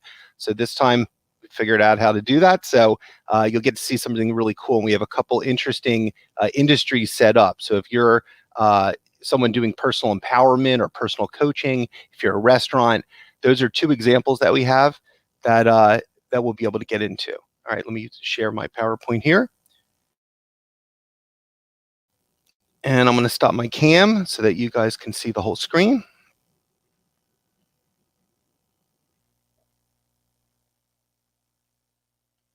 All right, perfect. And let's make this a little bit bigger so everyone, I guess there we go. Okay, perfect. So mobile marketing reimagined, that's what we've created here with Powerteam and Powerteam SMS, which is the platform that we enable for the whole Powerteam group. And it's pretty exciting what you can do and what we're going to be talking about today. This goes really for any business. I thought I'd start with a little bit of levity, though. Evidently, my dog, Lucky, has not figured out social distancing. He's just hanging out at doggy daycare. So thought, why not share that? That happened yesterday, so it's kind of fun. And everything that we're going through today, any business, whether it be virtual, whether it be a brick and mortar, needs to really do a few things from a sales funnel perspective, whether it be capturing leads or converting those leads into customers, organizing those contacts and being able to engage them. And this is kind of what it looks like, right? You're capturing those initial leads. Those become prospects, your better leads, people that are talking to you, you've got some communication with. Those people then become customers and you're learning more about them, you're understanding them, you're turning them into repeat buyers, right? Whether it be a subscription, whether it be they're coming more often to a restaurant, for example, whether it be, a membership, whatever it might be, you're turning those into, increased frequency of sales, increased dollar amount of sales, or finding more customers. And really the three major ways to grow any business. And so first of all, you need technology, or you need tools to help you create this. And that's really what we've done with MindMe. We have a current system, a text messaging platform. It's great. It does texting and landing pages and digital offers and all of that. And really what I'm teasing here and showing you is our next generation platform, which is right on the cusp of launching. And that's what everyone's going to be able to get into into this as well. You're going to be able to get our current system and get this when it comes out in the next 4 to 6 weeks or so. So it's really exciting stuff. So capturing leads from everywhere really talks about where you're marketing today, right? Whether it be on premise, if you had a retail operation, brick and mortar, if it's still open these days, right? A lot are still open, whether it be a physician, a practice, whether it be a restaurant of some sort, that's essential. So there are still businesses that are operating, and over the next month to 2 months, as we start coming out of this, obviously people will need ways to ramp up their business, and you're going to need ways to connect with those customers and leads and drive business. And so really there's all these different ways that you can be communicating and connecting, but they all need to kind of be managed in some tool. And that's really where MindMe comes into play. Capturing information, whether it be a text keyword opt-in or, a web mobile page kind of form, you really want to organize those contacts and create actionable information. It's great, if you have one list, but if you can't segment that list into specific groups of people that are interested in what you're doing, it's a problem, right? You're going to drive higher conversions of leads into sales if you're sending the right content to the right people, right? And that's really key. So you need a way, for example, here's an example where you can see there's a form that you might have on a landing page or in a text opt-in. They click a link, they open this thing up, and you're asking for, what are you interested in? And then those interests automatically get tagged on the contact, in this case, functional training, for example. And you can also say, let's say they came in through this particular marketing channel, and you'll know that. And so now I know, oh, this person's interested in my sign-up offer and functional training, right? And so I can put them into that group, either a list or an interest or a smart list. There was a lot of interesting ways. I'll show you how that works. And then you can actually communicate and target that. Right? And there's all these different ways that you can actually make that happen. So whether it be the type of customer or let's say contact that they are, or a certain list that they might be in, or again, what we just went over, what interest they might have, specific campaigns or promotions, birthdays, all these different things are ways that you can keep yourself organized so that you can communicate, more successfully. One of the best ways to communicate is to do it in an automatic way. Right? So instead of having to send campaigns out, specifically, how great would it be if you could set up automated reminders, automated communication, and actually fire that out over a period of time? It's critical, right? So a lot of people call this a funnel. There's a lot of great people that can help you build those funnels, and and Bill has some of those folks too, but they also need some tool to use, right? And there's different platforms out there, and what we're trying to do here with MindMe is create an all-in-one solution. Right. So in most cases, we're not going to help you build this, although we'll help you, answer questions and help you with support and give you some ideas. You're doing that, or you're hiring a consultant. We do have something special that we're going to offer at the end here to help with that. But generally speaking, this is the tool that you would use to put all this together. All right. And there's different ways to do it. You could send a series of communication going out. You can create logic. So, for example, you could have, some type of question that you're asking, and if the answer is yes, you're going to take them down this branch here and send different communication than if they said no, right? It might be, hey, would you like more information on our services? Well, great, they do. Well, if they say no, maybe that's just no right now. That may not be no forever. So you may want to send communication out, but do it on a more sporadic basis, a little bit longer time frame in between each message. And the other option is actions. So you can create a series of actions, and you can do all this together. All this can be combined in our automation sequences, and basically like a funnel. And I'll show you how that happens here. And like I said, none of this matters if you don't have a contact area or a CRM, a customer relationship management area. It's all CRM stands for, and it's a contact manager and allows you to import contacts. If you're using another platform today, you could bring those in. It lets you organize them, manage them, send campaigns out, create automation sequences, send coupons or offers out, all that stuff. And there's different ways that we've designed this, which is really great. It keeps it to let you stay organized. And one of those are through types and lists and interests and all that. Another is something called a smart list, where you can do a combination of things. So I could say, well, everyone who's a lead, type equals lead, interested in tennis, and is in my hot list, right? Those three things can be combined into one thing, and these could be my hot tennis leads, right? And then every time you want to target your hot tennis leads, you just click one thing and boom, it's there. And the other thing is custom fields. So having the ability to capture contact information that is important to you. It's unique to you, to your business, right? So you can create your own fields and you can capture that information, put those fields on forms. You can have those forms on a landing page, give out a link, paste that on Facebook, right? And then, or use a text opt-in on a video, whatever it might be, Instagram, and then pop that right in. All right. And then the biggest, probably one of the bigger things that's different about MindMe, this is our new system, is that we have multiple routes, right? Our current system does texting. The new one will do texting and email. And our plan is to add a lot more to that, whether it be social posting, whether it be chat, social engagement, print, like postcards. So there's going to be other channels that we're going to be adding to this that you could send out automatically. Right now we do email and text, and you can do one or both or a combination. And then we also have, of course, a way of engagement is a mobile landing page, right? And that's just a web page or landing page. And you might say, well, why do I need something like that, right? I have a website, what's the big deal? Or, I have a Facebook page, group page or something, or LinkedIn. Why do I need a landing page? Well, if you look at everything that Bill does, if you look at anyone who's doing any type of marketing online, they're always, for the most part, they're sending you to a page that's very specific to what they're selling, right? It could be a page for an event. The event today was an Eventbrite page. It was done on Eventbrite as a tool, and it's a landing page, right? Bill didn't take you to his website; he took you there, right, to sign up for this event. So it's the same principle, right? And also it's something you need, something you can create quickly, and that you don't have to call the IT guy up to to put something together for you or pay for a marketing person. These are things you can do yourself very quickly and very easily.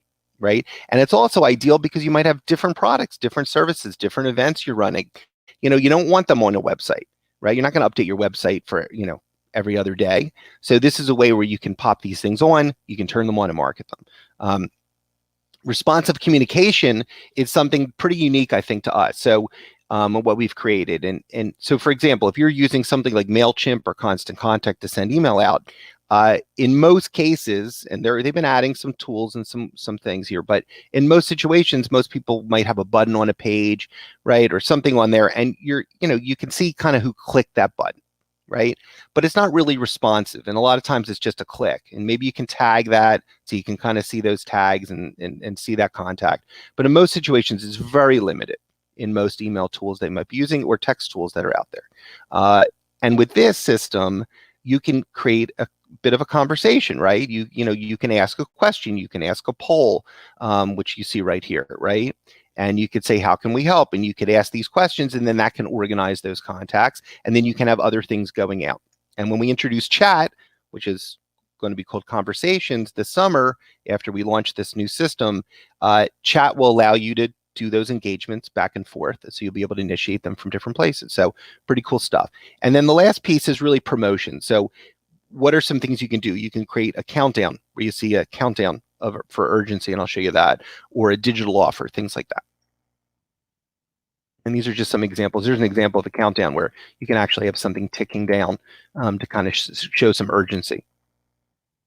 And then you can look at, where do you start? Why there's so many, different platforms and different systems out there, and they all cost different, it takes time to learn them, and you want to focus on your business, right? Not learning, 10 different things.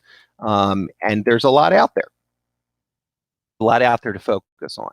So with us, we kind of tie it all in together, and we're going to give you a package that's incredibly affordable and really combines a lot of this stuff. That's really critical, between contact management, video marketing, email, text, landing pages, automation, marketing automation, offers, responses, responsive communication, things like that. Okay. It's kind of easier to learn, all tied in together. So let me show you a couple cool things here. We have a little restaurant demo where we can show you kind of how you might, if you were a restaurant or a retail business, how you might capture lead, capture some more, initially from a text opt-in, create, capture some more information, and then maybe send them an offer, right, for signing up. And then there's our best friend Bill here. And let's say you're doing some type of personal coaching or empowerment. You might want to enter a sale. You might get it from somewhere. You enter a sale. Maybe you're at an event. You might want to send a welcome email, and then you may want to send different things out after the fact, right, over a period of time. So we're going to show you both of those things. And then at the end here, I'll just preview it here. So what we're going to do is we're going to say $10, right? If you go to visit, Powerteam, .mymobile.com and you fill out the form, then what we're going to do is send you an offer for $10 for the first 60 days of our current system, and you're going to get a free upgrade for the new. So that rolls to $49 a month. So it's incredibly affordable. And then you're going to get this new system with everything I just showed you included, right? When that comes out in the next, let's say, next month and a half or so, right? And then we have 10 spots where we can do it for you. It's not something we do typically, but it's something we're going to do for this group. We talked to Bill, and he said, look, what can you do for our guys? And I said, okay, fine. We usually would charge $1,000 for something like this. We'll charge, $497. But again, we'll work with a MyMe expert. We'll get all your marketing, help you get everything set up, think through everything, and lay it all out for you. And it's, we've just got, it's very limited. It's going to be very limited. So just the first 10 people, and we'll reach out to you on that. So, so without further ado, let me show you, which I was not able to do last week. Let me show you what you're going to be able to get here. So this is our new system, and I'm going to share this. And there we go. Fantastic. Look at that. All right, so I'm going to zoom in here a little bit. So this is our new platform, our new marketing system, and it's designed for everyone from someone doing, network sales or network marketing to, a larger business where you might have a team of people, to a consultant, to a very large business. We have some very large companies that use our current system, let alone this. And what's nice about this is that we can create different accounts. So you can have one system and you can actually create different brands or different companies. If you're a consultant and you're doing marketing for people, you actually can create different companies here, and everything is segmented, everything's different. So right now I'm in our demo account that we created today. Okay, and this shows some contacts that were added. This shows let me zoom out a little bit. This shows a contact breakdown, and then on your dashboard, you'll see any campaign activity. We haven't done it yet. You'll show any offers if there are any, and you'll see any mobile pages or landing pages that we have. So you'll see how fast this is. So if I go in here to our contacts, this lets you manage your contacts, right? And I can add a new contact here if I want to, and we'll track and see. So if I start saying something like Jeff and Cohen, it's going to find if Jeff Cohen's already here or not. It's create a duplicate contact. You can import your contacts if you want to. Obviously, you're going to do that if you're using some other system. And then also, here on the left side, you have all these different filters, right? And we're going to be adding a lot more. So I can go in here and say, well, let me see everyone who's a lead. Boom, right? Let me see everyone who's not a lead. I could just hit this little minus, right? And it's going to show me everyone who's not a lead.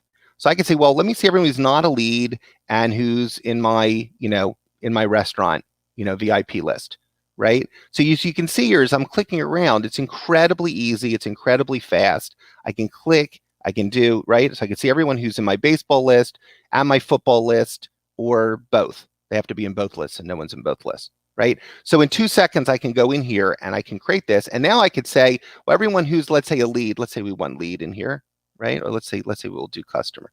There might be some more folks in there, right? Okay, so this is customers who are interested in baseball and football. So I might create a smart list here, like I was mentioning earlier, and I'm going to say customers interested, right? Customers, we'll say baseball, football. Okay, let's just, I'm just going to do, you are limited in how much space you have. So I'll just do baseball, football, okay? Just something like that. Right, and save that. So just to give you an idea, so if I'm coming into the system now and I want to just see that list, well, there you go. There's my customers, baseball, football, boom. Okay, and then at any time I can send a campaign out. So I can select from here, or I can go right into the campaign area. If I go into the campaign area, we haven't created any new ones yet. Okay, so I can come in here and create a new campaign. I could send to everyone, which may not be that effective, but I can go into my smart list we just created and do a customer and say, boom, I'm going to go through. Okay, and then in this system, it's unique because most systems are just email or text. Well, you can do both.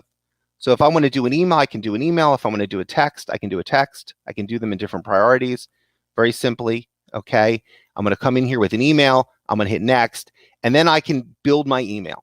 Okay, so I can do all these things I want. It's just as simple as drag and drop. That's it. Boom. So if I want to do, something that says hi there, I can do that, right? If I want to add a map, I can add a map element. Okay, right there. If I want to come down to my media and add images, right? I can add images. I can add videos to this, whatever I want. And there's a whole library, so you can actually get 1 million free images in here if you want. And we have some different things here. Let's say we want this, right? Boom. So I could start to create, and let's say we don't like that photo. Okay, let's do our pizza photo. So in 2 seconds, I can create a really rich, beautiful email with video and all these different things. And I can come on here, and if I want to, for example, create a digital offer, I can create a digital offer that I can add to my system. I can create urgency with a countdown type of timer on here. So you can do some really cool stuff. And just to give you an idea of some of the things we've put together in here. So for example, in our system, because we do opt-ins through text, right? And again, you sign up for an account that we have free trainings. We'll show you how to do all this stuff, right? We have free support. And again, for those 10 people that are interested, we'll actually, do it all for you. I mean, it's with you, of course. We'll learn your business with you, and we'll actually do this over several personal one-to-one sessions, right? Our team will work with you. So really, really great stuff. And we can put together, because we know how the systems work, we can put together some really special campaigns, and then you can execute those, right? So I can create a keyword or a landing page, like a form on my website if I want to. And in this case, I can create a new keyword. We already have one that we created, so I'll just pop in here. So in this case, if I had a restaurant, maybe I want to have people opt into my VIP list, for example. Okay, so in this particular case, all right, here it is right here. So this is I'm going to text VIP to a number, right? That's a word that I reserved, right? I'll kind of show you what happens here. So when that happens, they're going to be put into a special list, my restaurant VIP list, and they're going to get this text message, right? And this text message that you can create will actually deliver this offer. So we created an offer, free pizza, right? So anytime someone opts in, they're automatically going to get this, okay? And they can get that offer. So that makes it really kind of nice, when people can do that. The other options you can do is, you can enter someone manually, and you can tag them, and then you can automatically start delivering something to them. So there's our new automation area that we're just rolling out into this. And in this type of a system, you can do some cool things. I'm actually going to show you one that I already did. It's inactive. And this is what's called a funnel. It's a sequence of things that we can send out over time. So don't worry about it if it looks a little confusing, right? Because in literally 10 to 15 minutes, we can show you how to use this. And we have videos, to show you too, right? But basically, in this case, we're going to start this if someone gets an offer. So let's say we sent that offer for that free pizza. Well, you'll know if someone either takes advantage of the offer, if they redeem it, or they don't. Okay. And so in this case, if they were sent an offer, we're going to tag the contact to say, hey, they got this offer. And this sequence is going to start anytime. I'm going to edit this thing. All right. This sequence is going to start anytime someone is tagged with offer. Basically, they got the offer. And then we're going to send them a text. Okay. We're going to wait 8 days. Let's say in this case, let's say we send them a text with another offer, like something else. They're going to wait 8 days, and we're going to see, did you redeem it or did you not redeem it? Right. And then we can send other things out. So it's as simple as saying, oh, okay, I'm going to wait 2 days, or let's say I want to delete that. Right. And I just hit a plus here, and these are the things that I can add to my funnel. Well, let's add an email. Okay. And then let's add another a text message. Right. And there's all great options. We have some really unique things that no one has. So for example, we don't know if you have a phone number for someone or an email. They could be email opt-ins, text opt-ins, combination, who knows, right? So in this case, you can send an email, and automatically we'll send a text if an email didn't exist with a link to the email. So there's some really interesting things that we can do, or we can do something called a smart reminder. So what's a smart reminder? Well, email open rates aren't great. Text open rates are awesome, but they cost more. So what if you could send emails out, and then only the people that didn't open the email, they're going to get a text with a link to that email, like a web email, basically a web version of the email. So again, no one does this. And this is what's going to drive deliverability rates. I mean, we see open rates, for emails, into the 60, 70% because it's linked with the text also sometimes, right? So I can click my email. I can go to my library if I wanted to. We've got different things in here I can create. Okay, if I had any email templates, I could create that or see it. If not, I can go in and create an email template, and I build my email.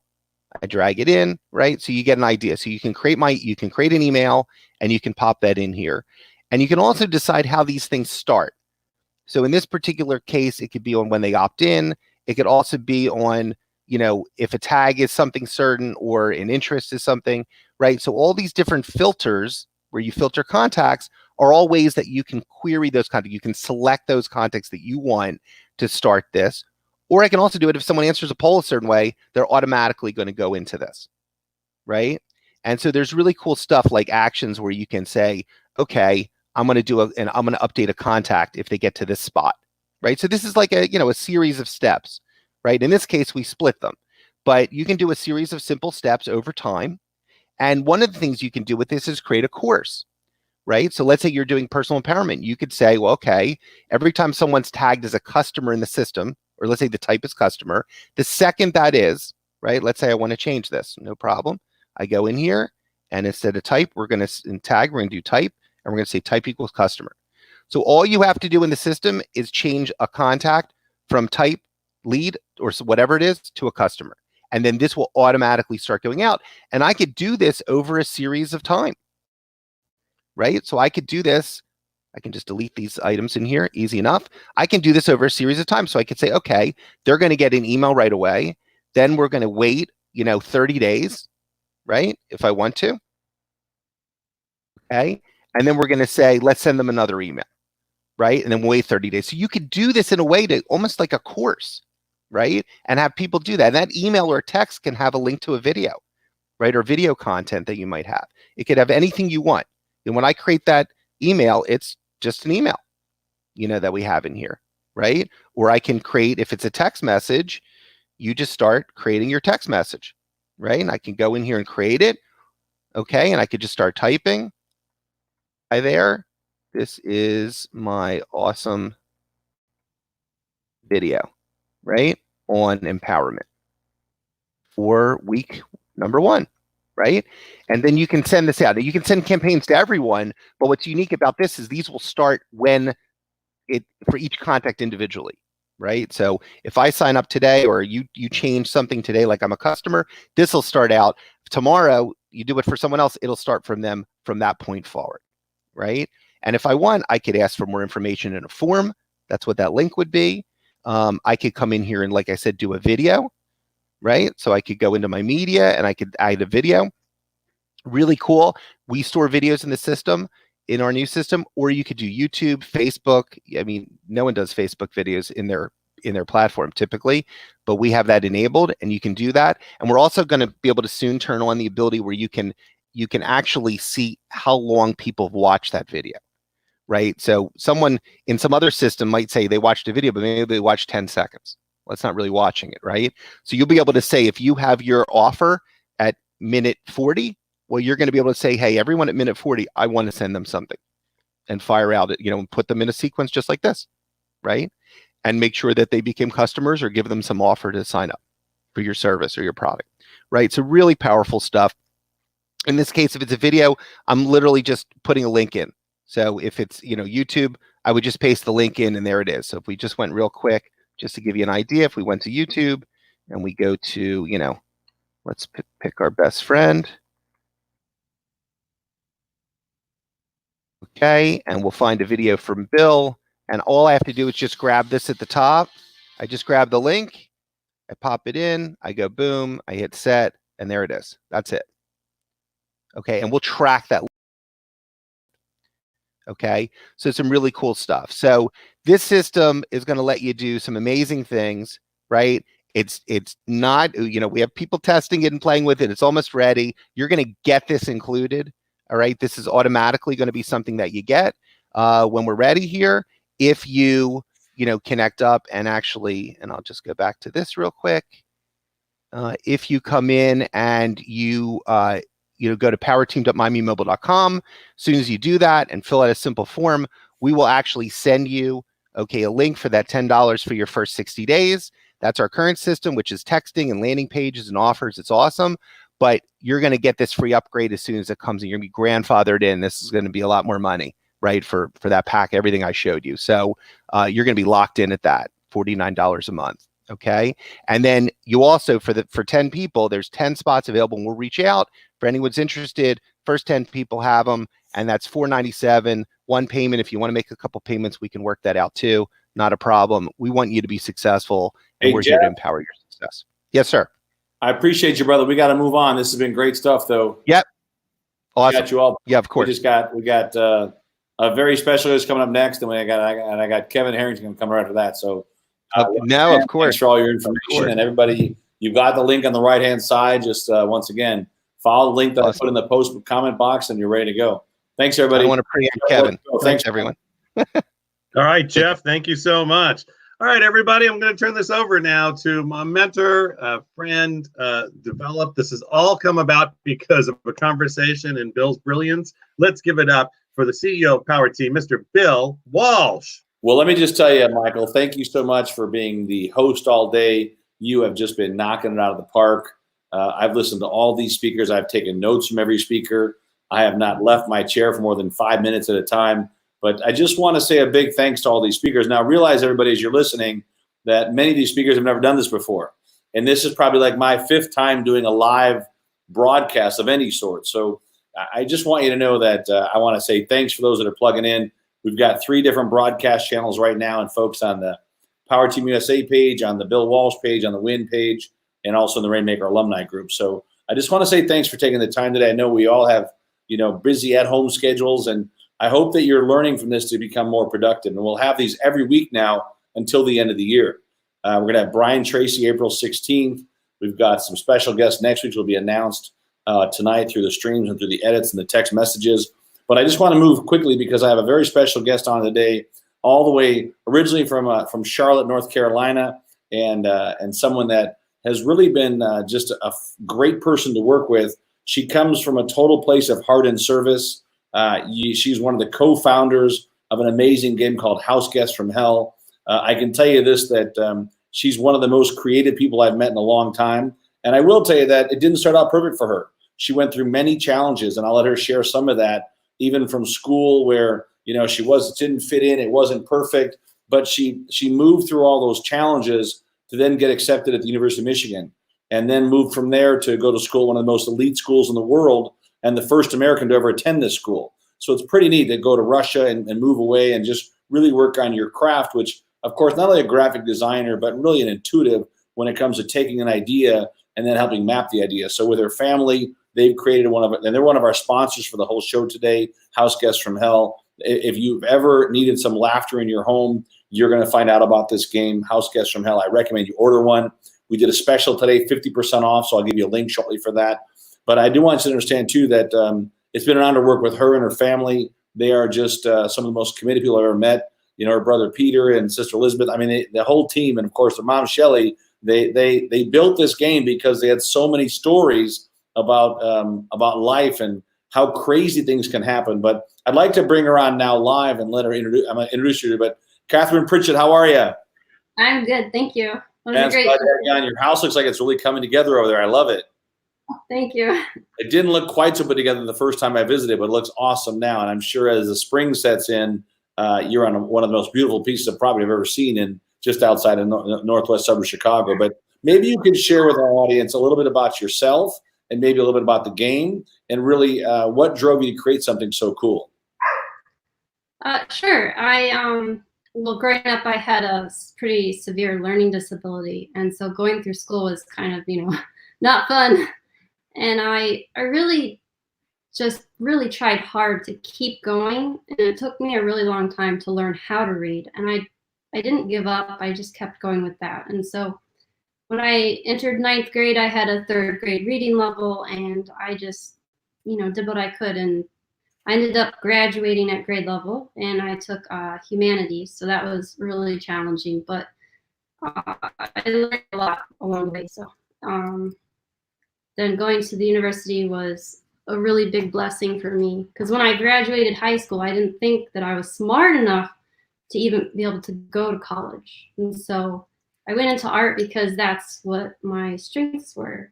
And so it's really important to play to what you're good at. And so for me, it was, you know, the art field.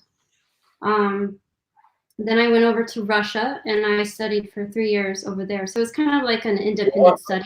What made you go to Russia?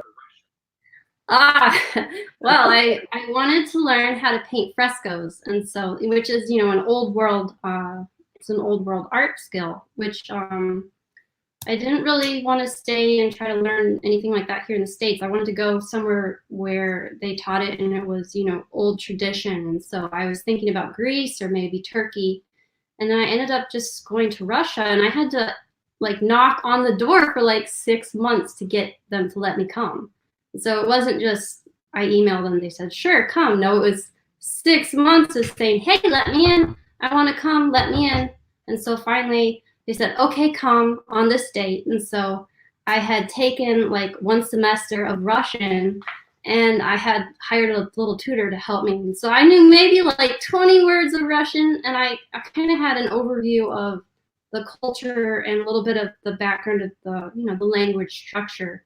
But in terms of reading and understanding, I was not, you know, as much as I wanted to be. But I went over there and I learned how to speak and how to listen, and the teachers were really kind to me. So I need to breathe. I'm not a public speaker, so bear with me here. You're doing great. Thank you. So it was sweet and sour. You know, it was really hard. I wanted to go over there, and I did. They let me come, and I learned. Most of my teachers taught me in Russian, so like I would hear the same vocabulary every day. You know, about the art terminology. Every day people would talk about food. Every day they'd talk about the weather. So those 3 categories, I'm pretty fluent in those things. If you talk to me about something else in Russian, it's like, nope, I don't know what you're talking about.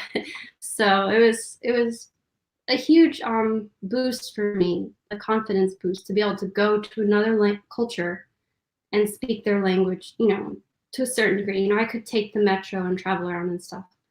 So and I came back. As you go through all that, right? So, and I know that your family helped take care of a lot of the people and been through quite a bit, but maybe tell us, where did the idea of the House Guest from Hell game come from, and why should every home in America have one? Right. So I came back from Russia, and then I was trying to get a job in the art field, this, that, and, you know, things didn't pan out the way I wanted them to. We were living together, my mom, brother, and sister, and we were taking care of a family, and they were dying. So we've had, over the years, lots of experience with different people that stayed with us. And so we had just kind of this collection of like stories. And so we had this last person that had left. And after that, it was, you know, we had the idea of, why don't we make a game? And it was too good of an idea not to do something with it. And so, you know, with my skills of graphic design, I just went for it, and here it is. You know, this was 3 years of hard work, and here's a finished product that we got manufactured here in the USA. So we are very happy to keep it in the US, and it was a lot of work, but this game is really fun.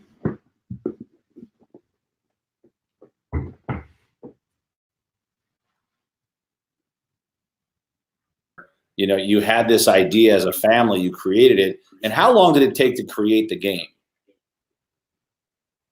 From idea on paper to finished manufactured product, it's about 3 years, two and a half years. And so what are some of the things, I guess, I talked with your mom about this last time, but what are some of the things that are called, to win the game, you get solutions and you get dilemmas of these people that would stay at your house, and you got to get rid of all the house guests from hell, right? So what are some of the ones that are the most fun for you that are, you know, there you go. So maybe share a little bit of what is a dilemma that someone might face, and what is a solution to get rid of them. And then, of course, they've got to share that idea with the table to be able to win. Pretty crazy how this works. Yes. So you're a host and you get a house guest. Like we have Dan here. So he's a house guest. And so on his card are 3 places that you travel on the board. So you roll the dice and you move your pawn. But on each turn, you'll be drawing dilemmas and solution cards. So for instance, your guest didn't tell you that they sleepwalk and sometimes randomly pee. So that's what your guest is doing. And you might draw solution cards like medical supplies, or you might get something random like a bungee cord or biscuits or a yo-yo. And you have to pick one solution that you think will solve that problem. And then you have to pitch it to the other players, and they're going to vote whether they approve or deny your proposed scenario. So you could say, I have adult diapers, and my guest, Dan, is sleepwalking and peeing. And so I'm going to put these on him, and that's going to solve the problem. And so they have to vote. So you have to be persuasive. You get to work on your sales skills, and it's super funny because we have humor spread throughout the game, and so you never know when you're going to get something just wild and crazy. So if you're listening right now, everybody, I'm going to put a post up there, but we'll give you a link to go to. Just go right to House Guests from Hell. We created a special during this COVID virus challenge, 50% off for the retail price for the game. You can't beat it. It's amazing. And the bottom line is every home needs this because you'll laugh until you'll cry. You'll create so much more camaraderie within the folks that are playing. And it's neat to see how your leadership skills, your communication skills, and your teamwork skills all come to fruition at the same time. So, you know, I just think that, and I also want to say congratulations. I just heard you guys got picked up. WLS in Chicago is going to have you guys on the radio show next week. That's pretty big news. And some other magazines in Europe, I guess, are asking about the game now. Sounds pretty crazy. And I guess the thing is that, you know, what are some of the things that, I know you talked a bit about this, but what are some things that people would take away when they play the game? So once they get it, how long does it take to get the game? About a week or something like that? How long will it take to get the game to someone's house? Oh, I think it's less than that. Like, okay. It depends on what state we're shipping it to. Yeah, I know with all the shipping going on right now, things have slowed down a little bit, but I think it's really important. But what are some of the things, I guess, that why would you play the game over and over? And that's the thing. I think the game is never the same. Just real quick, this is a 3.5 pound box right here. So it's not light. So, what are some of the things, why do people play it over and over? I know certain games are like that, but what makes this game so unique that I think people get addicted to? We've had this at our events now 3 or 4 times, and people literally, they'll be laughing until they cry. Some of the videos we've gotten from this stuff is just crazy. But go ahead. Yeah, so we have a lot of cards in our decks, which creates replayability that's designed into the game. So you have 80 dilemmas. We have 30 different house guests. Wow. We have 160 solution cards. So every time you play it, you're going to have, you know, the cards are shuffled. And so every time you're going to have different dilemmas with different solution cards. And it's really funny. And people actually start helping each other when they play because they get so engaged what the scenario is and what kind of card they have, and you're also paying attention to what other solutions people have because you can sometimes steal those solution cards. And so if you have something that's a little bit more tricky to solve, you're paying attention to something that you need. And so if you land on a gold spiral on the board, you can steal that card and stuff. So that's fun.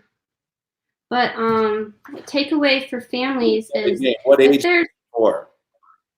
I'm sorry? What age is the game perfect for? We have it on the box, it's 14 and up, but we've had younger kids play. So it's not little kids because it has potty humor in it, but it's not like nasty or anything like that. So we've had like 8-year-olds and 10-year-olds play it, and they got it quicker than the parents. So they're. And then how about companies? Is this a great game for companies to play?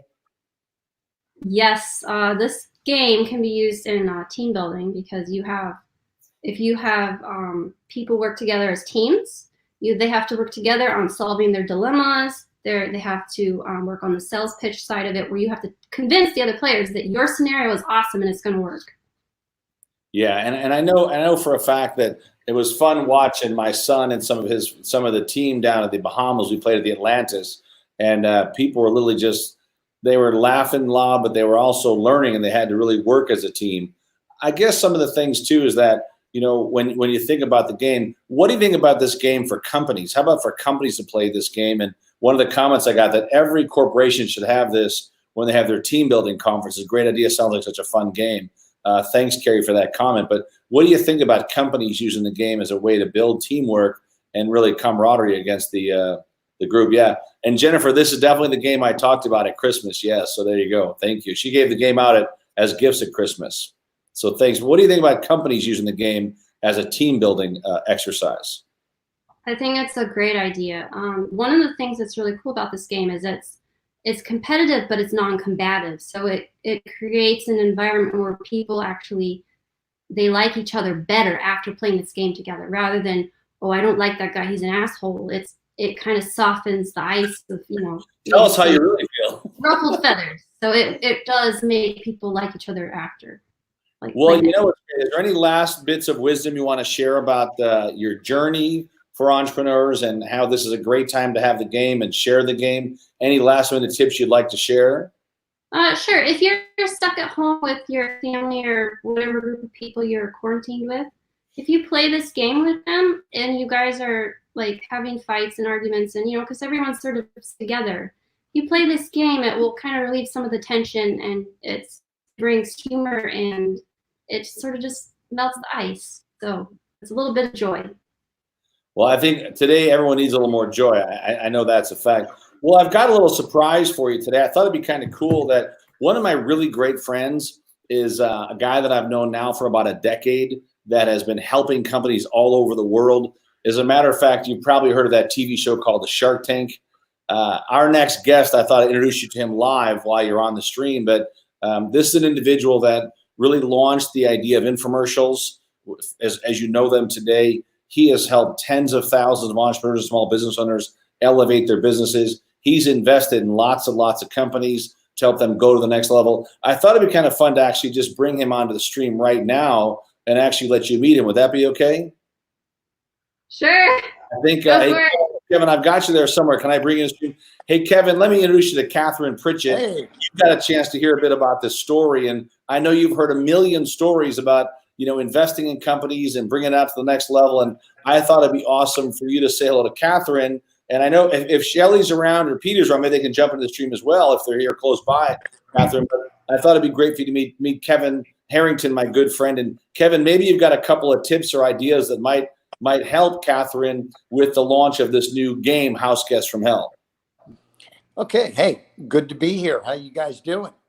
We're awesome, buddy. Okay, fantastic. So I did hear just a little bit. It's a game called House Cards from Hell. House Guests from Hell. House Guests from Hell. And we've all had those House Guests from Hell. Yeah, well, I have them way too often, so I was intrigued to hear about this. What is the ultimate goal of the game? Is it to have fun with guests while they're around, or is it for them to act better while they're at your house, or what's the ultimate goal of the game? The ultimate goal of the game is to be the first player to get rid of their house guest. And you cannot kill your guest. You cannot do physical harm. And so you have to be clever in how you use your solutions to solve the dilemmas. So. Okay. And now is this game, how far out is the game in terms of distribution at this point? Oh, we have it. We did a small print. About 2,500 with the inventory that we have right now. So. Yeah. So, I mean, the biggest thing that I could say, just putting my shark hat on, okay, is when you're, pitching to investors and, looking for money or whatever the goal is in that pitch, investors like to see as much traction as possible, right? So the fact that you've got 2,500 people out there already is good. I would encourage you to try to get initially as many users as you can so that you can create a track record. In other words, I mean, yeah, you want to make money, you've got to be able to cover some of your costs, but some ways that people could opt into some part of it at a lower cost, maybe, to get in. Hey, Kevin, that's one thing we just did. We just took the price from $59 to $29 just for the next 60 days. And really, they're not looking for financing. They're more looking for just people to help bring the game to the world. And now they're getting some press coverage finally, and they're getting people to get traction on the game because everyone that plays the game loves the game.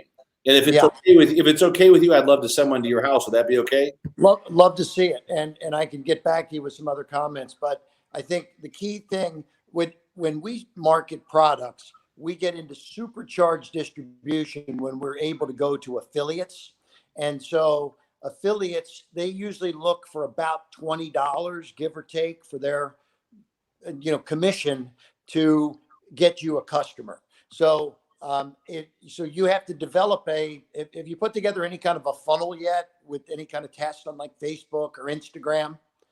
Yes, Bill can answer that. Yeah, we've done a lot of that. So we're going to leave the price here at $30 just to sell a quick 1,000 games and get more people interested. But more importantly, we'll go back up to like $49.95. So there's $20 for the distributor. So we can definitely make the margins can work. If you can allow for a nice distributor commission, affiliate commission, yes, that can supercharge. I mean, I have a product that I've got affiliates selling between 5,000 and 8,000 pieces a day of one of our products.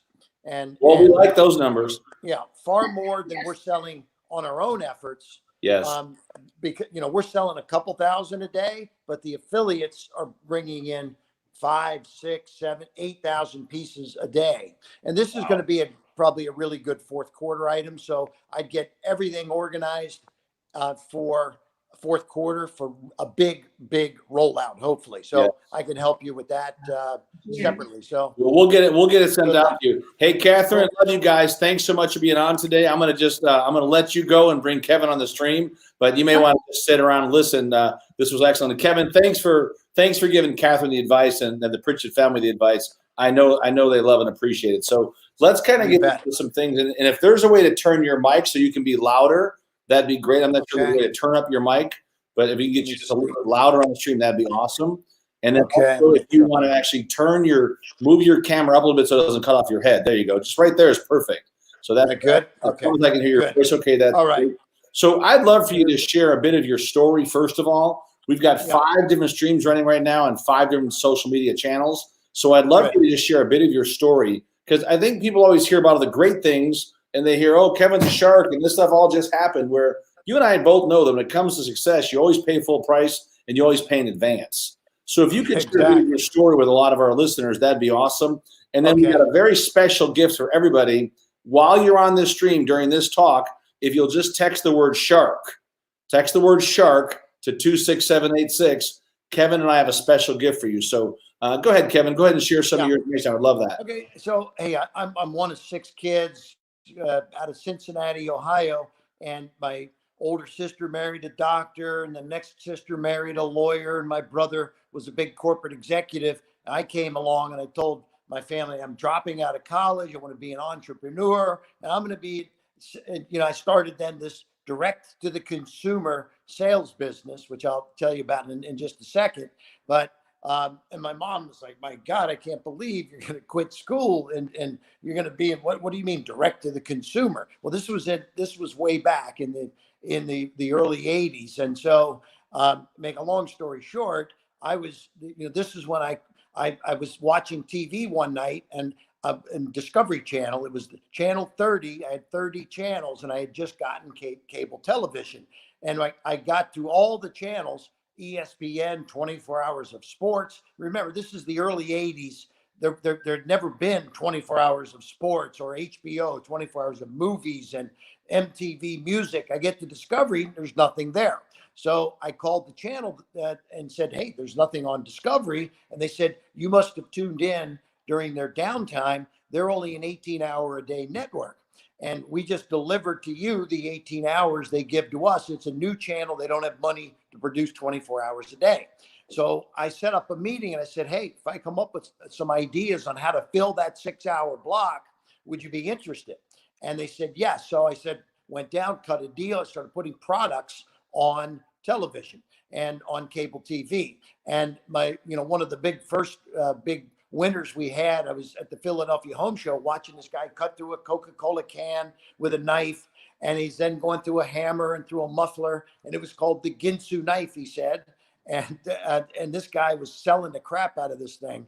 And that's when the light bulb went off. Let me tape that and put it on Discovery. And that was the beginning, really, of the birth of the modern day infomercial. And so we did the Jack LaLanne juicer and work with the Jenners in the early days. And of course, nowadays, 50 Cent in his headphones and George Foreman. Tony Little was one of our big ones. But all in all, I guess I'm glad I quit school, because I've done about $5 billion in sales. And, I'm not saying school isn't good. I have a 31-year-old boy that was a graduate of Penn State. So for him, it made sense. I wanted him to go to college, and it was a good move. And he really learned a lot. And now he's, for 10 years, been part of my team. And you've met my son, just like your son works with you, Bill. It's a pretty fulfilling experience. So anyway, that's how I got started. And, sometimes, your parents don't want you to do something, but I started direct to the consumer in the early 80s, long before Amazon, long before QVC, and have been doing it ever since. And that is one of the skill sets that right now, in today's tough times, is proving to be a good skill set to have. Yeah, selling funny. products direct to the consumer. It's funny that Bill Gates talked about, if you don't sell things online, you'll be out of business. And it's kind of funny that 25 years later, it's sounding pretty real. That's for sure. And I guess also this would be really good, is that of all the projects you've done over the last, 35 years, what would you say are a couple of your favorite ones? Yeah, good question. One of my favorites, because he's become a very good friend. And of course, we did north of $1 billion in sales together. Tony Little, and Tony, I met him. Tony was a bodybuilder and a personal trainer, and we got talking, and I said, hey, we should do an infomercial together. And so we did the Gazelle and the Tony Little target training and the ab isolator, and we had amazing success. Tony and I are 1 month apart in age, I think about 3 weeks. We both live in Tampa, Florida, and we're buddies, and Tony's a great guy. So without a doubt, I always love to talk about my buddy and very successful person. I mean, Tony's built himself $1 billion+ brand. In fact, recently he's been in the national car rental commercials. Yeah, he's across the screen with our Gazelle from right. He's kind of like the Shaq. Shaq always stays on TV. He hasn't played basketball in a long time, but man, he's promoting this and he's promoting that. And if you can stay relevant for as long as Tony Little stayed relevant on TV, that's priceless. He's on HSN every month for the last 20 years. I mean, it's amazing. Just amazing. Yeah. So what are a few things you would give? What tips would you give people right now that, as an entrepreneur going through these challenging times, how are you pivoting and elevating your business? What would be a few tips you'd give to entrepreneurs and small business owners, how they should pivot and elevate during today's economy? And I tell everyone today, let me just give you guys a quick note. Go to this website, treasury.gov, treasury.gov, and someone can post this in the comments. But everybody today, as soon as this opens up tonight or tomorrow night, get your application in for some either independent contractor funding, small business funding, anything you do with the disaster relief money. Take advantage of it right now, because this money will run out. I promise you that I believe in 90 days, maybe even 30 days, most of this money's gone. But if you get your application in right away, they're looking to try to do funding in less than 14 days. This could be paramount for the turnaround of your business. But what things would you say, Kevin, that small business and entrepreneurs can do right now to really bounce back from all the stuff that's happening in our country, but also around the world? So I think it's a very tough time out there right now. And one of the very first things I did, I looked at all my relationships, all my financial ones with banks, mortgages. I'm refinancing different things, getting lower rates, cutting new deals. I mean, one of our businesses, it dealt with lots of travel and booking hotels and all this stuff. We're down. It's, we're not using any services right now. So, I mean, one company, we got $2,500 a month knocked off our bill for accounting services just because I asked. I was on with my company today that does our alarm service for the house. And I said, do you have any deals currently for those that are going through tough times? So yeah, we have 2 free months we can offer you. So, I mean, you start doing that across all spectrums, you know, your cable company and your alarm company and your insurances and your banks and your mortgages. And by the way, I also recommend, if you have equity in your home, go get a second mortgage, because you never know when that little nest egg of extra cash might come in handy for you. Those are some personal things, but business wise, you've got to get much more savvy on the internet. Your website you should take a look, have somebody that's, I'll call a digital guru. You don't have to employ this person, but most cities you can find some local young guys that can come in and tell you 10 reasons why your website is old and antiquated, and you're not using retargeting, and you're not savvy. There, maybe you've got a website you built 7 years ago and it's not mobile optimized for mobile, and you can't survive in today's world without having an optimized site like that. And so go check out all your digital assets.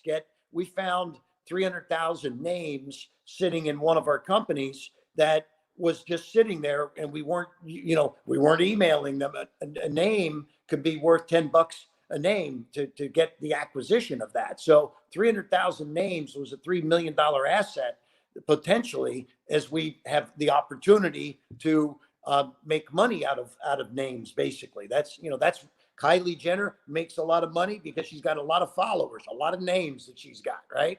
And so these are digital assets are all over the place. So go get all these assets and collect them, and really understand that e-com is something you should be doing.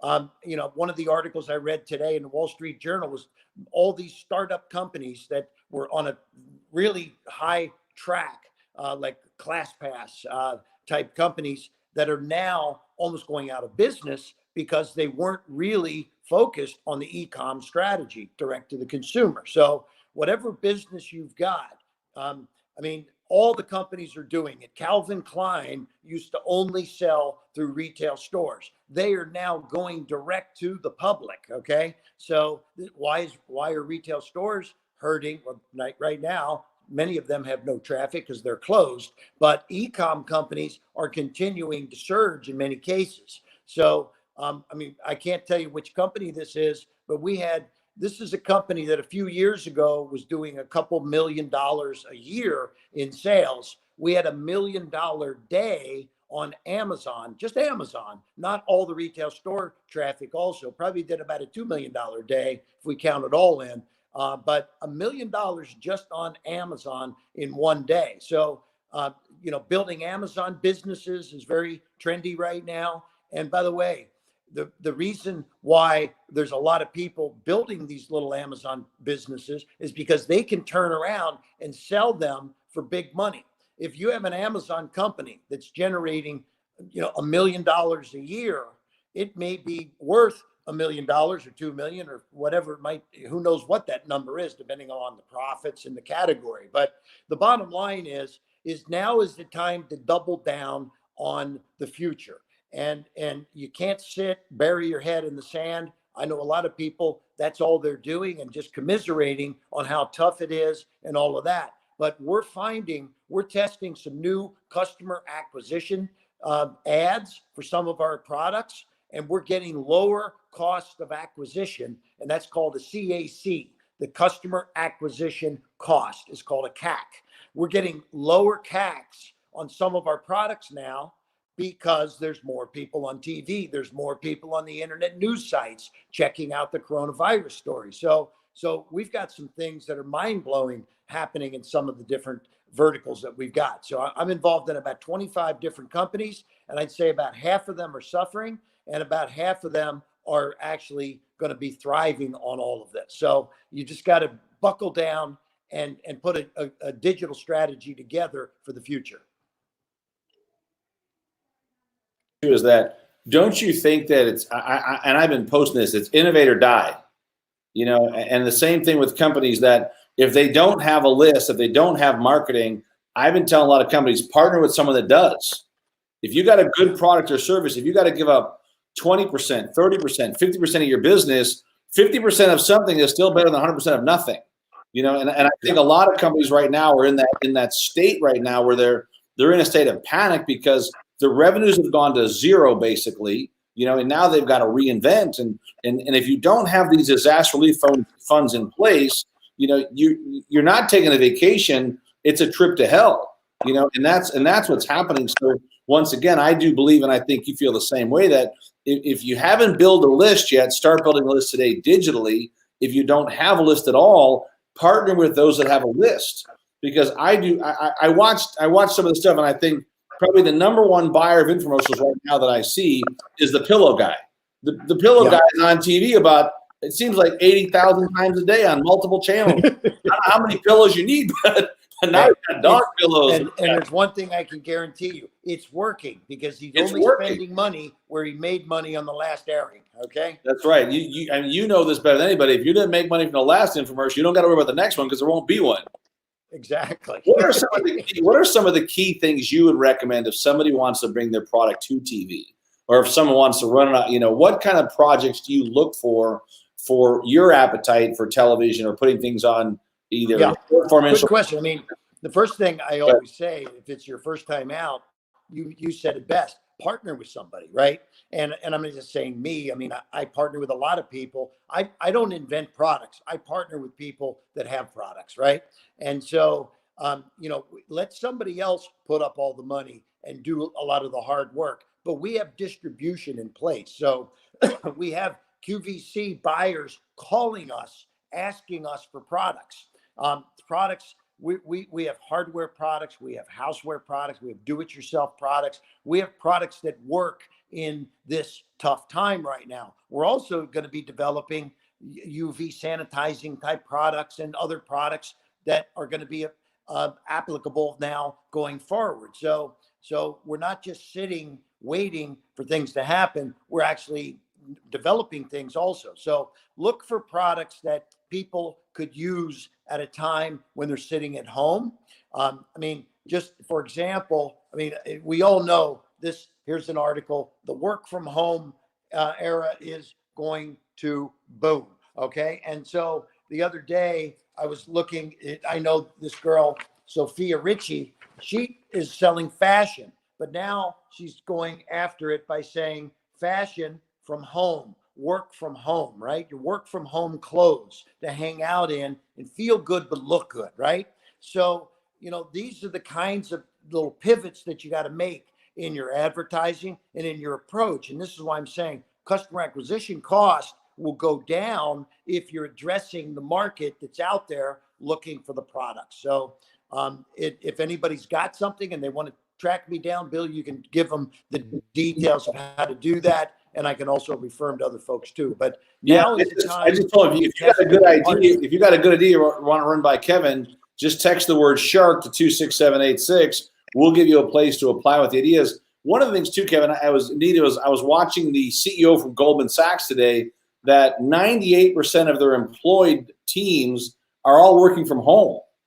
Yes. And he said, if you would have bet me just 2 months ago that 90% of your team could work from home, I would have told you that you were flat out nuts, crazy, impossible. We could never do it.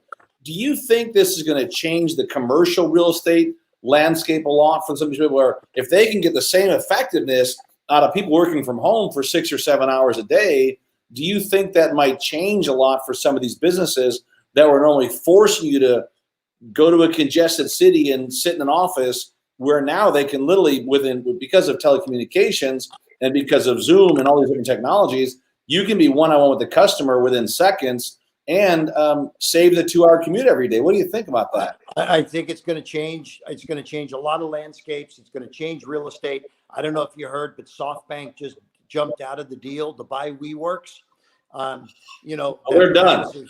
That was a huge deal. Would you want to be buying a lot of commercial real estate right now?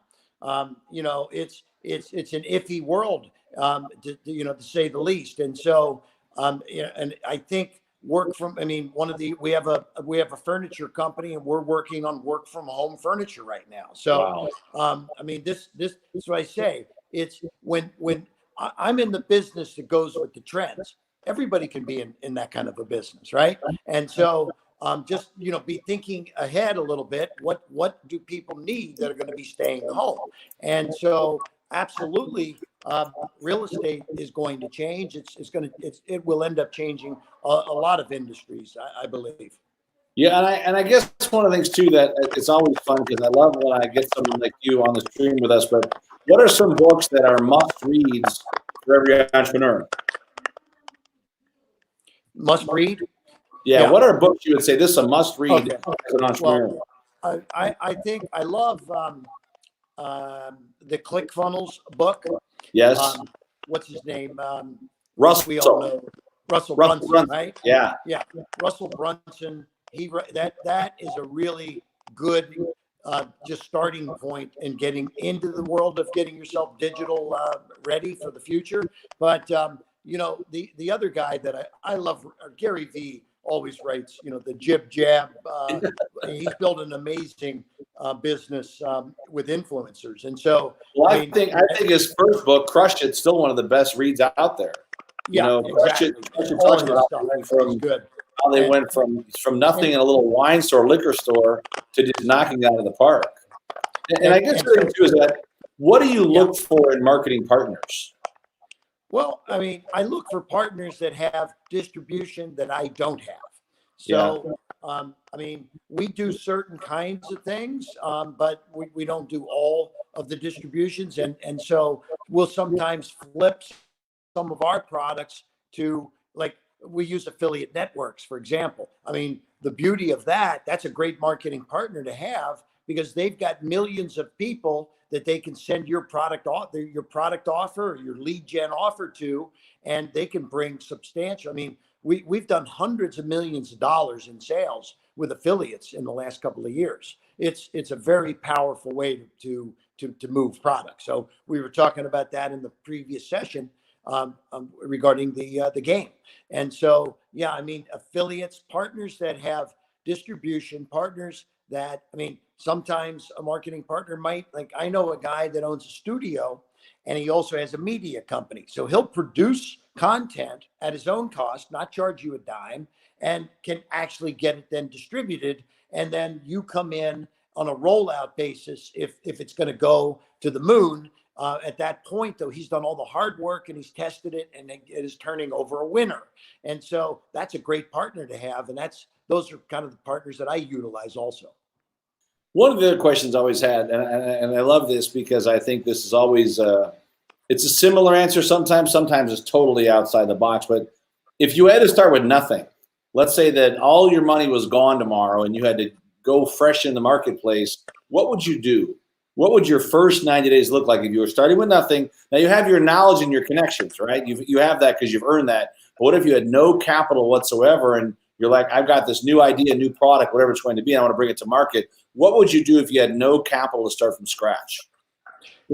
Probably about the easiest thing that you can start in today's market is a direct-to-the-consumer to Amazon type business. And you don't have to have a lot of money. You don't have to have a lot of inventory. In many cases, a lot of these Amazon guys are selling other people's inventory. They don't even have to ever take possession of it.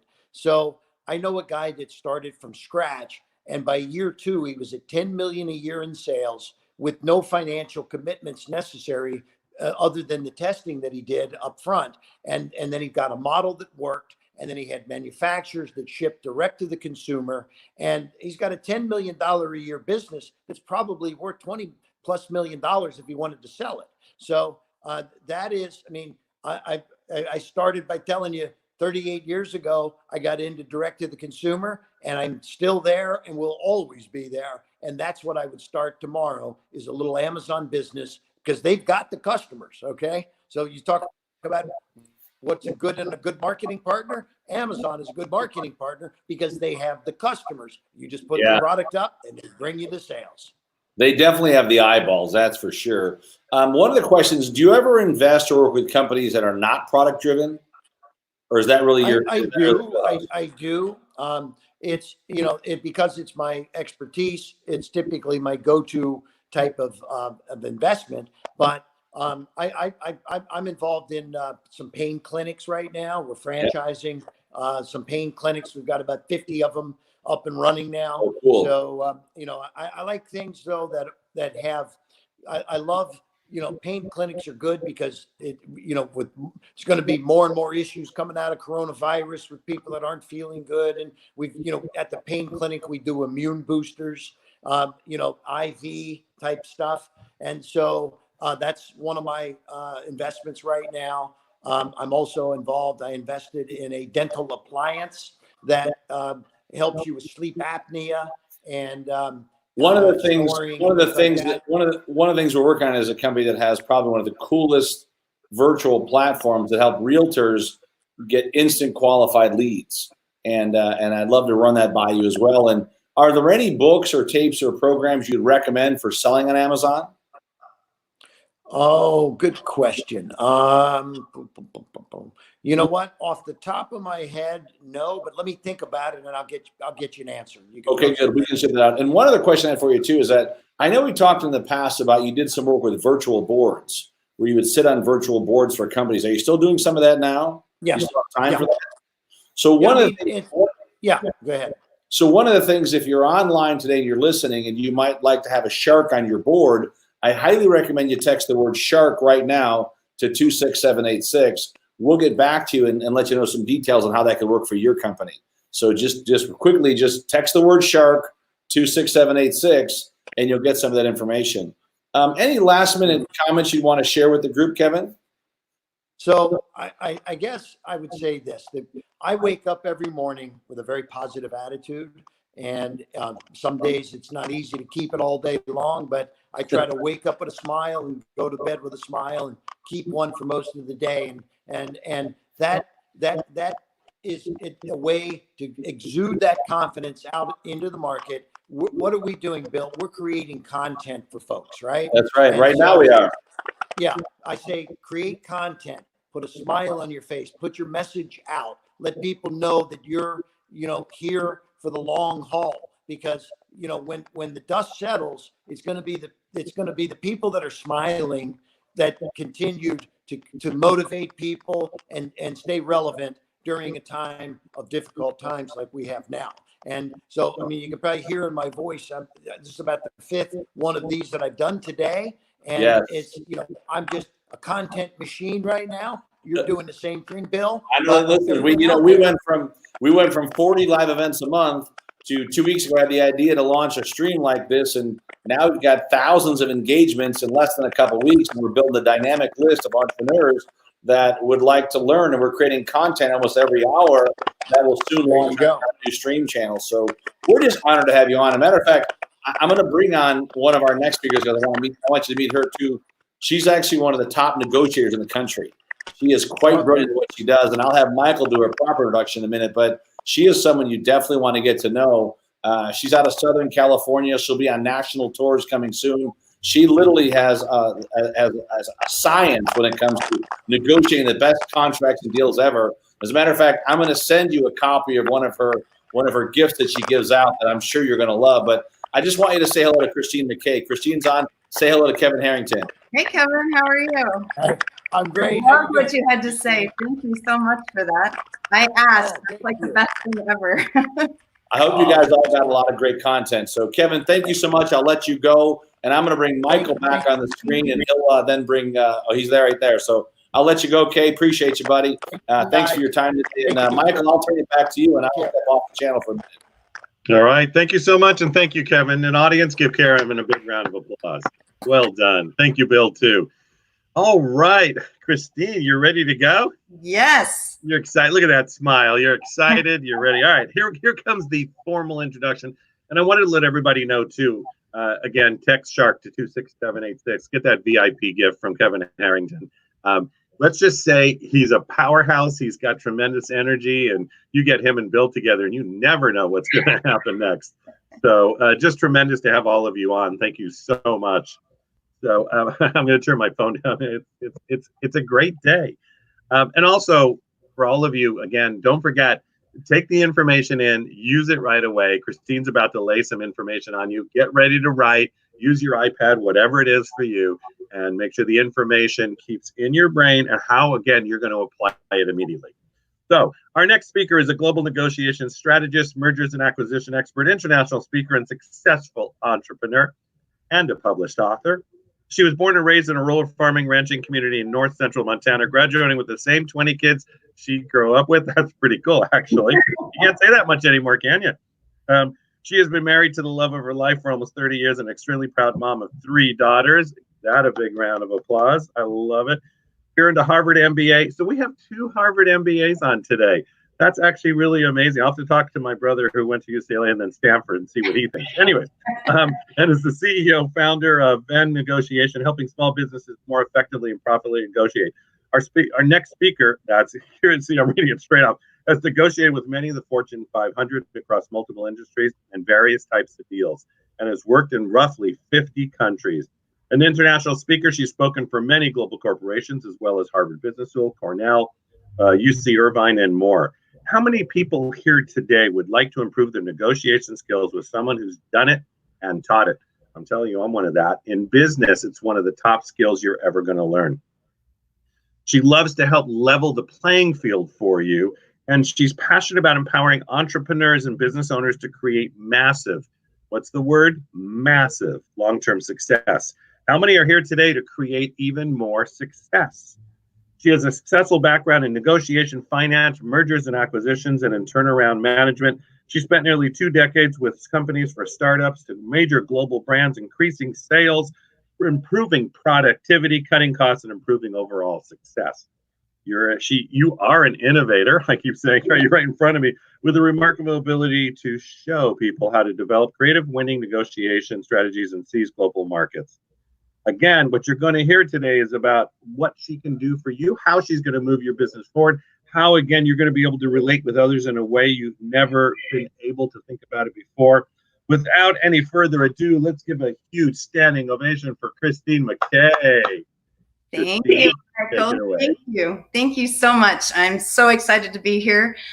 Bill Walsh, I just want to say thank you very much for this opportunity. It's a real honor to be here, and I'm very excited to be going on the national tour with you and looking forward to that. Kevin, thank you so much. You said so many things that we're going to touch on some of those things here now, and that was very exciting. I also want to say a special thank you to Cheryl Brenner and to Jen Nichols on the Powerteam International team, because Jen keeps Bill in check and Cheryl keeps us in check. So I really appreciate that. And I also want to thank my team, Melanie McSally, Farhana Cannon, and Angel Tussey. They help keep me in check. So thank you very much, everybody. Super excited to be here. So I'm going to ask you if you could put a 1 or a 2 in the comment box. If the answer to this question is yes, put a 1, and if it's no, put a 2. Do you love to negotiate? So I want to see how many people respond. All right. All right. So I'm seeing a lot of 2s. So the thing is, it's very interesting to me that we are born as negotiators. We start by demanding what we want. Then we get told we have to ask. And sometimes we get told we have to ask nicely. But then once we start asking, we start hearing this word that gets really stuck in our heads. And that word it's a tiny word, right? It's an N and an O. Sometimes when my daughters were little, I'd say, what part of the word no do you not understand? The N, the O, or the entire word? And we get stuck in hearing that. And so then as we get older, a lot of times we become afraid to ask. So negotiation is wrapped in with the fear of negotiation is wrapped in with the same fear as public speaking. It's considered a social phobia. And people are afraid of it for a lot of reasons. They're afraid of it because they're afraid of rejection, which Michelle Alba had talked earlier today about fear of rejection. at every time, every person has a point in time where they care so deeply about the outcome of a negotiation or a relationship that we fear rejection. It's a very natural thing for us to fear. We fear being taken advantage of or lied to, which that one is always interesting because on average, you will lie to your partner 5 times in a day. You will lie as much as 1,000 times a day on average. So great TED talk on lying. So really encourage you to listen to it. But so we become afraid. So we become afraid we're going to be taken advantage of. We are afraid of being judged. And so we don't ask all the time. Now that's not that across the board. What we tend to do is we tend to ask for things when they're kind of in our daily course of activity, or when we're, when we don't put a lot of thought into it. But like I said, as soon as we care very deeply about the outcome of something, then we start to get afraid of negotiating. So there are a lot of different things that I've learned in my life about negotiation. And so if it's okay, and you don't get to really say that it's okay. So I'm just going to take the liberty right now of sharing a little bit of my story. So while I have had this amazing career, having gone to Harvard Business School, working in all these countries, negotiating across the world, I kind of joke and say that I made the euro possible because I was working in international finance for what's now Verizon, but before the euro was developed. And I cut my teeth in negotiation, professional negotiations, when I was negotiating with ministers of finance and ministers of telecommunication across Eastern and Western Europe. And it was quite heady to be able to do that. And I'll never forget the first time that I got to fly first class on Singapore Air, because I cried the whole time, because it was such a far reach from the life that I had lived. So I had grown up in a small rural town in north central Montana, like Michael had said. I actually grew up, the claim to fame for my hometown is that I grew up with the bass guitarist and co-founder of Pearl Jam, which was pretty awesome. And so it was a very isolating place to grow up. And on one hand, it was wonderful, but on the other hand, it wasn't so wonderful. But I made the most of it. And I had a very successful high school career. I was voted most likely to succeed. I was a beauty queen. I competed in public speaking. I was an honor student. I had done all these awesome things. And I had this huge, all these dreams of what I was going to do. And I went to college. And something went off the rails. And instead, and not right at first, immediately after getting to school, I actually ran for my first political office. I won. I ran uncontested, but in politics, that's still winning. And I was running the gubernatorial campaign for the party that I was a member of, and then I started to go off the tracks. My boyfriend and I of many years had broken up, and my response to it was to just kind of be around. I guess that's the best way to say it. And in that process, I ended up getting pregnant. And not only did I get pregnant, I lost my job and I got evicted from my apartment. And I found out that I was pregnant on the 20th of January, and I was living in Missoula, Montana, where the average temperature is roughly in the 30s, low 30s, 20s then. And so it was cold. And I remember getting kicked out of the house and not having anything but my 1972 Chrysler Newport and my cat Athena and my stereo. And that was it. That's all I had. And I had to have a negotiation with myself about what I wanted and where I wanted my life to go. But I needed somebody else to help me kind of come up with what that negotiation looked like. And somebody challenged me to write down some goals, and I did. And the only she said, write down 4 goals. So I did.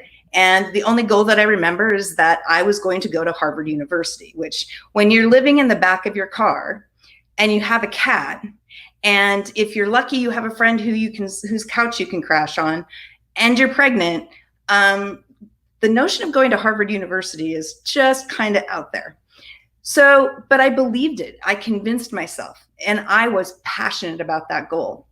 I ended up meeting a guy, but at the same time, I was also not good at, I felt that I couldn't make the best decisions for myself. So I found a guy who was more than happy to do that for me. And I let him do that for a number of years. I had 3 kids by the time I was 22. I was on welfare on and off for over 8 years. And my first husband was not a very nice person. And I decided I wanted to go to school and get my life back on track. And that was a hard decision because he was violently unsupportive. And so through this whole time, I'm just negotiating in my own head. I wasn't allowed to work, so I didn't do any of that. I was taking care of my kids, doing what I had been told was the right things to do to kind of keep everything together in my family. And then I finally kind of had a breakthrough where I got accepted to, I started going to a community college, but the getting to the community college was a hard thing because my ex-husband told me I couldn't go. And one of my girlfriends asked me how important it was to me that I go. And I said, it's very important. And she's like, well, what's he going to do if you go anyway? And I said, I don't know. And she goes, well, then how important is it? And that launched me on an unbelievable career and an unbelievable trajectory and got me to Bell Atlantic, now Verizon, where I started learning how to negotiate. And I've learned a number of things along the way around negotiation. And if you're interested in learning more about negotiation, I'd love to chat with you more on a coaching session. Just go to ipowerteam.com/freedom and you can sign up.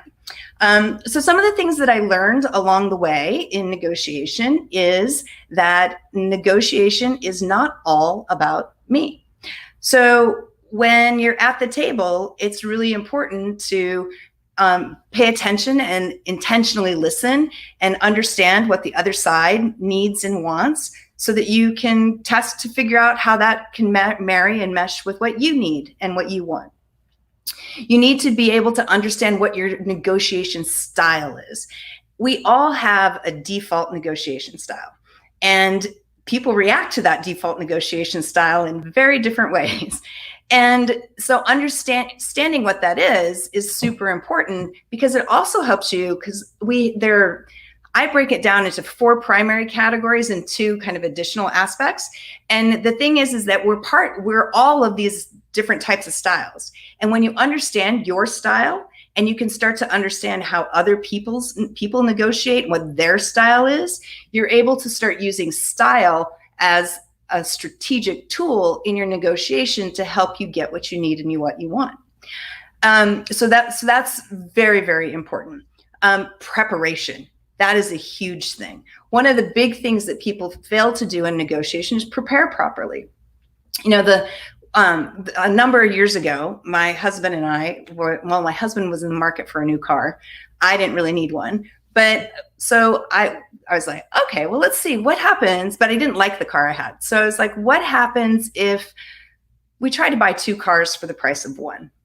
So we drive manual transmissions. So that's an advantage for us because there's not a big market. It was a 4-seater car. It was a weird car. I didn't like it too much. But at any rate, I did this bunch of research. I researched the market. I researched how do car dealerships sell? How do they sell to men? How do they sell to women? What's their income statement look like? What's their balance sheet look like? Where is the tension at the time? You know, where is the tension for them in their business? And what does their market look like? How many people are looking to buy this kind of car? Who's their competition? I went in and I had this whole thing like mapped out in an Excel spreadsheet.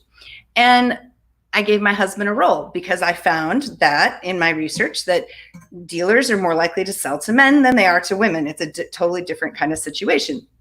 So I was like, okay, you go play the role of the guy, do that. I'm not going to talk to the dealer. I'm not going to do anything. And so we didn't. He played his role, and it was like, when price comes up, then I'll come in and have that conversation. So then price came up, and I said what I wanted. I did what Kevin Harrington said to do. I asked. I had no idea if it was going to work or not, but I was going to ask. And so I asked. And of course, the poor car salesperson was just frustrated like crazy with me, and I don't blame him.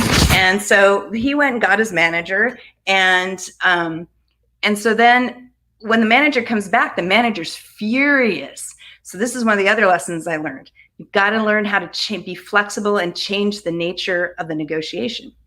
So he's angry and he's just not having it. And it's Friday, and it's Friday night, and our daughters are teenagers at this point. And so I'm like, I look at my husband and I'm like, we need to go. And if you leave the dealership, the dealer's going to lose the sale, almost certainly. So I looked at the manager and I was like, so what are you doing this weekend? Right? It's Friday night. You work during the week, so you're not going to work on Saturday or Sunday. So what are you up to this weekend? And he was completely taken aback by that question because he was so irate, and I just was not very. I have this saying: a boiling teapot eventually runs out of steam in a negotiation. And it's a huge thing to remember because it actually kind of helps you think about that fear aspect of if you're afraid of conflict. And so he's like, I'm going to race do a dog sled race. And I was like, oh, that's amazing. You know, I'm from Montana. The Iditarod winner was from Montana for these years and these years. This is where he's from, blah, blah, blah, blah, blah. And so totally diffused his anger, and then came back with, all right, now what are we going to do about these cars? And I said, this is the rationale behind my math. You tell me where my math is wrong. So he's told me I was wrong on his holding cost. I was like, okay, so what should it be? So that day we walked off the dealership with 2 cars for the price of one plus $5,000. I just told that story just recently to an Uber driver who also happened to be a car salesperson. And his response to me was, oh, yeah, I can see how you could do that. So part of it is asking. Part of it is being prepared, because I didn't go in with an emotional view of what I wanted and say, this is, and not have logic behind it. I had logic behind it. And that was hugely important. And so understanding kind of being prepared, understanding your style, being intentional in how you listen, those are all going to be, those are major drivers. One of the other things that I find is that it is rare. It does happen. So buying a car can be seen as a point in time, but negotiation is often not a point in time event. Negotiation is about a relationship. So people think about it as, I'm going to go buy a car, which is the example I just gave, which it isn't the best example in this scenario. A good example in this scenario is more when I met my current husband, and it took me 6 years of kind of building a relationship over time to close that deal. And now we've been together for almost 30 years.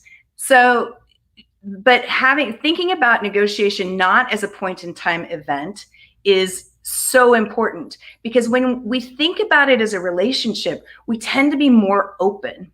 And one of the challenges for negotiators, especially in the United States, is that almost 60% of the negotiators in this country tend to be more value-taking, more individually oriented. And there's a study out of the University of Denmark that actually shows that in negotiation, that if we're negotiating and we think that they were negotiating for $100, there's actually $147 available to negotiate. But we as negotiators often get so myopically focused that we forget to look for the bigger pieces of value. So there are kind of 3. So if you want to learn more about kind of how to find value in your negotiations, go to ipowerteam.com/freedom and sign up with me for a coaching session. So there are 3 kind of major pieces. Okay, so I guess I'm gonna, okay. I thought I had 30 minutes, but I guess I don't. All right. So I really thank you very much for having me, and I really appreciate it. So it's been great. Give Christine a big round of applause.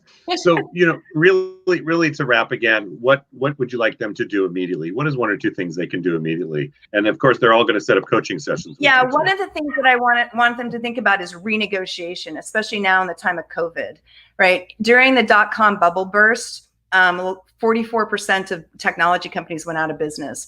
And companies have already started talking to attorneys about filing bankruptcy. Before you do that, before you think about that, think about how you approach your relationships differently and how you ask for something in a different way, because there are lots of opportunities to renegotiate. Fantastic. This is amazing. You're so clear and succinct too. Everybody out there, you want to work with Christine, trust me. You saw what it was and you saw how clear she is. You got right to it. So Christine, have a beautiful day. Thank you. You too. Have a good one. Thank you very much. All right. Bye, Christine. Bye. That was, it's one of those things that you saw how clear she was. That's the person you want to work with. And those skills that she was talking about are critical in any business. And if you're an entrepreneur, you're just starting out, maybe you're in a business where you speak to other people, and even in sales, that negotiation ability and what she was talking about is critical for everything that you're going to do. So, we've got Paula coming up, Greg, and then Bonin, and you've got one of the the top marketers out there about to hit this stage, and what he does, it's going to light your fire. So we've got two amazing speakers to go. Then we're going to fire it up, and then I'll do at the end just a sort of a wrap up, and I'll see if there's any questions at the end too. And also, if you liked what you've heard today and you would like to create something with us at Powerteam, also you thought, in my local area I could be part of this team and really work on a mastermind, or we can teach you how to do it and teach you to really create tremendous income in your area and really how to take that verb, out to the world. Just text SBA to 26786. Text XBA to 26786. We're also looking for some more really top business coaches. You're going to train under our banner, but our lead flow, if you're looking at 5,000 to 10,000 leads a month, we're looking for somebody who really steps up, and we're looking for just a couple people right now to step up into that role and really what that will mean and go from there. So text SBA to 26786. All right. With that being said, we're going to keep the energy, the fire, and we are lit. We are what? That's right. We are lit. So here we go. Our next speaker lives in Canada, was educated at the University of Toronto and the University of Calgary. She built her career in electric and natural gas utilities at a time when there was hardly any women in management in this industry. At a major Canadian electric utility, she led a team of 80 running conservation programs, installing water heaters, setting prices, and answering calls from customers who were out of power. After a merger of that company resulted in staff reductions, our speaker was offered a chance to provide her expertise to energy sector clients as a consultant. She started doing projects for a large consulting firm and soon decided never to go back to doing the same thing in the same place for the same people every day. She is now a partner in a boutique consulting firm providing expertise in mergers and acquisitions, business planning, and regulation. Her work has taken her from Canada internationally to Africa, China, and the Caribbean. She speaks at industry conferences and testifies as an expert in public hearings. How many of you would like to earn top dollar helping businesses, nonprofits, or government using the knowledge and skills you already have? How many of you would like to solve problems, meet new people, and have some expense-paid travel while you're doing it? Okay, yeah, All right, everybody get ready to stand on your feet. She's made the switch from excellence as a corporate employee to employing her skills and knowledge in a consulting context. Over the years, she's enjoyed helping others do the same. Today, she's here to show you why consulting might be good for you, either as a career between jobs or after retirement. And she'll share with you how to find consulting opportunities within the assignment and avoid common pitfalls and mistakes. Please welcome, without any further ado, Paula Zarnett. I got to click the button at the same time. There we go. Paula Zarnett. Hi, Paula. Hi. Thanks so much, Michael, for that super introduction.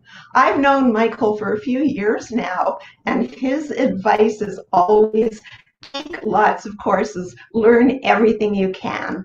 I know that if I hadn't taken that advice, if I decided that it was too late to learn, I would not be here today. Thanks also to the fabulous Bill Walsh for bringing us all together in this state-of-the-art platform so we can move forward even in these challenging times. I'd also like to give a shout out to my business partner, John McNeil. John's the marketing mind in our business, and John, I would not be where I am today without you. And for you out there, You have my congratulations and thanks for logging on and still being here after all these hours. You're a hero. So, how can you use the talk on consulting and specifically consulting as an expert to business? If you're an employee, these are scary times. If you lose your job or have already lost it, would you like a way to earn income while you're in transition, make new contacts, and build your resume? Consulting can do that for you. If you're older like me, maybe what's scariest is seeing the guts torn out of your retirement savings account. You might have to work longer than you planned. What if instead of working full-time or part-time, you could work sometimes? Go flat out on a project, then take a few months off to visit warm places or be with the grandkids. What if instead of working as unskilled labor for minimum wage, you could do what you're excellent at and be paid as an expert deserves? That's a consultant.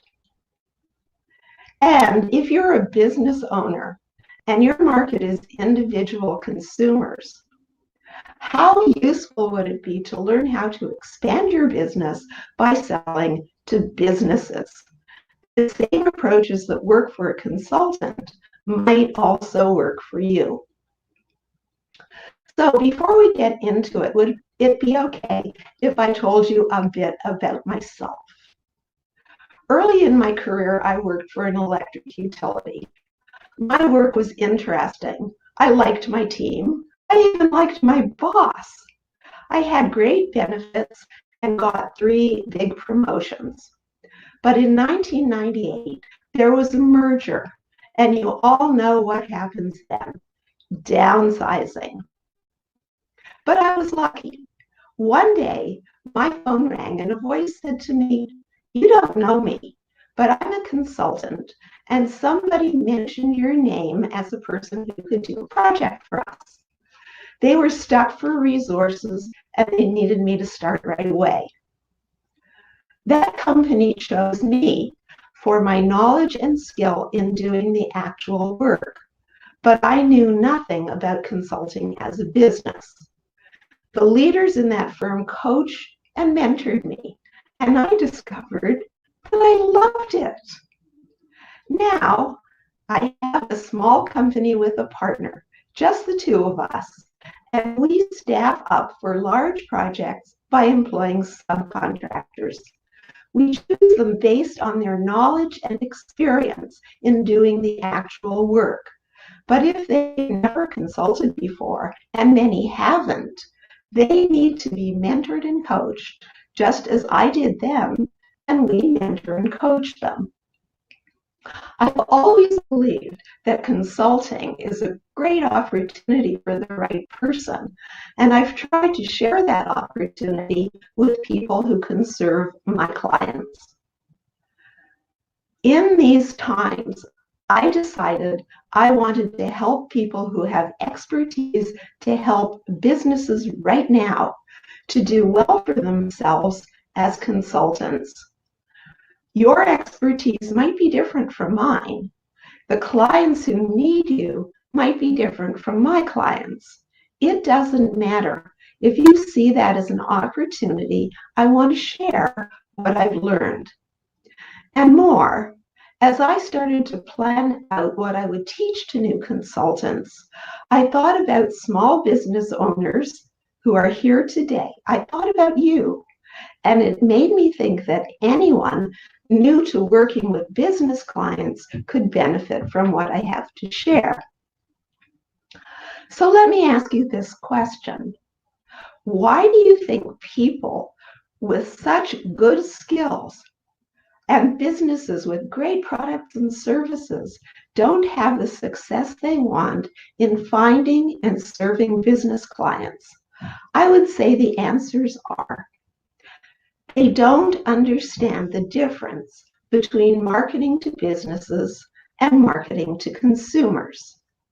Second, They don't know how to manage and administer a relationship with business clients. And third, they don't know how to protect themselves against risk. I would like to provide you with some ideas on those today. You probably know that for, say, a musician to achieve fame and fortune, it's not enough to have talent and be amazing on stage. They need to do well with the business side of performing. And similar with a consultant, it's not enough to do good work.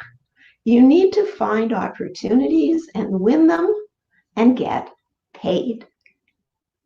The three most important tools we use in our consulting practice to find opportunities are networking, alliances, and requests for proposal, also called RFPs. With networking, you need to be known to specific types of businesses in your marketing niche.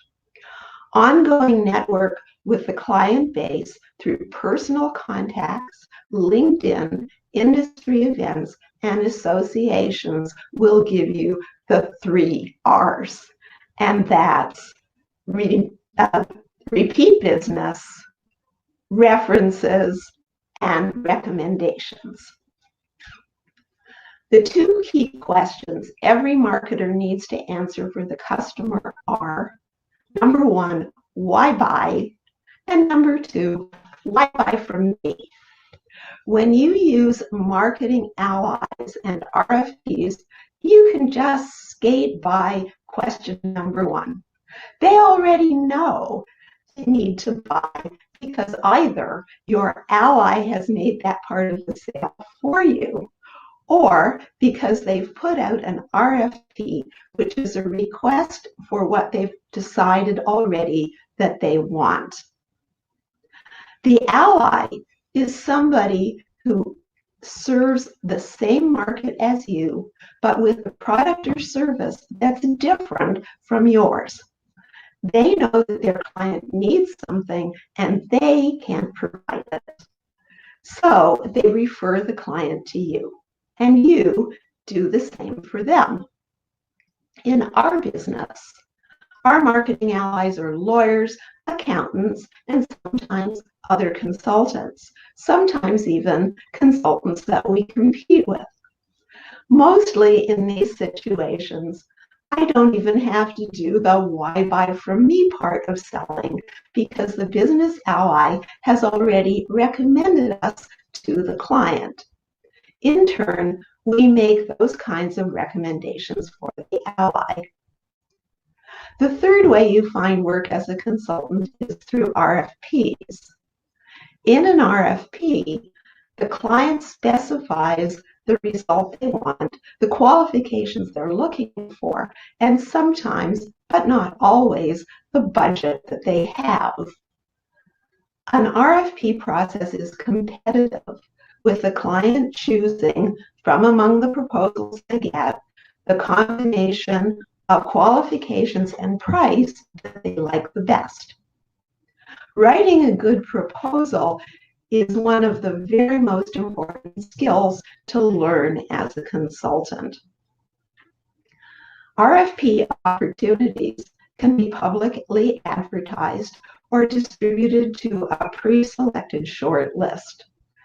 If you want to be on the pre-selected short list, and that's absolutely the best scenario, go back to the networking at opportunities and make sure that that happens.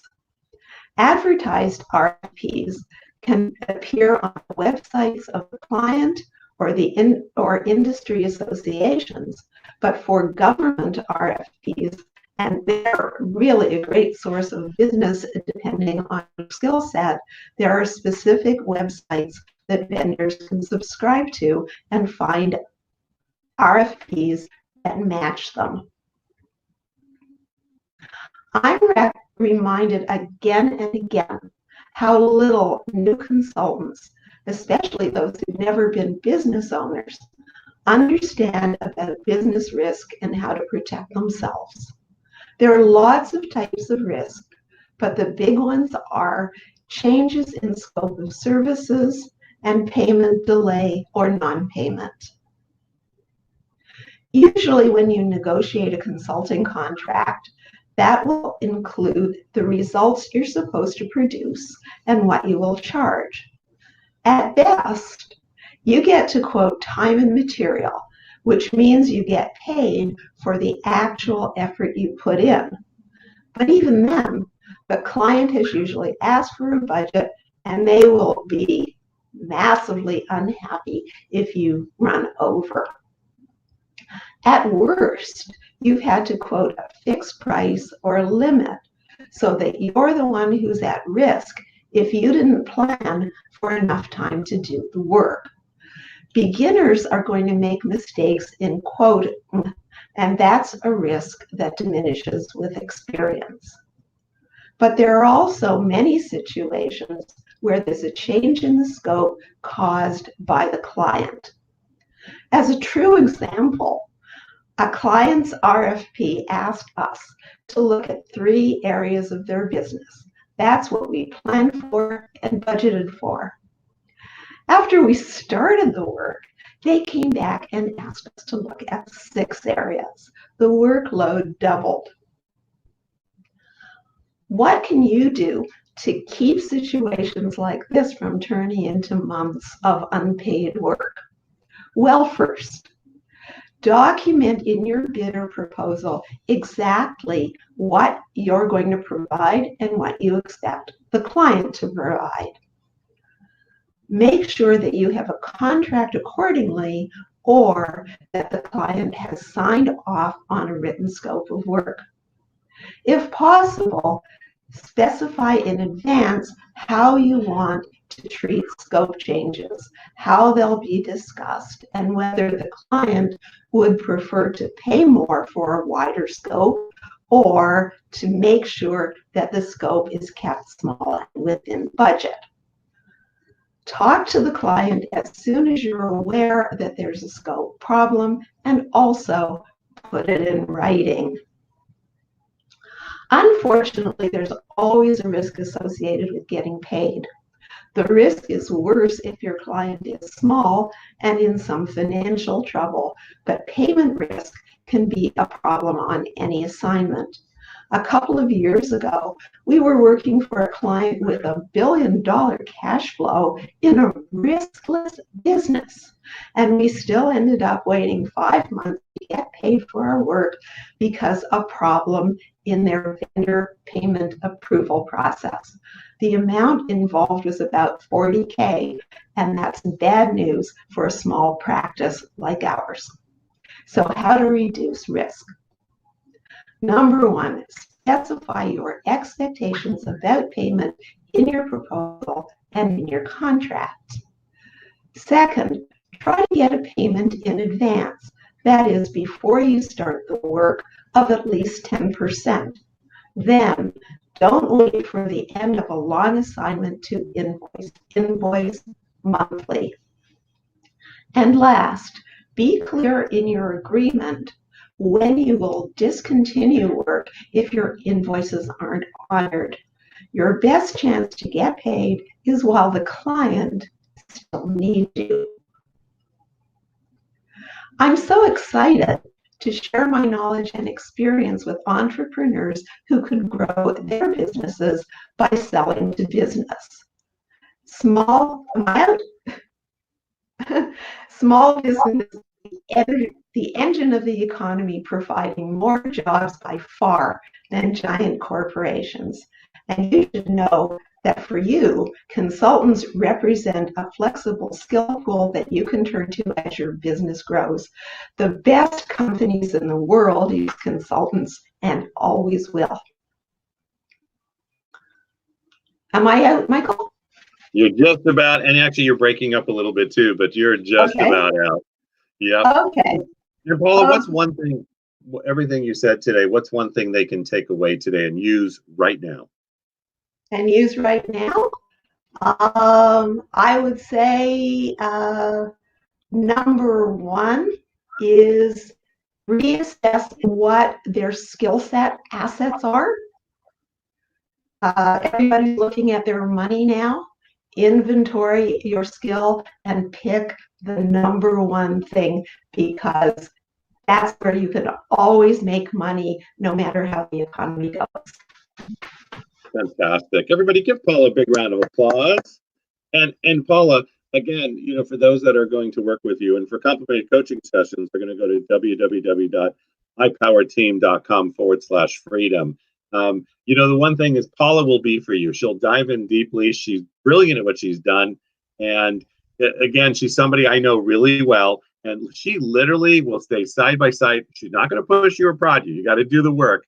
But she will take care of you in a way you need your business to be looked at and what you're doing and how to get to that next level. So Paula, thank you so much. Thank you so much, Michael. All right. Goodbye, Paula. All right. Now we're moving on. And again, it's, what's wonderful is everybody stand up, take a stretch, left, right, get that done. Now sit back down. We're going to take that energy to that next level. It's time to really listen and learn. The next presenter is somebody that I know really well. He's already taken his business to the next level. He's going to help you take that business to the next level. And then after Greg, you're going to hear a gentleman that is going to rock your world, and you need to be on for that. And we'll start posting it like crazy too. So our next presenter, Greg, is an entrepreneur business owner who holds a bachelor's degree from Western Michigan University in education. Greg has been involved in different aspects of the fitness, health, and wellness and rehabilitation industries for the past 18 years. First as a personal trainer, coach, physical education, details later in the day, physical education teacher, inclusive fitness trainer, and now as an entrepreneur and business owner. Greg has presented numerous times across the state of Michigan and Chicago as a speaker on topics of rehabilitation, inclusive fitness training, and entrepreneurship. Greg has been published in several local and national newspapers and magazine articles on the topic of inclusive fitness training. I've said that 3 times now. Greg believes in the power of networking to create new resources. Everybody write that down. New resources for injured individuals so they can find the quality of care needed to move onward through the recovery process. Greg is also passionate about being an entrepreneur and entrepreneurship and helping you with your entrepreneurship, and wants to pay it forward by collaborating with fellow entrepreneurs to enhance the small business profession. Without any further ado, let's give it up for Mr. Greg Kirk. Hey, how's it going, Michael? Thank you. Pretty good. How are you? That was an amazing introduction. Thank you so much for that. You're very welcome. Enjoy. Thank you so much. I'm really excited to be here. And before I get started, I want to say thank you to Powerteam International and specifically Bill Walsh for providing me this amazing opportunity to get in front of all of you today and talk about the passion that I love, which is leadership and entrepreneurship. So I also want to thank all of you that are participating in the summit and have spent 6 hours now listening to different speakers. So I've got big shoes to fill. There's been some amazing speakers. So hopefully you learn some things in this short 15-20 minute period with myself. Before I get started, again, my name is Greg Kirk. I'm a 15-year business owner. I started in my bedroom like a lot of other people did in their homes, and started the business from scratch, and then grew it with a whole team of individuals. And now we are 32 people strong, working around the Metro Detroit area to rehab or rehabilitate people that have been injured in car accidents. And this isn't just minor orthopedic type of injuries. These are the worst of the worst, the catastrophic injuries, the brain injuries, the spinal cord injuries, the amputations.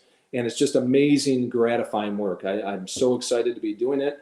I love doing it every day. And again, want to talk to you guys about the love and the entrepreneurship that I care about so much. So I've got a little cheat sheet here because I am completely scatterbrained. So this kind of allows me to stay on track. So if I glance up every now and again, that's kind of what I'm looking at. I want to make sure I stay on course and deliver you guys a positive and beneficial presentation here. So before I get started, real quick, there's 2 books that I really want to talk about briefly. I think that they're amazing. They've helped me with my leadership skills quite a bit. And the first one up here is Leaders Eat Last by Simon Sinek. I pulled a lot of good information out of this book. And if you guys haven't had the opportunity to read this book, I suggest doing so. Another book is very, very popular. You probably heard of this one, The 7 Habits of Highly Effective People with Stephen Covey. So these two books I just wanted to make mention real quick because they truly helped me and helped me with my leadership abilities. So from there, Bill has asked me to present on the topic of leadership. And that's a tricky one because leadership is so broad. There's a lot of different facets to leadership. So what I'm going to do is I'm going to kind of narrow it down and make it a little bit more specific to not only effective leadership, but what has worked for me over the last 15 years and what's helped make me successful. And I think by doing that, it's kind of honed the leadership. I've got 6 leadership principles that I want to talk to you about now. So the first one is we call it leaders are listeners. We need to seek to understand. There's a difference between hearing and listening. Hearing is more, you hear the words coming out of individuals' mouths, right? But you don't really take action and do anything about it. A listener truly seeks to understand, and they try to put themselves in that person's shoes who are coming and communicating to you about their concerns or about their troubles. So again, I just to give you an example, I used to be a terrible listener, to be honest with you. In my first couple of years of business, I had a key leader in my organization who was really good, and we would butt heads from time to time. And I really believe that's because I wasn't doing an effective job of seeking to understand her frustrations and her concerns. And because of that, I ended up losing a really good employee. And now kind of self-reflecting on that, I found that obviously I wasn't doing my part in listening to her concerns. I was just kind of hearing noise, and it was frustrating myself, and I just wanted to get out of that working relationship. And of course, I made a mistake, and what effective leader hasn't made mistakes in the past? And as long as you're falling forward and you make a mistake and learn from it, that's being an effective leader. But if you make the same mistake time and time again, that's where you're going to run into issues. So that's really number one. Number two is be relentlessly positive. Okay, especially in this time of day, with the COVID-19 situation happening, it's so important to be a positive leader. Your people in your organization are going to look to you to be that positive beacon, to be that light, to be that positive person that's going to figure out an answer. And so that's why it's incredibly beneficial to be positive. I have a motto in my company called Relentless Positivity, where we try to change any negative situation into something positive. And if you can do that, that's really going to help you also become an effective leader. Another third principle, put others before yourself. Okay, always look for opportunities to serve. And not only on like Rotary clubs or different local charities, but I'm talking more specifically within your organization. Okay, from time to time, take an employee out to lunch, out to dinner, out to breakfast, whatever time of day you need to, and talk to them about their goals, their dreams, their ambition, their hobbies. If you take the time to find out what truly makes them passionate, they're going to bend over backwards for you in the long run. And not only that, you're going to build yourself an amazing culture full of people that never want to leave your organization. So that's principle number 3. Principle number 4, practice living as a leader, instead of being a leader. And I say that because if you're being a leader, it's hard to be a leader sometimes and then be able to turn it off.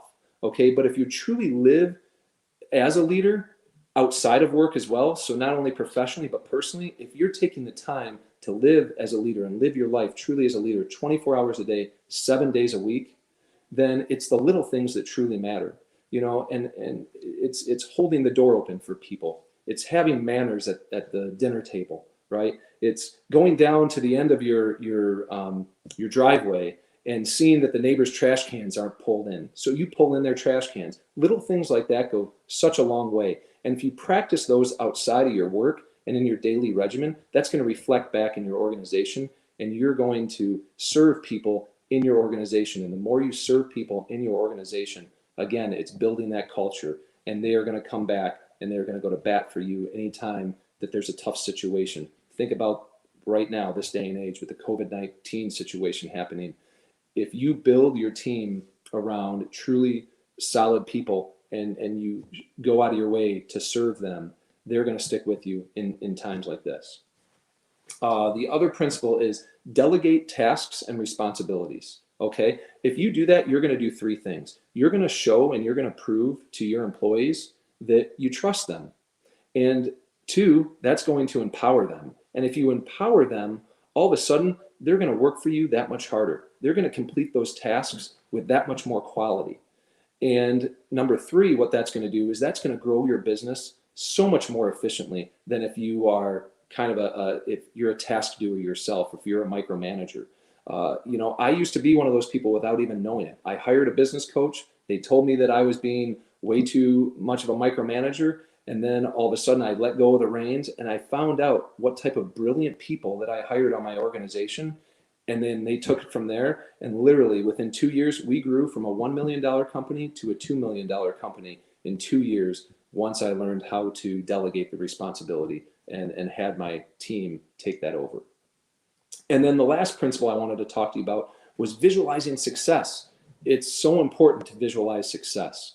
You know, whether it's something small or something major. Let's say you go into a weekly meeting and you have a goal for that weekly meeting. Visualize that in your head over and over again the night before, and really say, I'm going to succeed at that goal, and visualize yourself doing it, and you will succeed in that.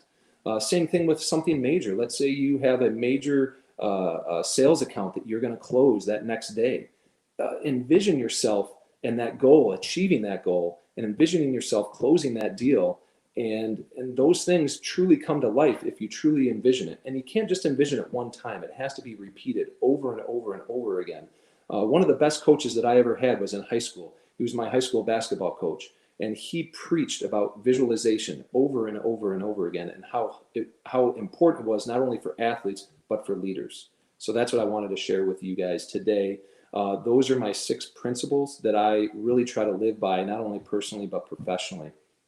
So I'm sure that this is pretty straightforward stuff to you guys. It's probably nothing, I'm not sharing anything new. Hopefully you gain some quick tips out of those suggestions and those principles. But really, it's all about rehashing the basics and doing them over again consistently. And it really goes towards anything. Think about school. Think about business. Think about athletics. Think about pro athletes. How many times they condition themselves with the fundamentals, practicing the fundamentals over and over and over again. Think about Michael Jordan practicing free throws. Think about Tiger Woods practicing his golf swing. Think about Tom Brady practicing how to throw a football to a specific target on a field. I mean, those guys do that religiously over and over and over again, and that's what makes them experts. And the same thing applies to business. If you really truly want to be an expert in leadership or be an amazing leader, it's not just going to happen if you practice the fundamentals one time. You have to practice those multiple times in order to really have those be in your subconscious, where you're just doing them over and over and over again. And then that's what's really going to separate, an amazing leader or an expert leader from an average leader. So why are there so few leaders in society today? I'm going to let you guys think about that for a second. Why are there so few leaders in society today? If the fundamentals of effective leadership were practiced more often, we'd have more effective leaders. That's at least my answer.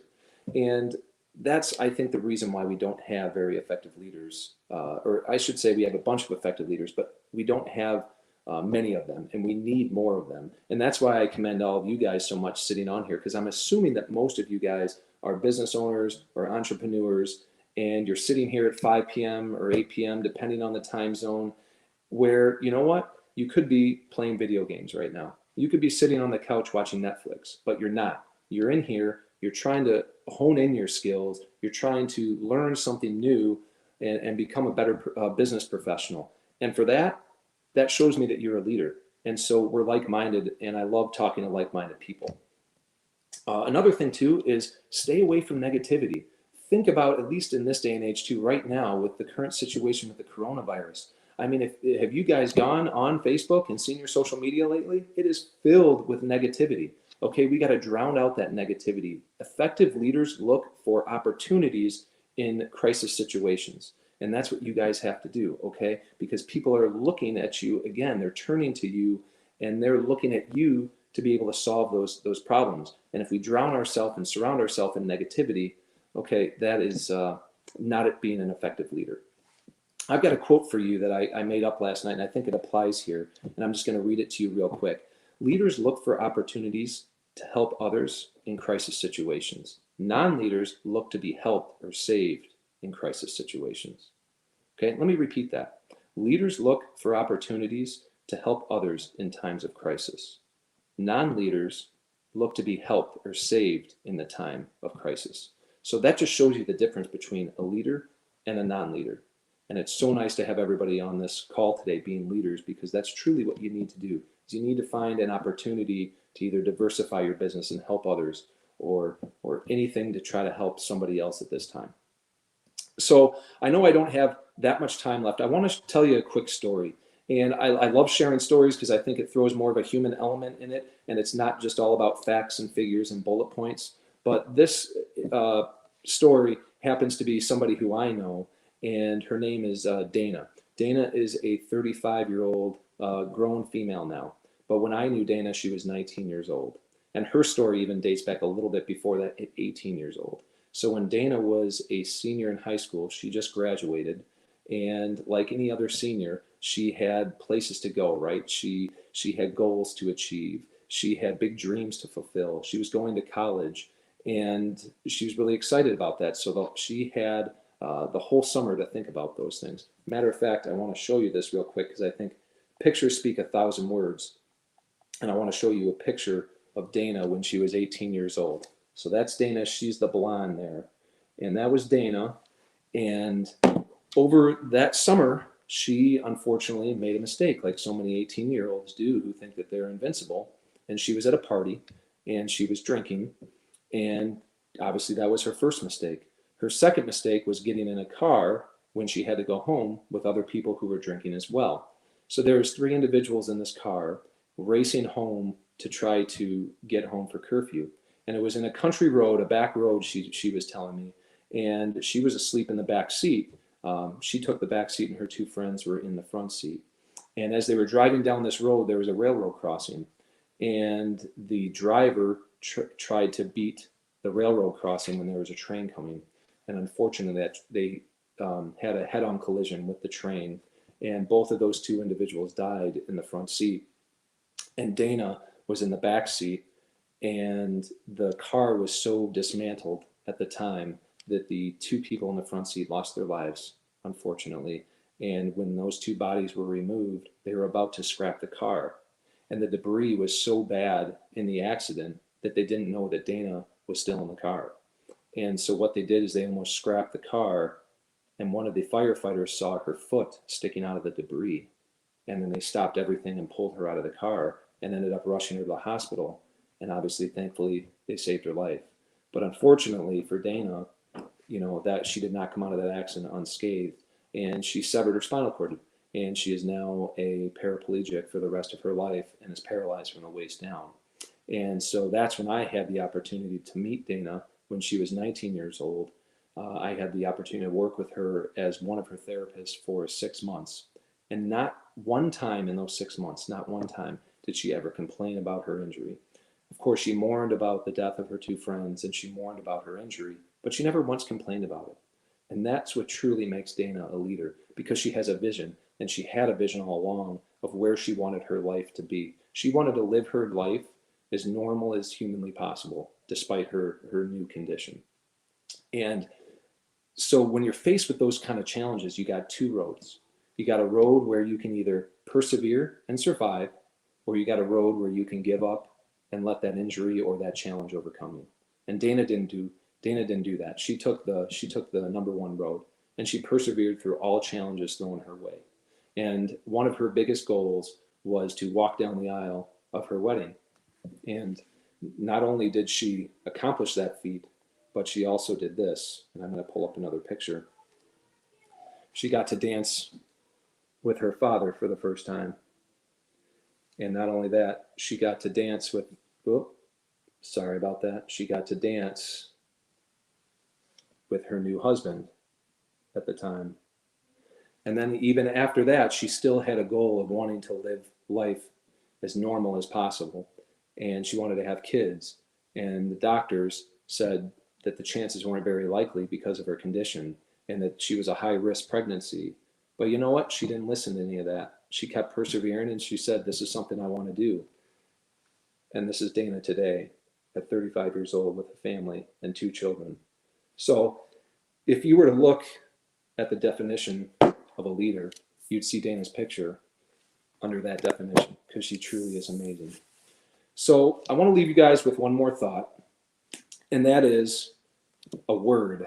And this word, I'm sure you've all seen it before, and it's attitude, right? And a lot of people say, well, you need attitude. You need the right attitude to be successful. I'm going to take it a step further, and I'm going to add this.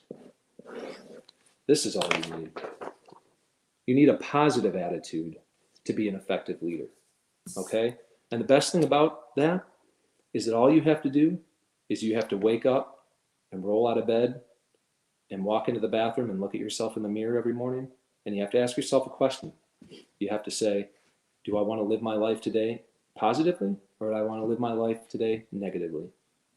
And the best thing about this, guys, is that it's free. You don't have to pay a dime. All you have to do is make a choice. And if you make the choice to live your life positively, you're going to be an effective leader. And that's what leadership is, guys. That's all it is. It's a mindset. It's what you want to do. And it's 2 choices. So I appreciate it very much. Thank you so much for your time. And again, I thank Michael. Appreciate it. This has been an amazing experience. I know it's been short, but I hope you guys have learned a couple things. And that's it. All right, everybody give Kirk a big round of applause. You know, and if you want to work with him too, don't forget that you are able to go to I'll just post it. You know, it's one of those things. It's that time of the day. But no, it's been a long day for you. Isn't that good? You want to go to ipowerteam.com/freedom, and that's the way to really be able to work with him. He's also one of our, really part of our team, part of our facilitation team when it comes to the masterminds. Not only is he going to speak on stages, and he's created, he's an entrepreneur and is really just blowing up that Detroit area. So it's really awesome. And thank you so much for being on. Thanks, Michael. I really appreciate it. I had fun. You're welcome. Thanks, everyone.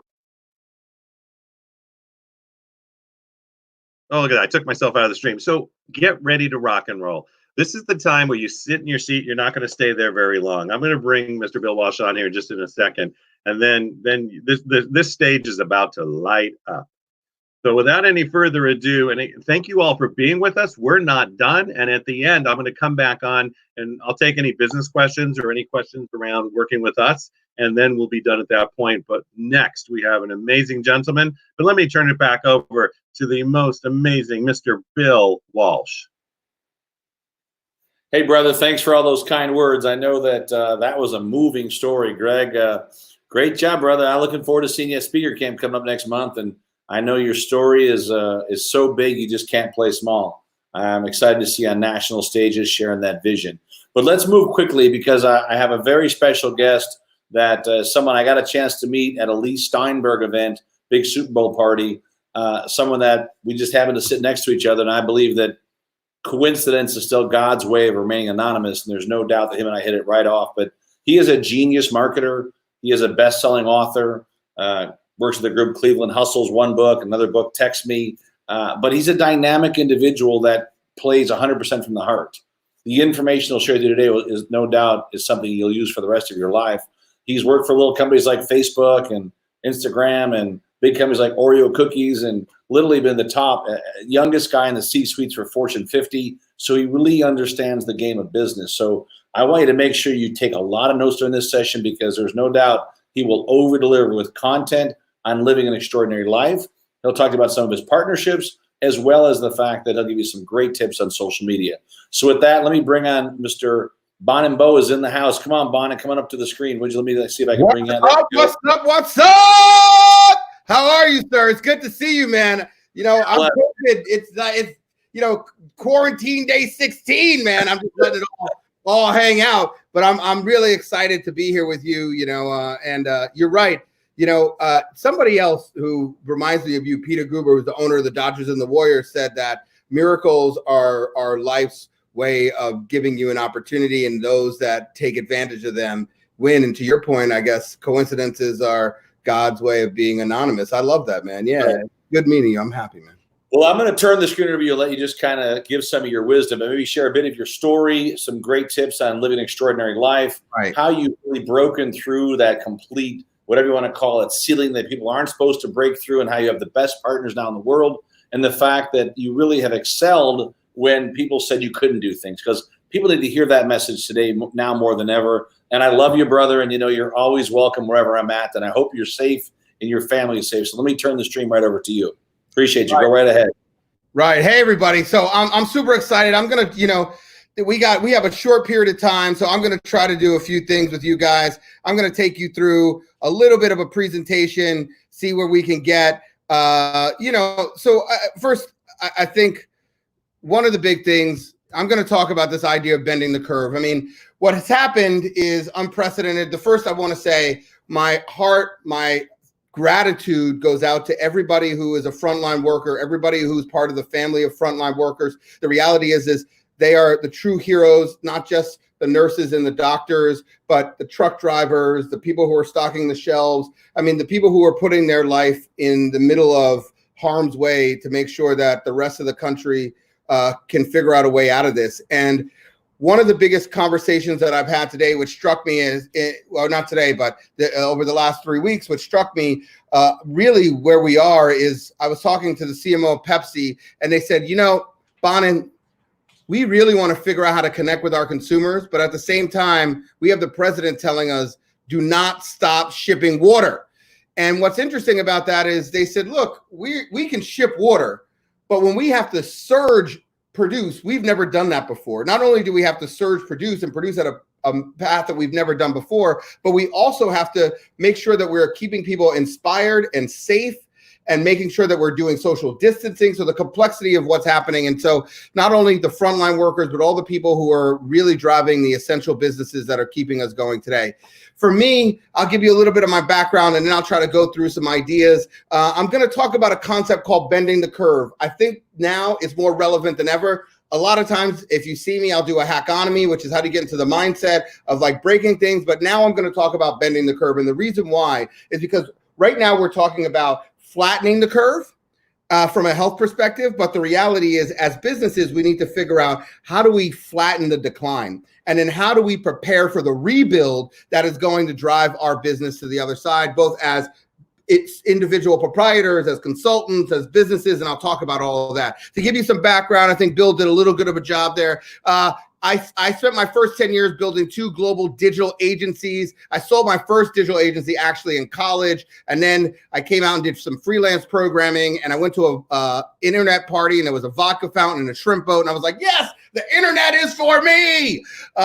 And then I ended up building a privately held and then publicly at IPG. I also ran their investment group, so I got to see 2 sides of the coin, corporate and small business or small startup. And then I left there because I thought that clients were too dumb to buy good work. So I went to go to work for a small company called PepsiCo, where I ran digital marketing globally across all of their brands. But really my job was to usher them into kind of this new channel, this channel where consumers were, the Facebooks of the world that they had never seen before. And we did a couple of things like build the first ever user-generated beverage, which I think is interesting today. People told us that it wasn't going to be big. It ended up becoming the largest limited time offer that PepsiCo had ever had. I think it's interesting today because at the end of the day, we've got all these people sitting at home, and I'm going to talk about this, who are dying to participate in this digital world. And so many companies do not have a digital play. So when you think about consulting, I'm going to share 2 sides. When we do coaching, we coach consultants on how to bend the curve, and we coach business owners on how to bend the curve. So when you think about, I saw a great meme and it said, who drove digital transformation for your organization the fastest? The CEO, the CFO, or COVID-19? And it's crazy because, well, that's a funny meme. The reality is the pressure of this immediacy has actually made people realize how big it changed businesses, like Bill's business. Here we are on digital. And then I left PepsiCo and I went to a tiny company that he mentioned, which at the time was Kraft Foods, and then spun off and became Mondelez International. At Mondelez, which was the largest snack food company in the world, a $39 billion business, my job was to inspire us to do the things that we didn't even think were possible. I was chief media and e-commerce officer, and I bought $3 billion of media across the globe, and I built our consumer engagement for all of our global brands, Oreos, Wheat Thins, Stride and Tried, Triscuit, Cadbury, you name it, as well as I built our e-com business. And when I took on the e-com business, I was told by a very senior leader, do you really think people are going to buy Oreos online? I was like, oh, great. I made great business decisions in my life. But we took that business from $65 million to $265 million in 18 months, because what we did was we focused on how do we understand where the consumer is today, and then how do we bend that curve and accelerate? And that's what today is going to be about. My next 20 minutes are all about acceleration. But I decided to quit. I was living in China, relaunching Oreo, and I said, you know what? I'm going to quit. I'm going to start investing, and I'm going to become rich. Well, I met a guy named Rich Lou Dennis, and Rich owned a business called Sundial, which was the largest natural beauty business. I did start investing, and I ran into him, and he said, hey, I want you to come back in the game. I was like, no, I don't want to do it. I don't want to do it. But I ended up doing it anyway, because I said, look, if you allow me to turn you into a digital business, then I'll do it. And that's what we did. And we took Sundial by building on one-to-one connections with consumers. And I'm going to talk deeply about that. I use the messaging channel. I believe that that is the future. Right now, if you had the phone number of every single consumer that you wanted to reach, or every single business partner, or every single partner, imagine what you could accomplish in this moment right now. And that is the crazy thing. And that's what we did. We sought to have the phone numbers of all the consumers that we wanted to sell product to. And we took that business from $200 million to $300 million in 12 months. And then we sold it to Unilever for a little under $1 billion.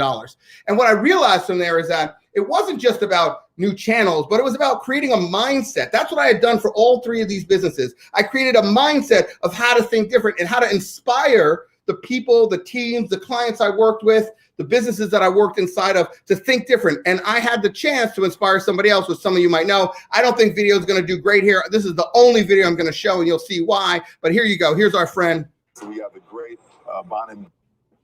I knew it wasn't going to do good. But what he said, LeBron James, ladies and gentlemen, he said, we have the great Bonin Bow. If you had that video, you would show it too. I might show it over and over and over again for the rest of the presentation.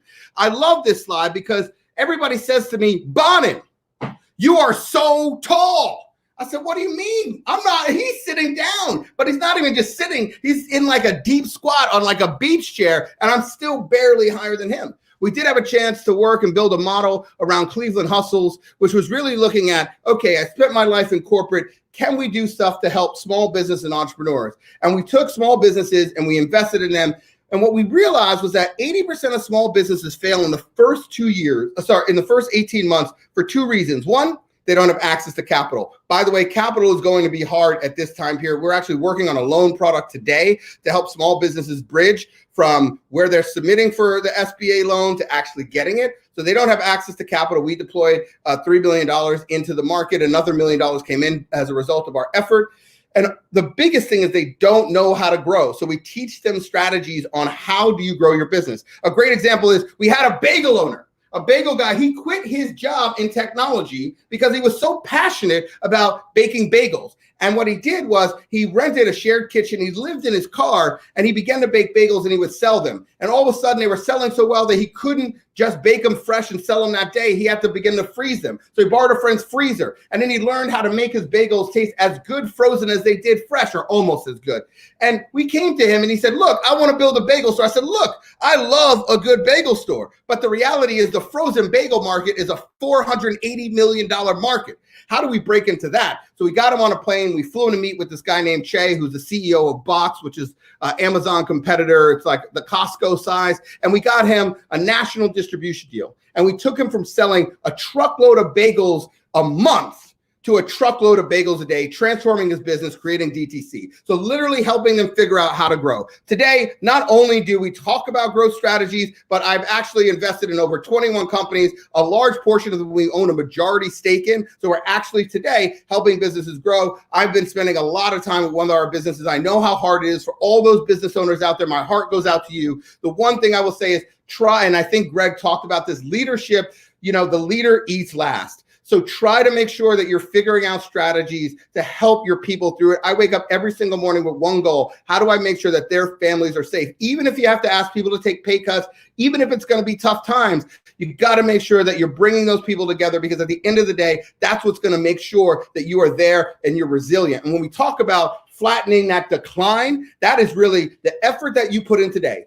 both with your current employees, both with your current customers, and both with potentially new customers. The value that you add to those people are going to be remembered in these times. And then the next thing I want you to do is think about how are you building the building blocks to come out of this positively. I did write a book. Text me. I know Bill doesn't like me giving out my phone number, so you can text Bill instead. I'm sure they're going to put it on the screen, but you can also text me. But I will send you a free copy of the book if you send me a text. You can find me. I'm all over the internet, so this way Bill can't yell at me because I didn't actually say my phone number. It's full disclosure. So I'm going to talk today. It's going to be a growth story. It's going to be a growth story because we heard so much about, oh, I'm scrambling. What do I do? But I want to talk about how do you prepare yourself today to grow? And the first question I usually ask people, and unfortunately I'm in sharing mode, so I can't see people's hand raised, is one, do you aspire to grow your business? And I always get people, yeah, I aspire to grow my business. Great. Do you think you have the right people today inside your business? And I know it's tough times, so I apologize, that will help you grow your business tomorrow, even coming out of these tough times. I get a few less hands. Then I ask a question, do you believe you actually know the consumer? And this is even more important today than it was even yesterday, is that people ask, what do I do in these times? I said, well, what are consumers going to need? And it might not be the business you're in today. Can you pivot? Or if you're a consultant, can you help the businesses that you work with think about what their pivot is? Look at what Ford had to do. Ford transformed their business model to create ventilators. Or even crazier, Estee Lauder is now creating hand sanitizers. So how do you begin to think about what can you accomplish and where is the audience that's actually going to provide you growth? And as a consultant on the other side, how are you going to help businesses think about how they're going to grow? And I'm going to give you this model. If you're a consultant out there and looking to be a consultant, this is some of the training that we do. We teach you how to use this model to help you think through for other businesses. And if you're a small business owner, we use this model to help you figure out how do you grow your business. More than that is, do you believe you have the right product, content, offering? We call it content. We generally think about everything as it's a piece of content because you have to put it in front of a person and you have to get them to buy it. Do you have the right product, service, content offering today that they need to buy in order for you to grow? Today, do you have that? And we get a few less hands. And then I ask them, have you reinvented your business? Have you truly reinvented your business? And less hands go up. Maybe I get, maybe 5% of the people in the audience believe they reinvented. And then when we talk to them, they realize that they haven't reinvented. And then we start going through this and we go, look, so many businesses. First, I want to show you the current landscape of business. The reality is that even the traditional businesses, and I'm using this as big businesses so you can see, the traditional businesses have been flatlined. And if you actually look at the growth of your business, I'm sure you are in a situation where you haven't really grown that much. Even if you look over the last 10 years, most large organizations have been flat. Flat is like the new up. They're like, just don't lose money. And then there's these guys that have figured out the consumer has changed and we can adapt to the new consumer. And they've been able to skyrocket. And that's what we look for. How do we bend that curve, right? So everybody aspires. I'm going to give you a great example. We did some survey, even at Mondelez, largest snack food company in the world. And I asked people, I said, who believes that new techniques will grow your brand? 90% of people said, we believe. I said, okay, great. How many people believe that Mondelez invests? So think about your own company, think about yourself. Are you investing? How many people believe that they're investing enough? And 60% said, no, we don't believe. Do you think that there's enough time spent? They said, no, I don't even personally spend enough time on the techniques that I know are going to transform my business. And more importantly, are you comfortable with how the consumer is changing the techniques that are needed? So the very first thing that you need to focus on is it's one thing to aspire. It's another thing to allocate the time, the resources, the dollars to actually transform your business, to learn how the consumer is changed, to learn the new techniques that are going to be necessary to take your business to the next level. The next thing we look at is talent.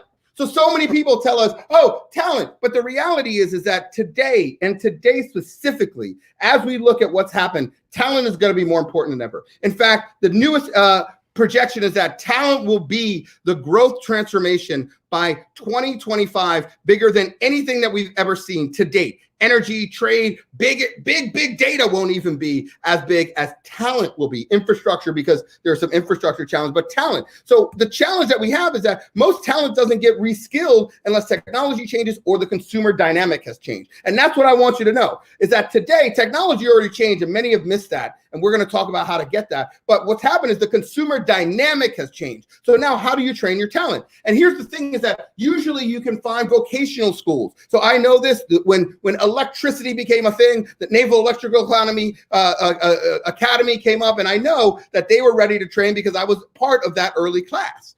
I hope that's a good laugh. And then when Yale changed over and they had to teach new business skills, I was also there. And so there were classes that taught. When Mad Men became the era, I was also there as well. But there were schools that taught that. But the reality is there's a new breed. There's a new breed of entrepreneur that has to be quick on the pivot. We are doing a show that's called, Pivot or Peril. And so the reality is that we're also positivity, pivot, and peril is actually, because I want to get the positivity piece. How do you prepare? The schools, the institutions that we thought were going to teach us are not teaching. In fact, less than 1% of the top 100 business schools even use the word emerging digital or mobile technology. So the institutions that we thought were going to teach us how to be leaders are actually failing us. So we have to figure out, we are in this world of a new talent economy. And I put this slide in today because the new talent economy is going to ask a question. Were you there for me today? And will you be there for me tomorrow? And more importantly, how do I have some level of ownership? But what we've always done is we've always just hung a sign and said, help wanted, help wanted, help wanted. But the reality is what we have to do today is train the leadership to think like, or to train the people who work in our organization to think like we want them to think, so that we can prepare to shift our business to where we want. And for those of you that are consultants, the exact same thing goes. You need to ask yourself, and this is what we teach, how do you assess a business? How do you understand what their current talent dynamic is? It's such a failed miss. Most people look at people as overhead that walks on 2 feet. Overhead that walks on 2 feet. But this is the richest asset that you have. Yes, of course, you can fire people at will and try to do cost savings, but you will never grow your business in that way. That will never be a growth engine if you are looking at people as overhead. The reality are people are assets to be nurtured, to be grown. We show sometimes a comic that says, if I train them, they will leave. But if I don't, they will stay. And that's the big thing, is that we need to train the skill set, and we need to be thinking about what is it that we as business leaders need? What is it that we as consultants need to help our businesses do? And that's what we have to focus on. So we're moving from talent to training. We also have to think differently about audiences. We used to think that it was about scale. I will tell you right now, it's great. TV has probably gotten the biggest resurgence that it's ever had. But would you take a TV commercial over somebody's phone number? Right now, what would you do? I would take somebody's phone number. In fact, we're doing a lot of that for people. So the reality is that 3 bold brands, when the world switched, decided to jump into TV because what they saw was that it eclipsed where consumer consumption was, and nobody was investing in it. And I would argue we're seeing the same thing today. Those brands were P&G, Unilever, and Kraft.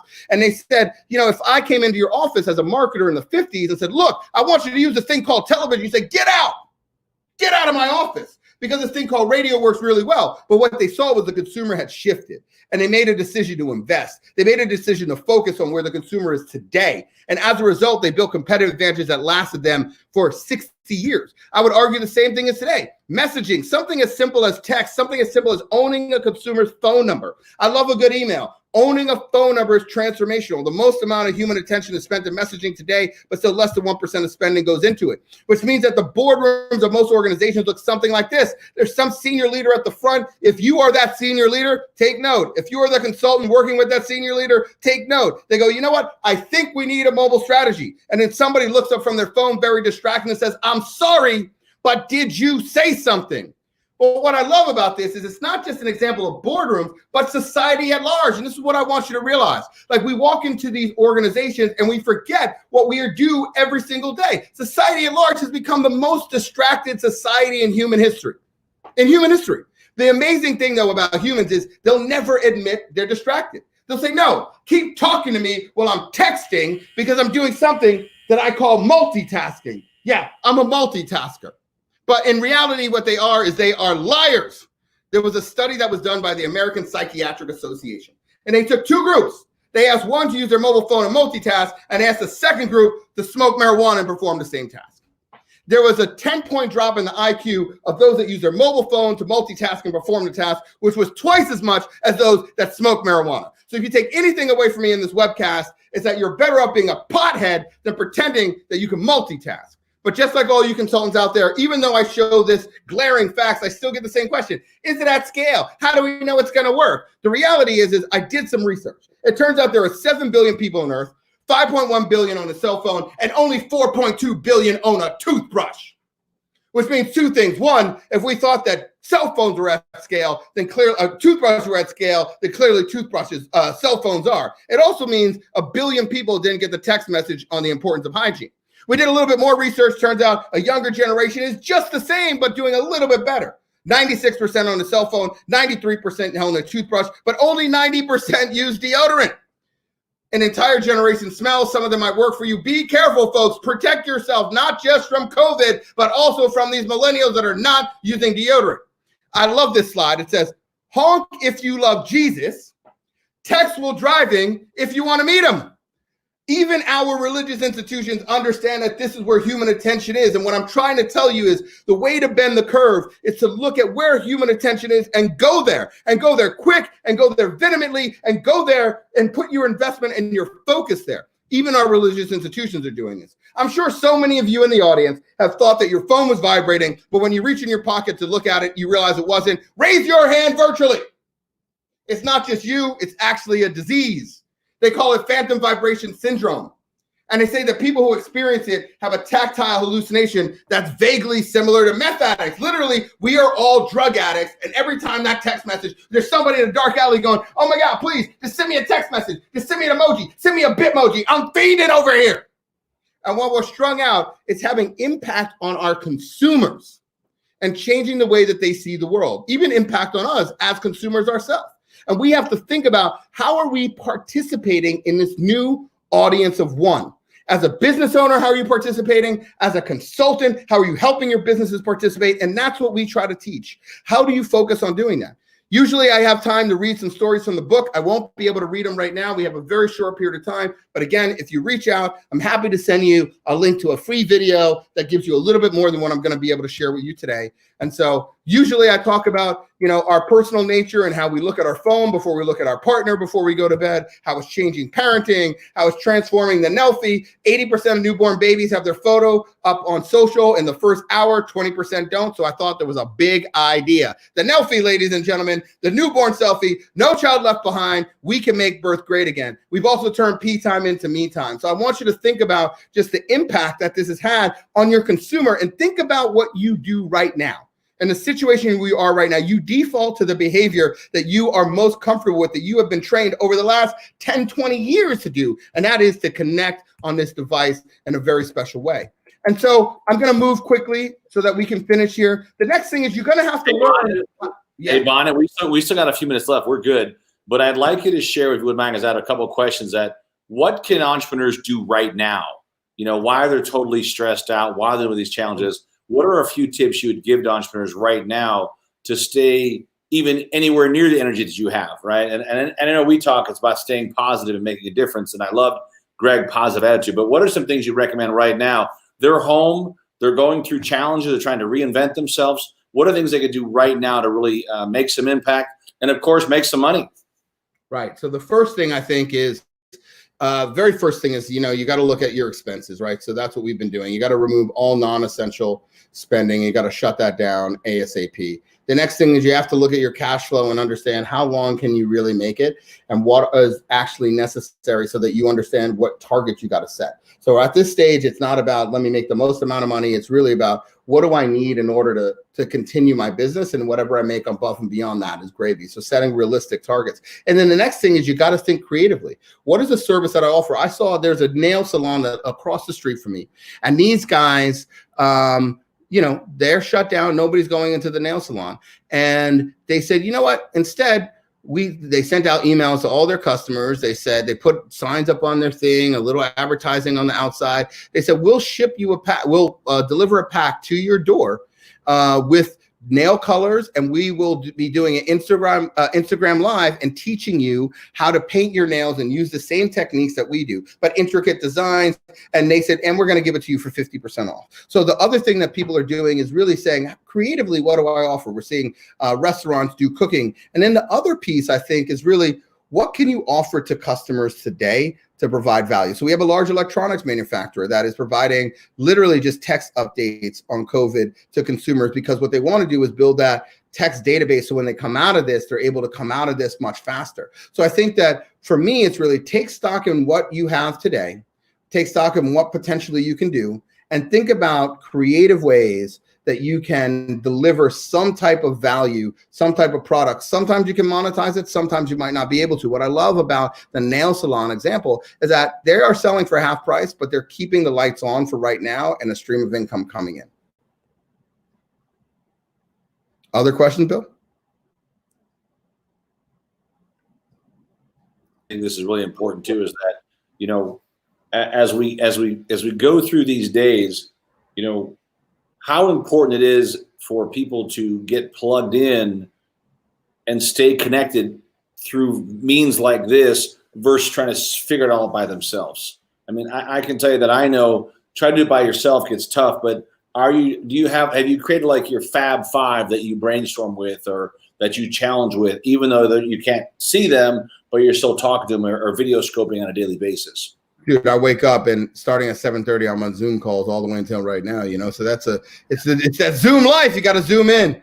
But I think that, you know, for me, it is talking to everybody up and down the chain. It's not just, there's not just five. I mean, ideas are coming from everywhere. It's, you know, and so right. I try to spend my time really talking to people and asking them. That's the biggest question is, what are you doing now?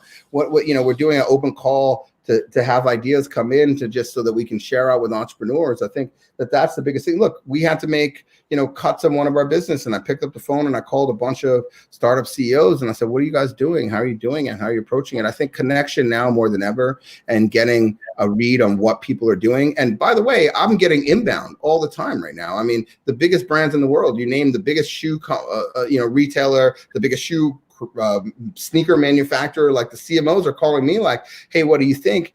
And I think that's what everybody's doing. So it's these type of forums, this type of sharing at this moment in time that is going to be able to transform, you know, how you think. I believe in high throughput. Like high throughput, you got to see a lot so that you can see the road ahead. And that's what we try to do, you know, in the training sessions, both for consultants and for businesses. So, well, I gave them all your information for a complimentary consultation for 20 minutes with you, but the last thing I want to say is 20 minutes? Oh, man, we're going to need more. Listen, we love you. I just think the world of you and the message you share and the inspiration you bring. Any favorite books you'd recommend before we finish the live stream? Well, I know one book called Text Me 646. There you go. That's a pretty good book. I was giving you that softball so you tee it right up. I think you know, I think that at some point in time you got to separate your mind from, you know, right. What I realized over the last 3 weeks is that it's literally like Groundhog's Day, and Saturday is a Monday, Sunday is a Tuesday, and that is what you need. So what I would recommend is find a book that doesn't have anything to do with business. Literally find something where, because mental health is going to creep in as an issue. Try to find a place to separate. And I know, don't get me wrong, like I'm looking at the market every day. I'm looking at our business burn, and it's not pretty, and it's hard. But at the same time, we're not dead. You know what I mean? Like there's perspective. And so it's interesting. My dad, who's 92, my dad's 92 years old, and I have my 92-year-old grandmother, and we're both on a Zoom. And I was like, has it ever been like this? And they're like, no, not even World War II. Da, da, da. And my dad said, I'm just happy I get to see it. And I was like, this is some fucked up shit, but you're still happy you get to see it. But it may, you know, so I think that perspective is important. All right, brother. We love you, man. Everyone that's listening, we're going to let you guys go. Michael, come back on the stream for a second. All right, guys. It's been a pleasure. Thank you so much. I'm out. Hey, take it easy, man. Thank you. Guys, we're going to close this out. Please make sure you share the stream with everybody. Make sure you go like our YouTube channel. You can rewatch some of these broadcasts on the Powerteam Global just go to YouTube, type in Powerteam Global, all one word. You'll be able to see some of the restreams of this stuff again. And just, stay tuned in. We'll have these every week for the next 36 weeks. We got Brian Tracy coming up. We got incredible guest speakers coming every week and new featured speakers too. And if you want to be a featured speaker, make sure you connect with Cheryl Brenner. She manages a lot of our speakers on these. So just find Cheryl Brenner on our social media team and get her through social media and she'll connect you. So Michael, back to you. I'll have you close out the stream. All right, fantastic. So again, I wanted to thank everybody for being on here today. Again, if you want to know more information, and we have tremendous speakers coming on for the next, the rest of the year, what I'd like you to do, again, I showed this earlier, is go ahead and text SBA to 26786, SBA to 26786. I'm head of global training. I will get back to you. We can take a look at where you would fit, where we fit for you, where you fit for us, and tell you a lot more about what we're doing. Thank you so much for the amazing day. You've learned to negotiate. You've learned to blow those doors open, to put products out there, to move virtually, to start your business, and so much more to learn. Be on with us next Thursday. We also have calls on Monday, Tuesday, Wednesday. We talk about internet marketing. We talk about being a speaker. And so you want to make sure you watch our feeds and streams for that, and we'll give you more information on that. So again, my name is Michael Silver, Executive Vice President for Powerteam International. So excited to have you on. I'm so glad that my mentor is part of this, Mr. Bill Walsh, and what you did, Bill, to create this within just a couple weeks and really bring this out to the world has been amazing. Thank you all so much. Share this. Have a great, glorious morning or afternoon or evening, wherever you are in the world. Everyone, we're going to say good night for tonight.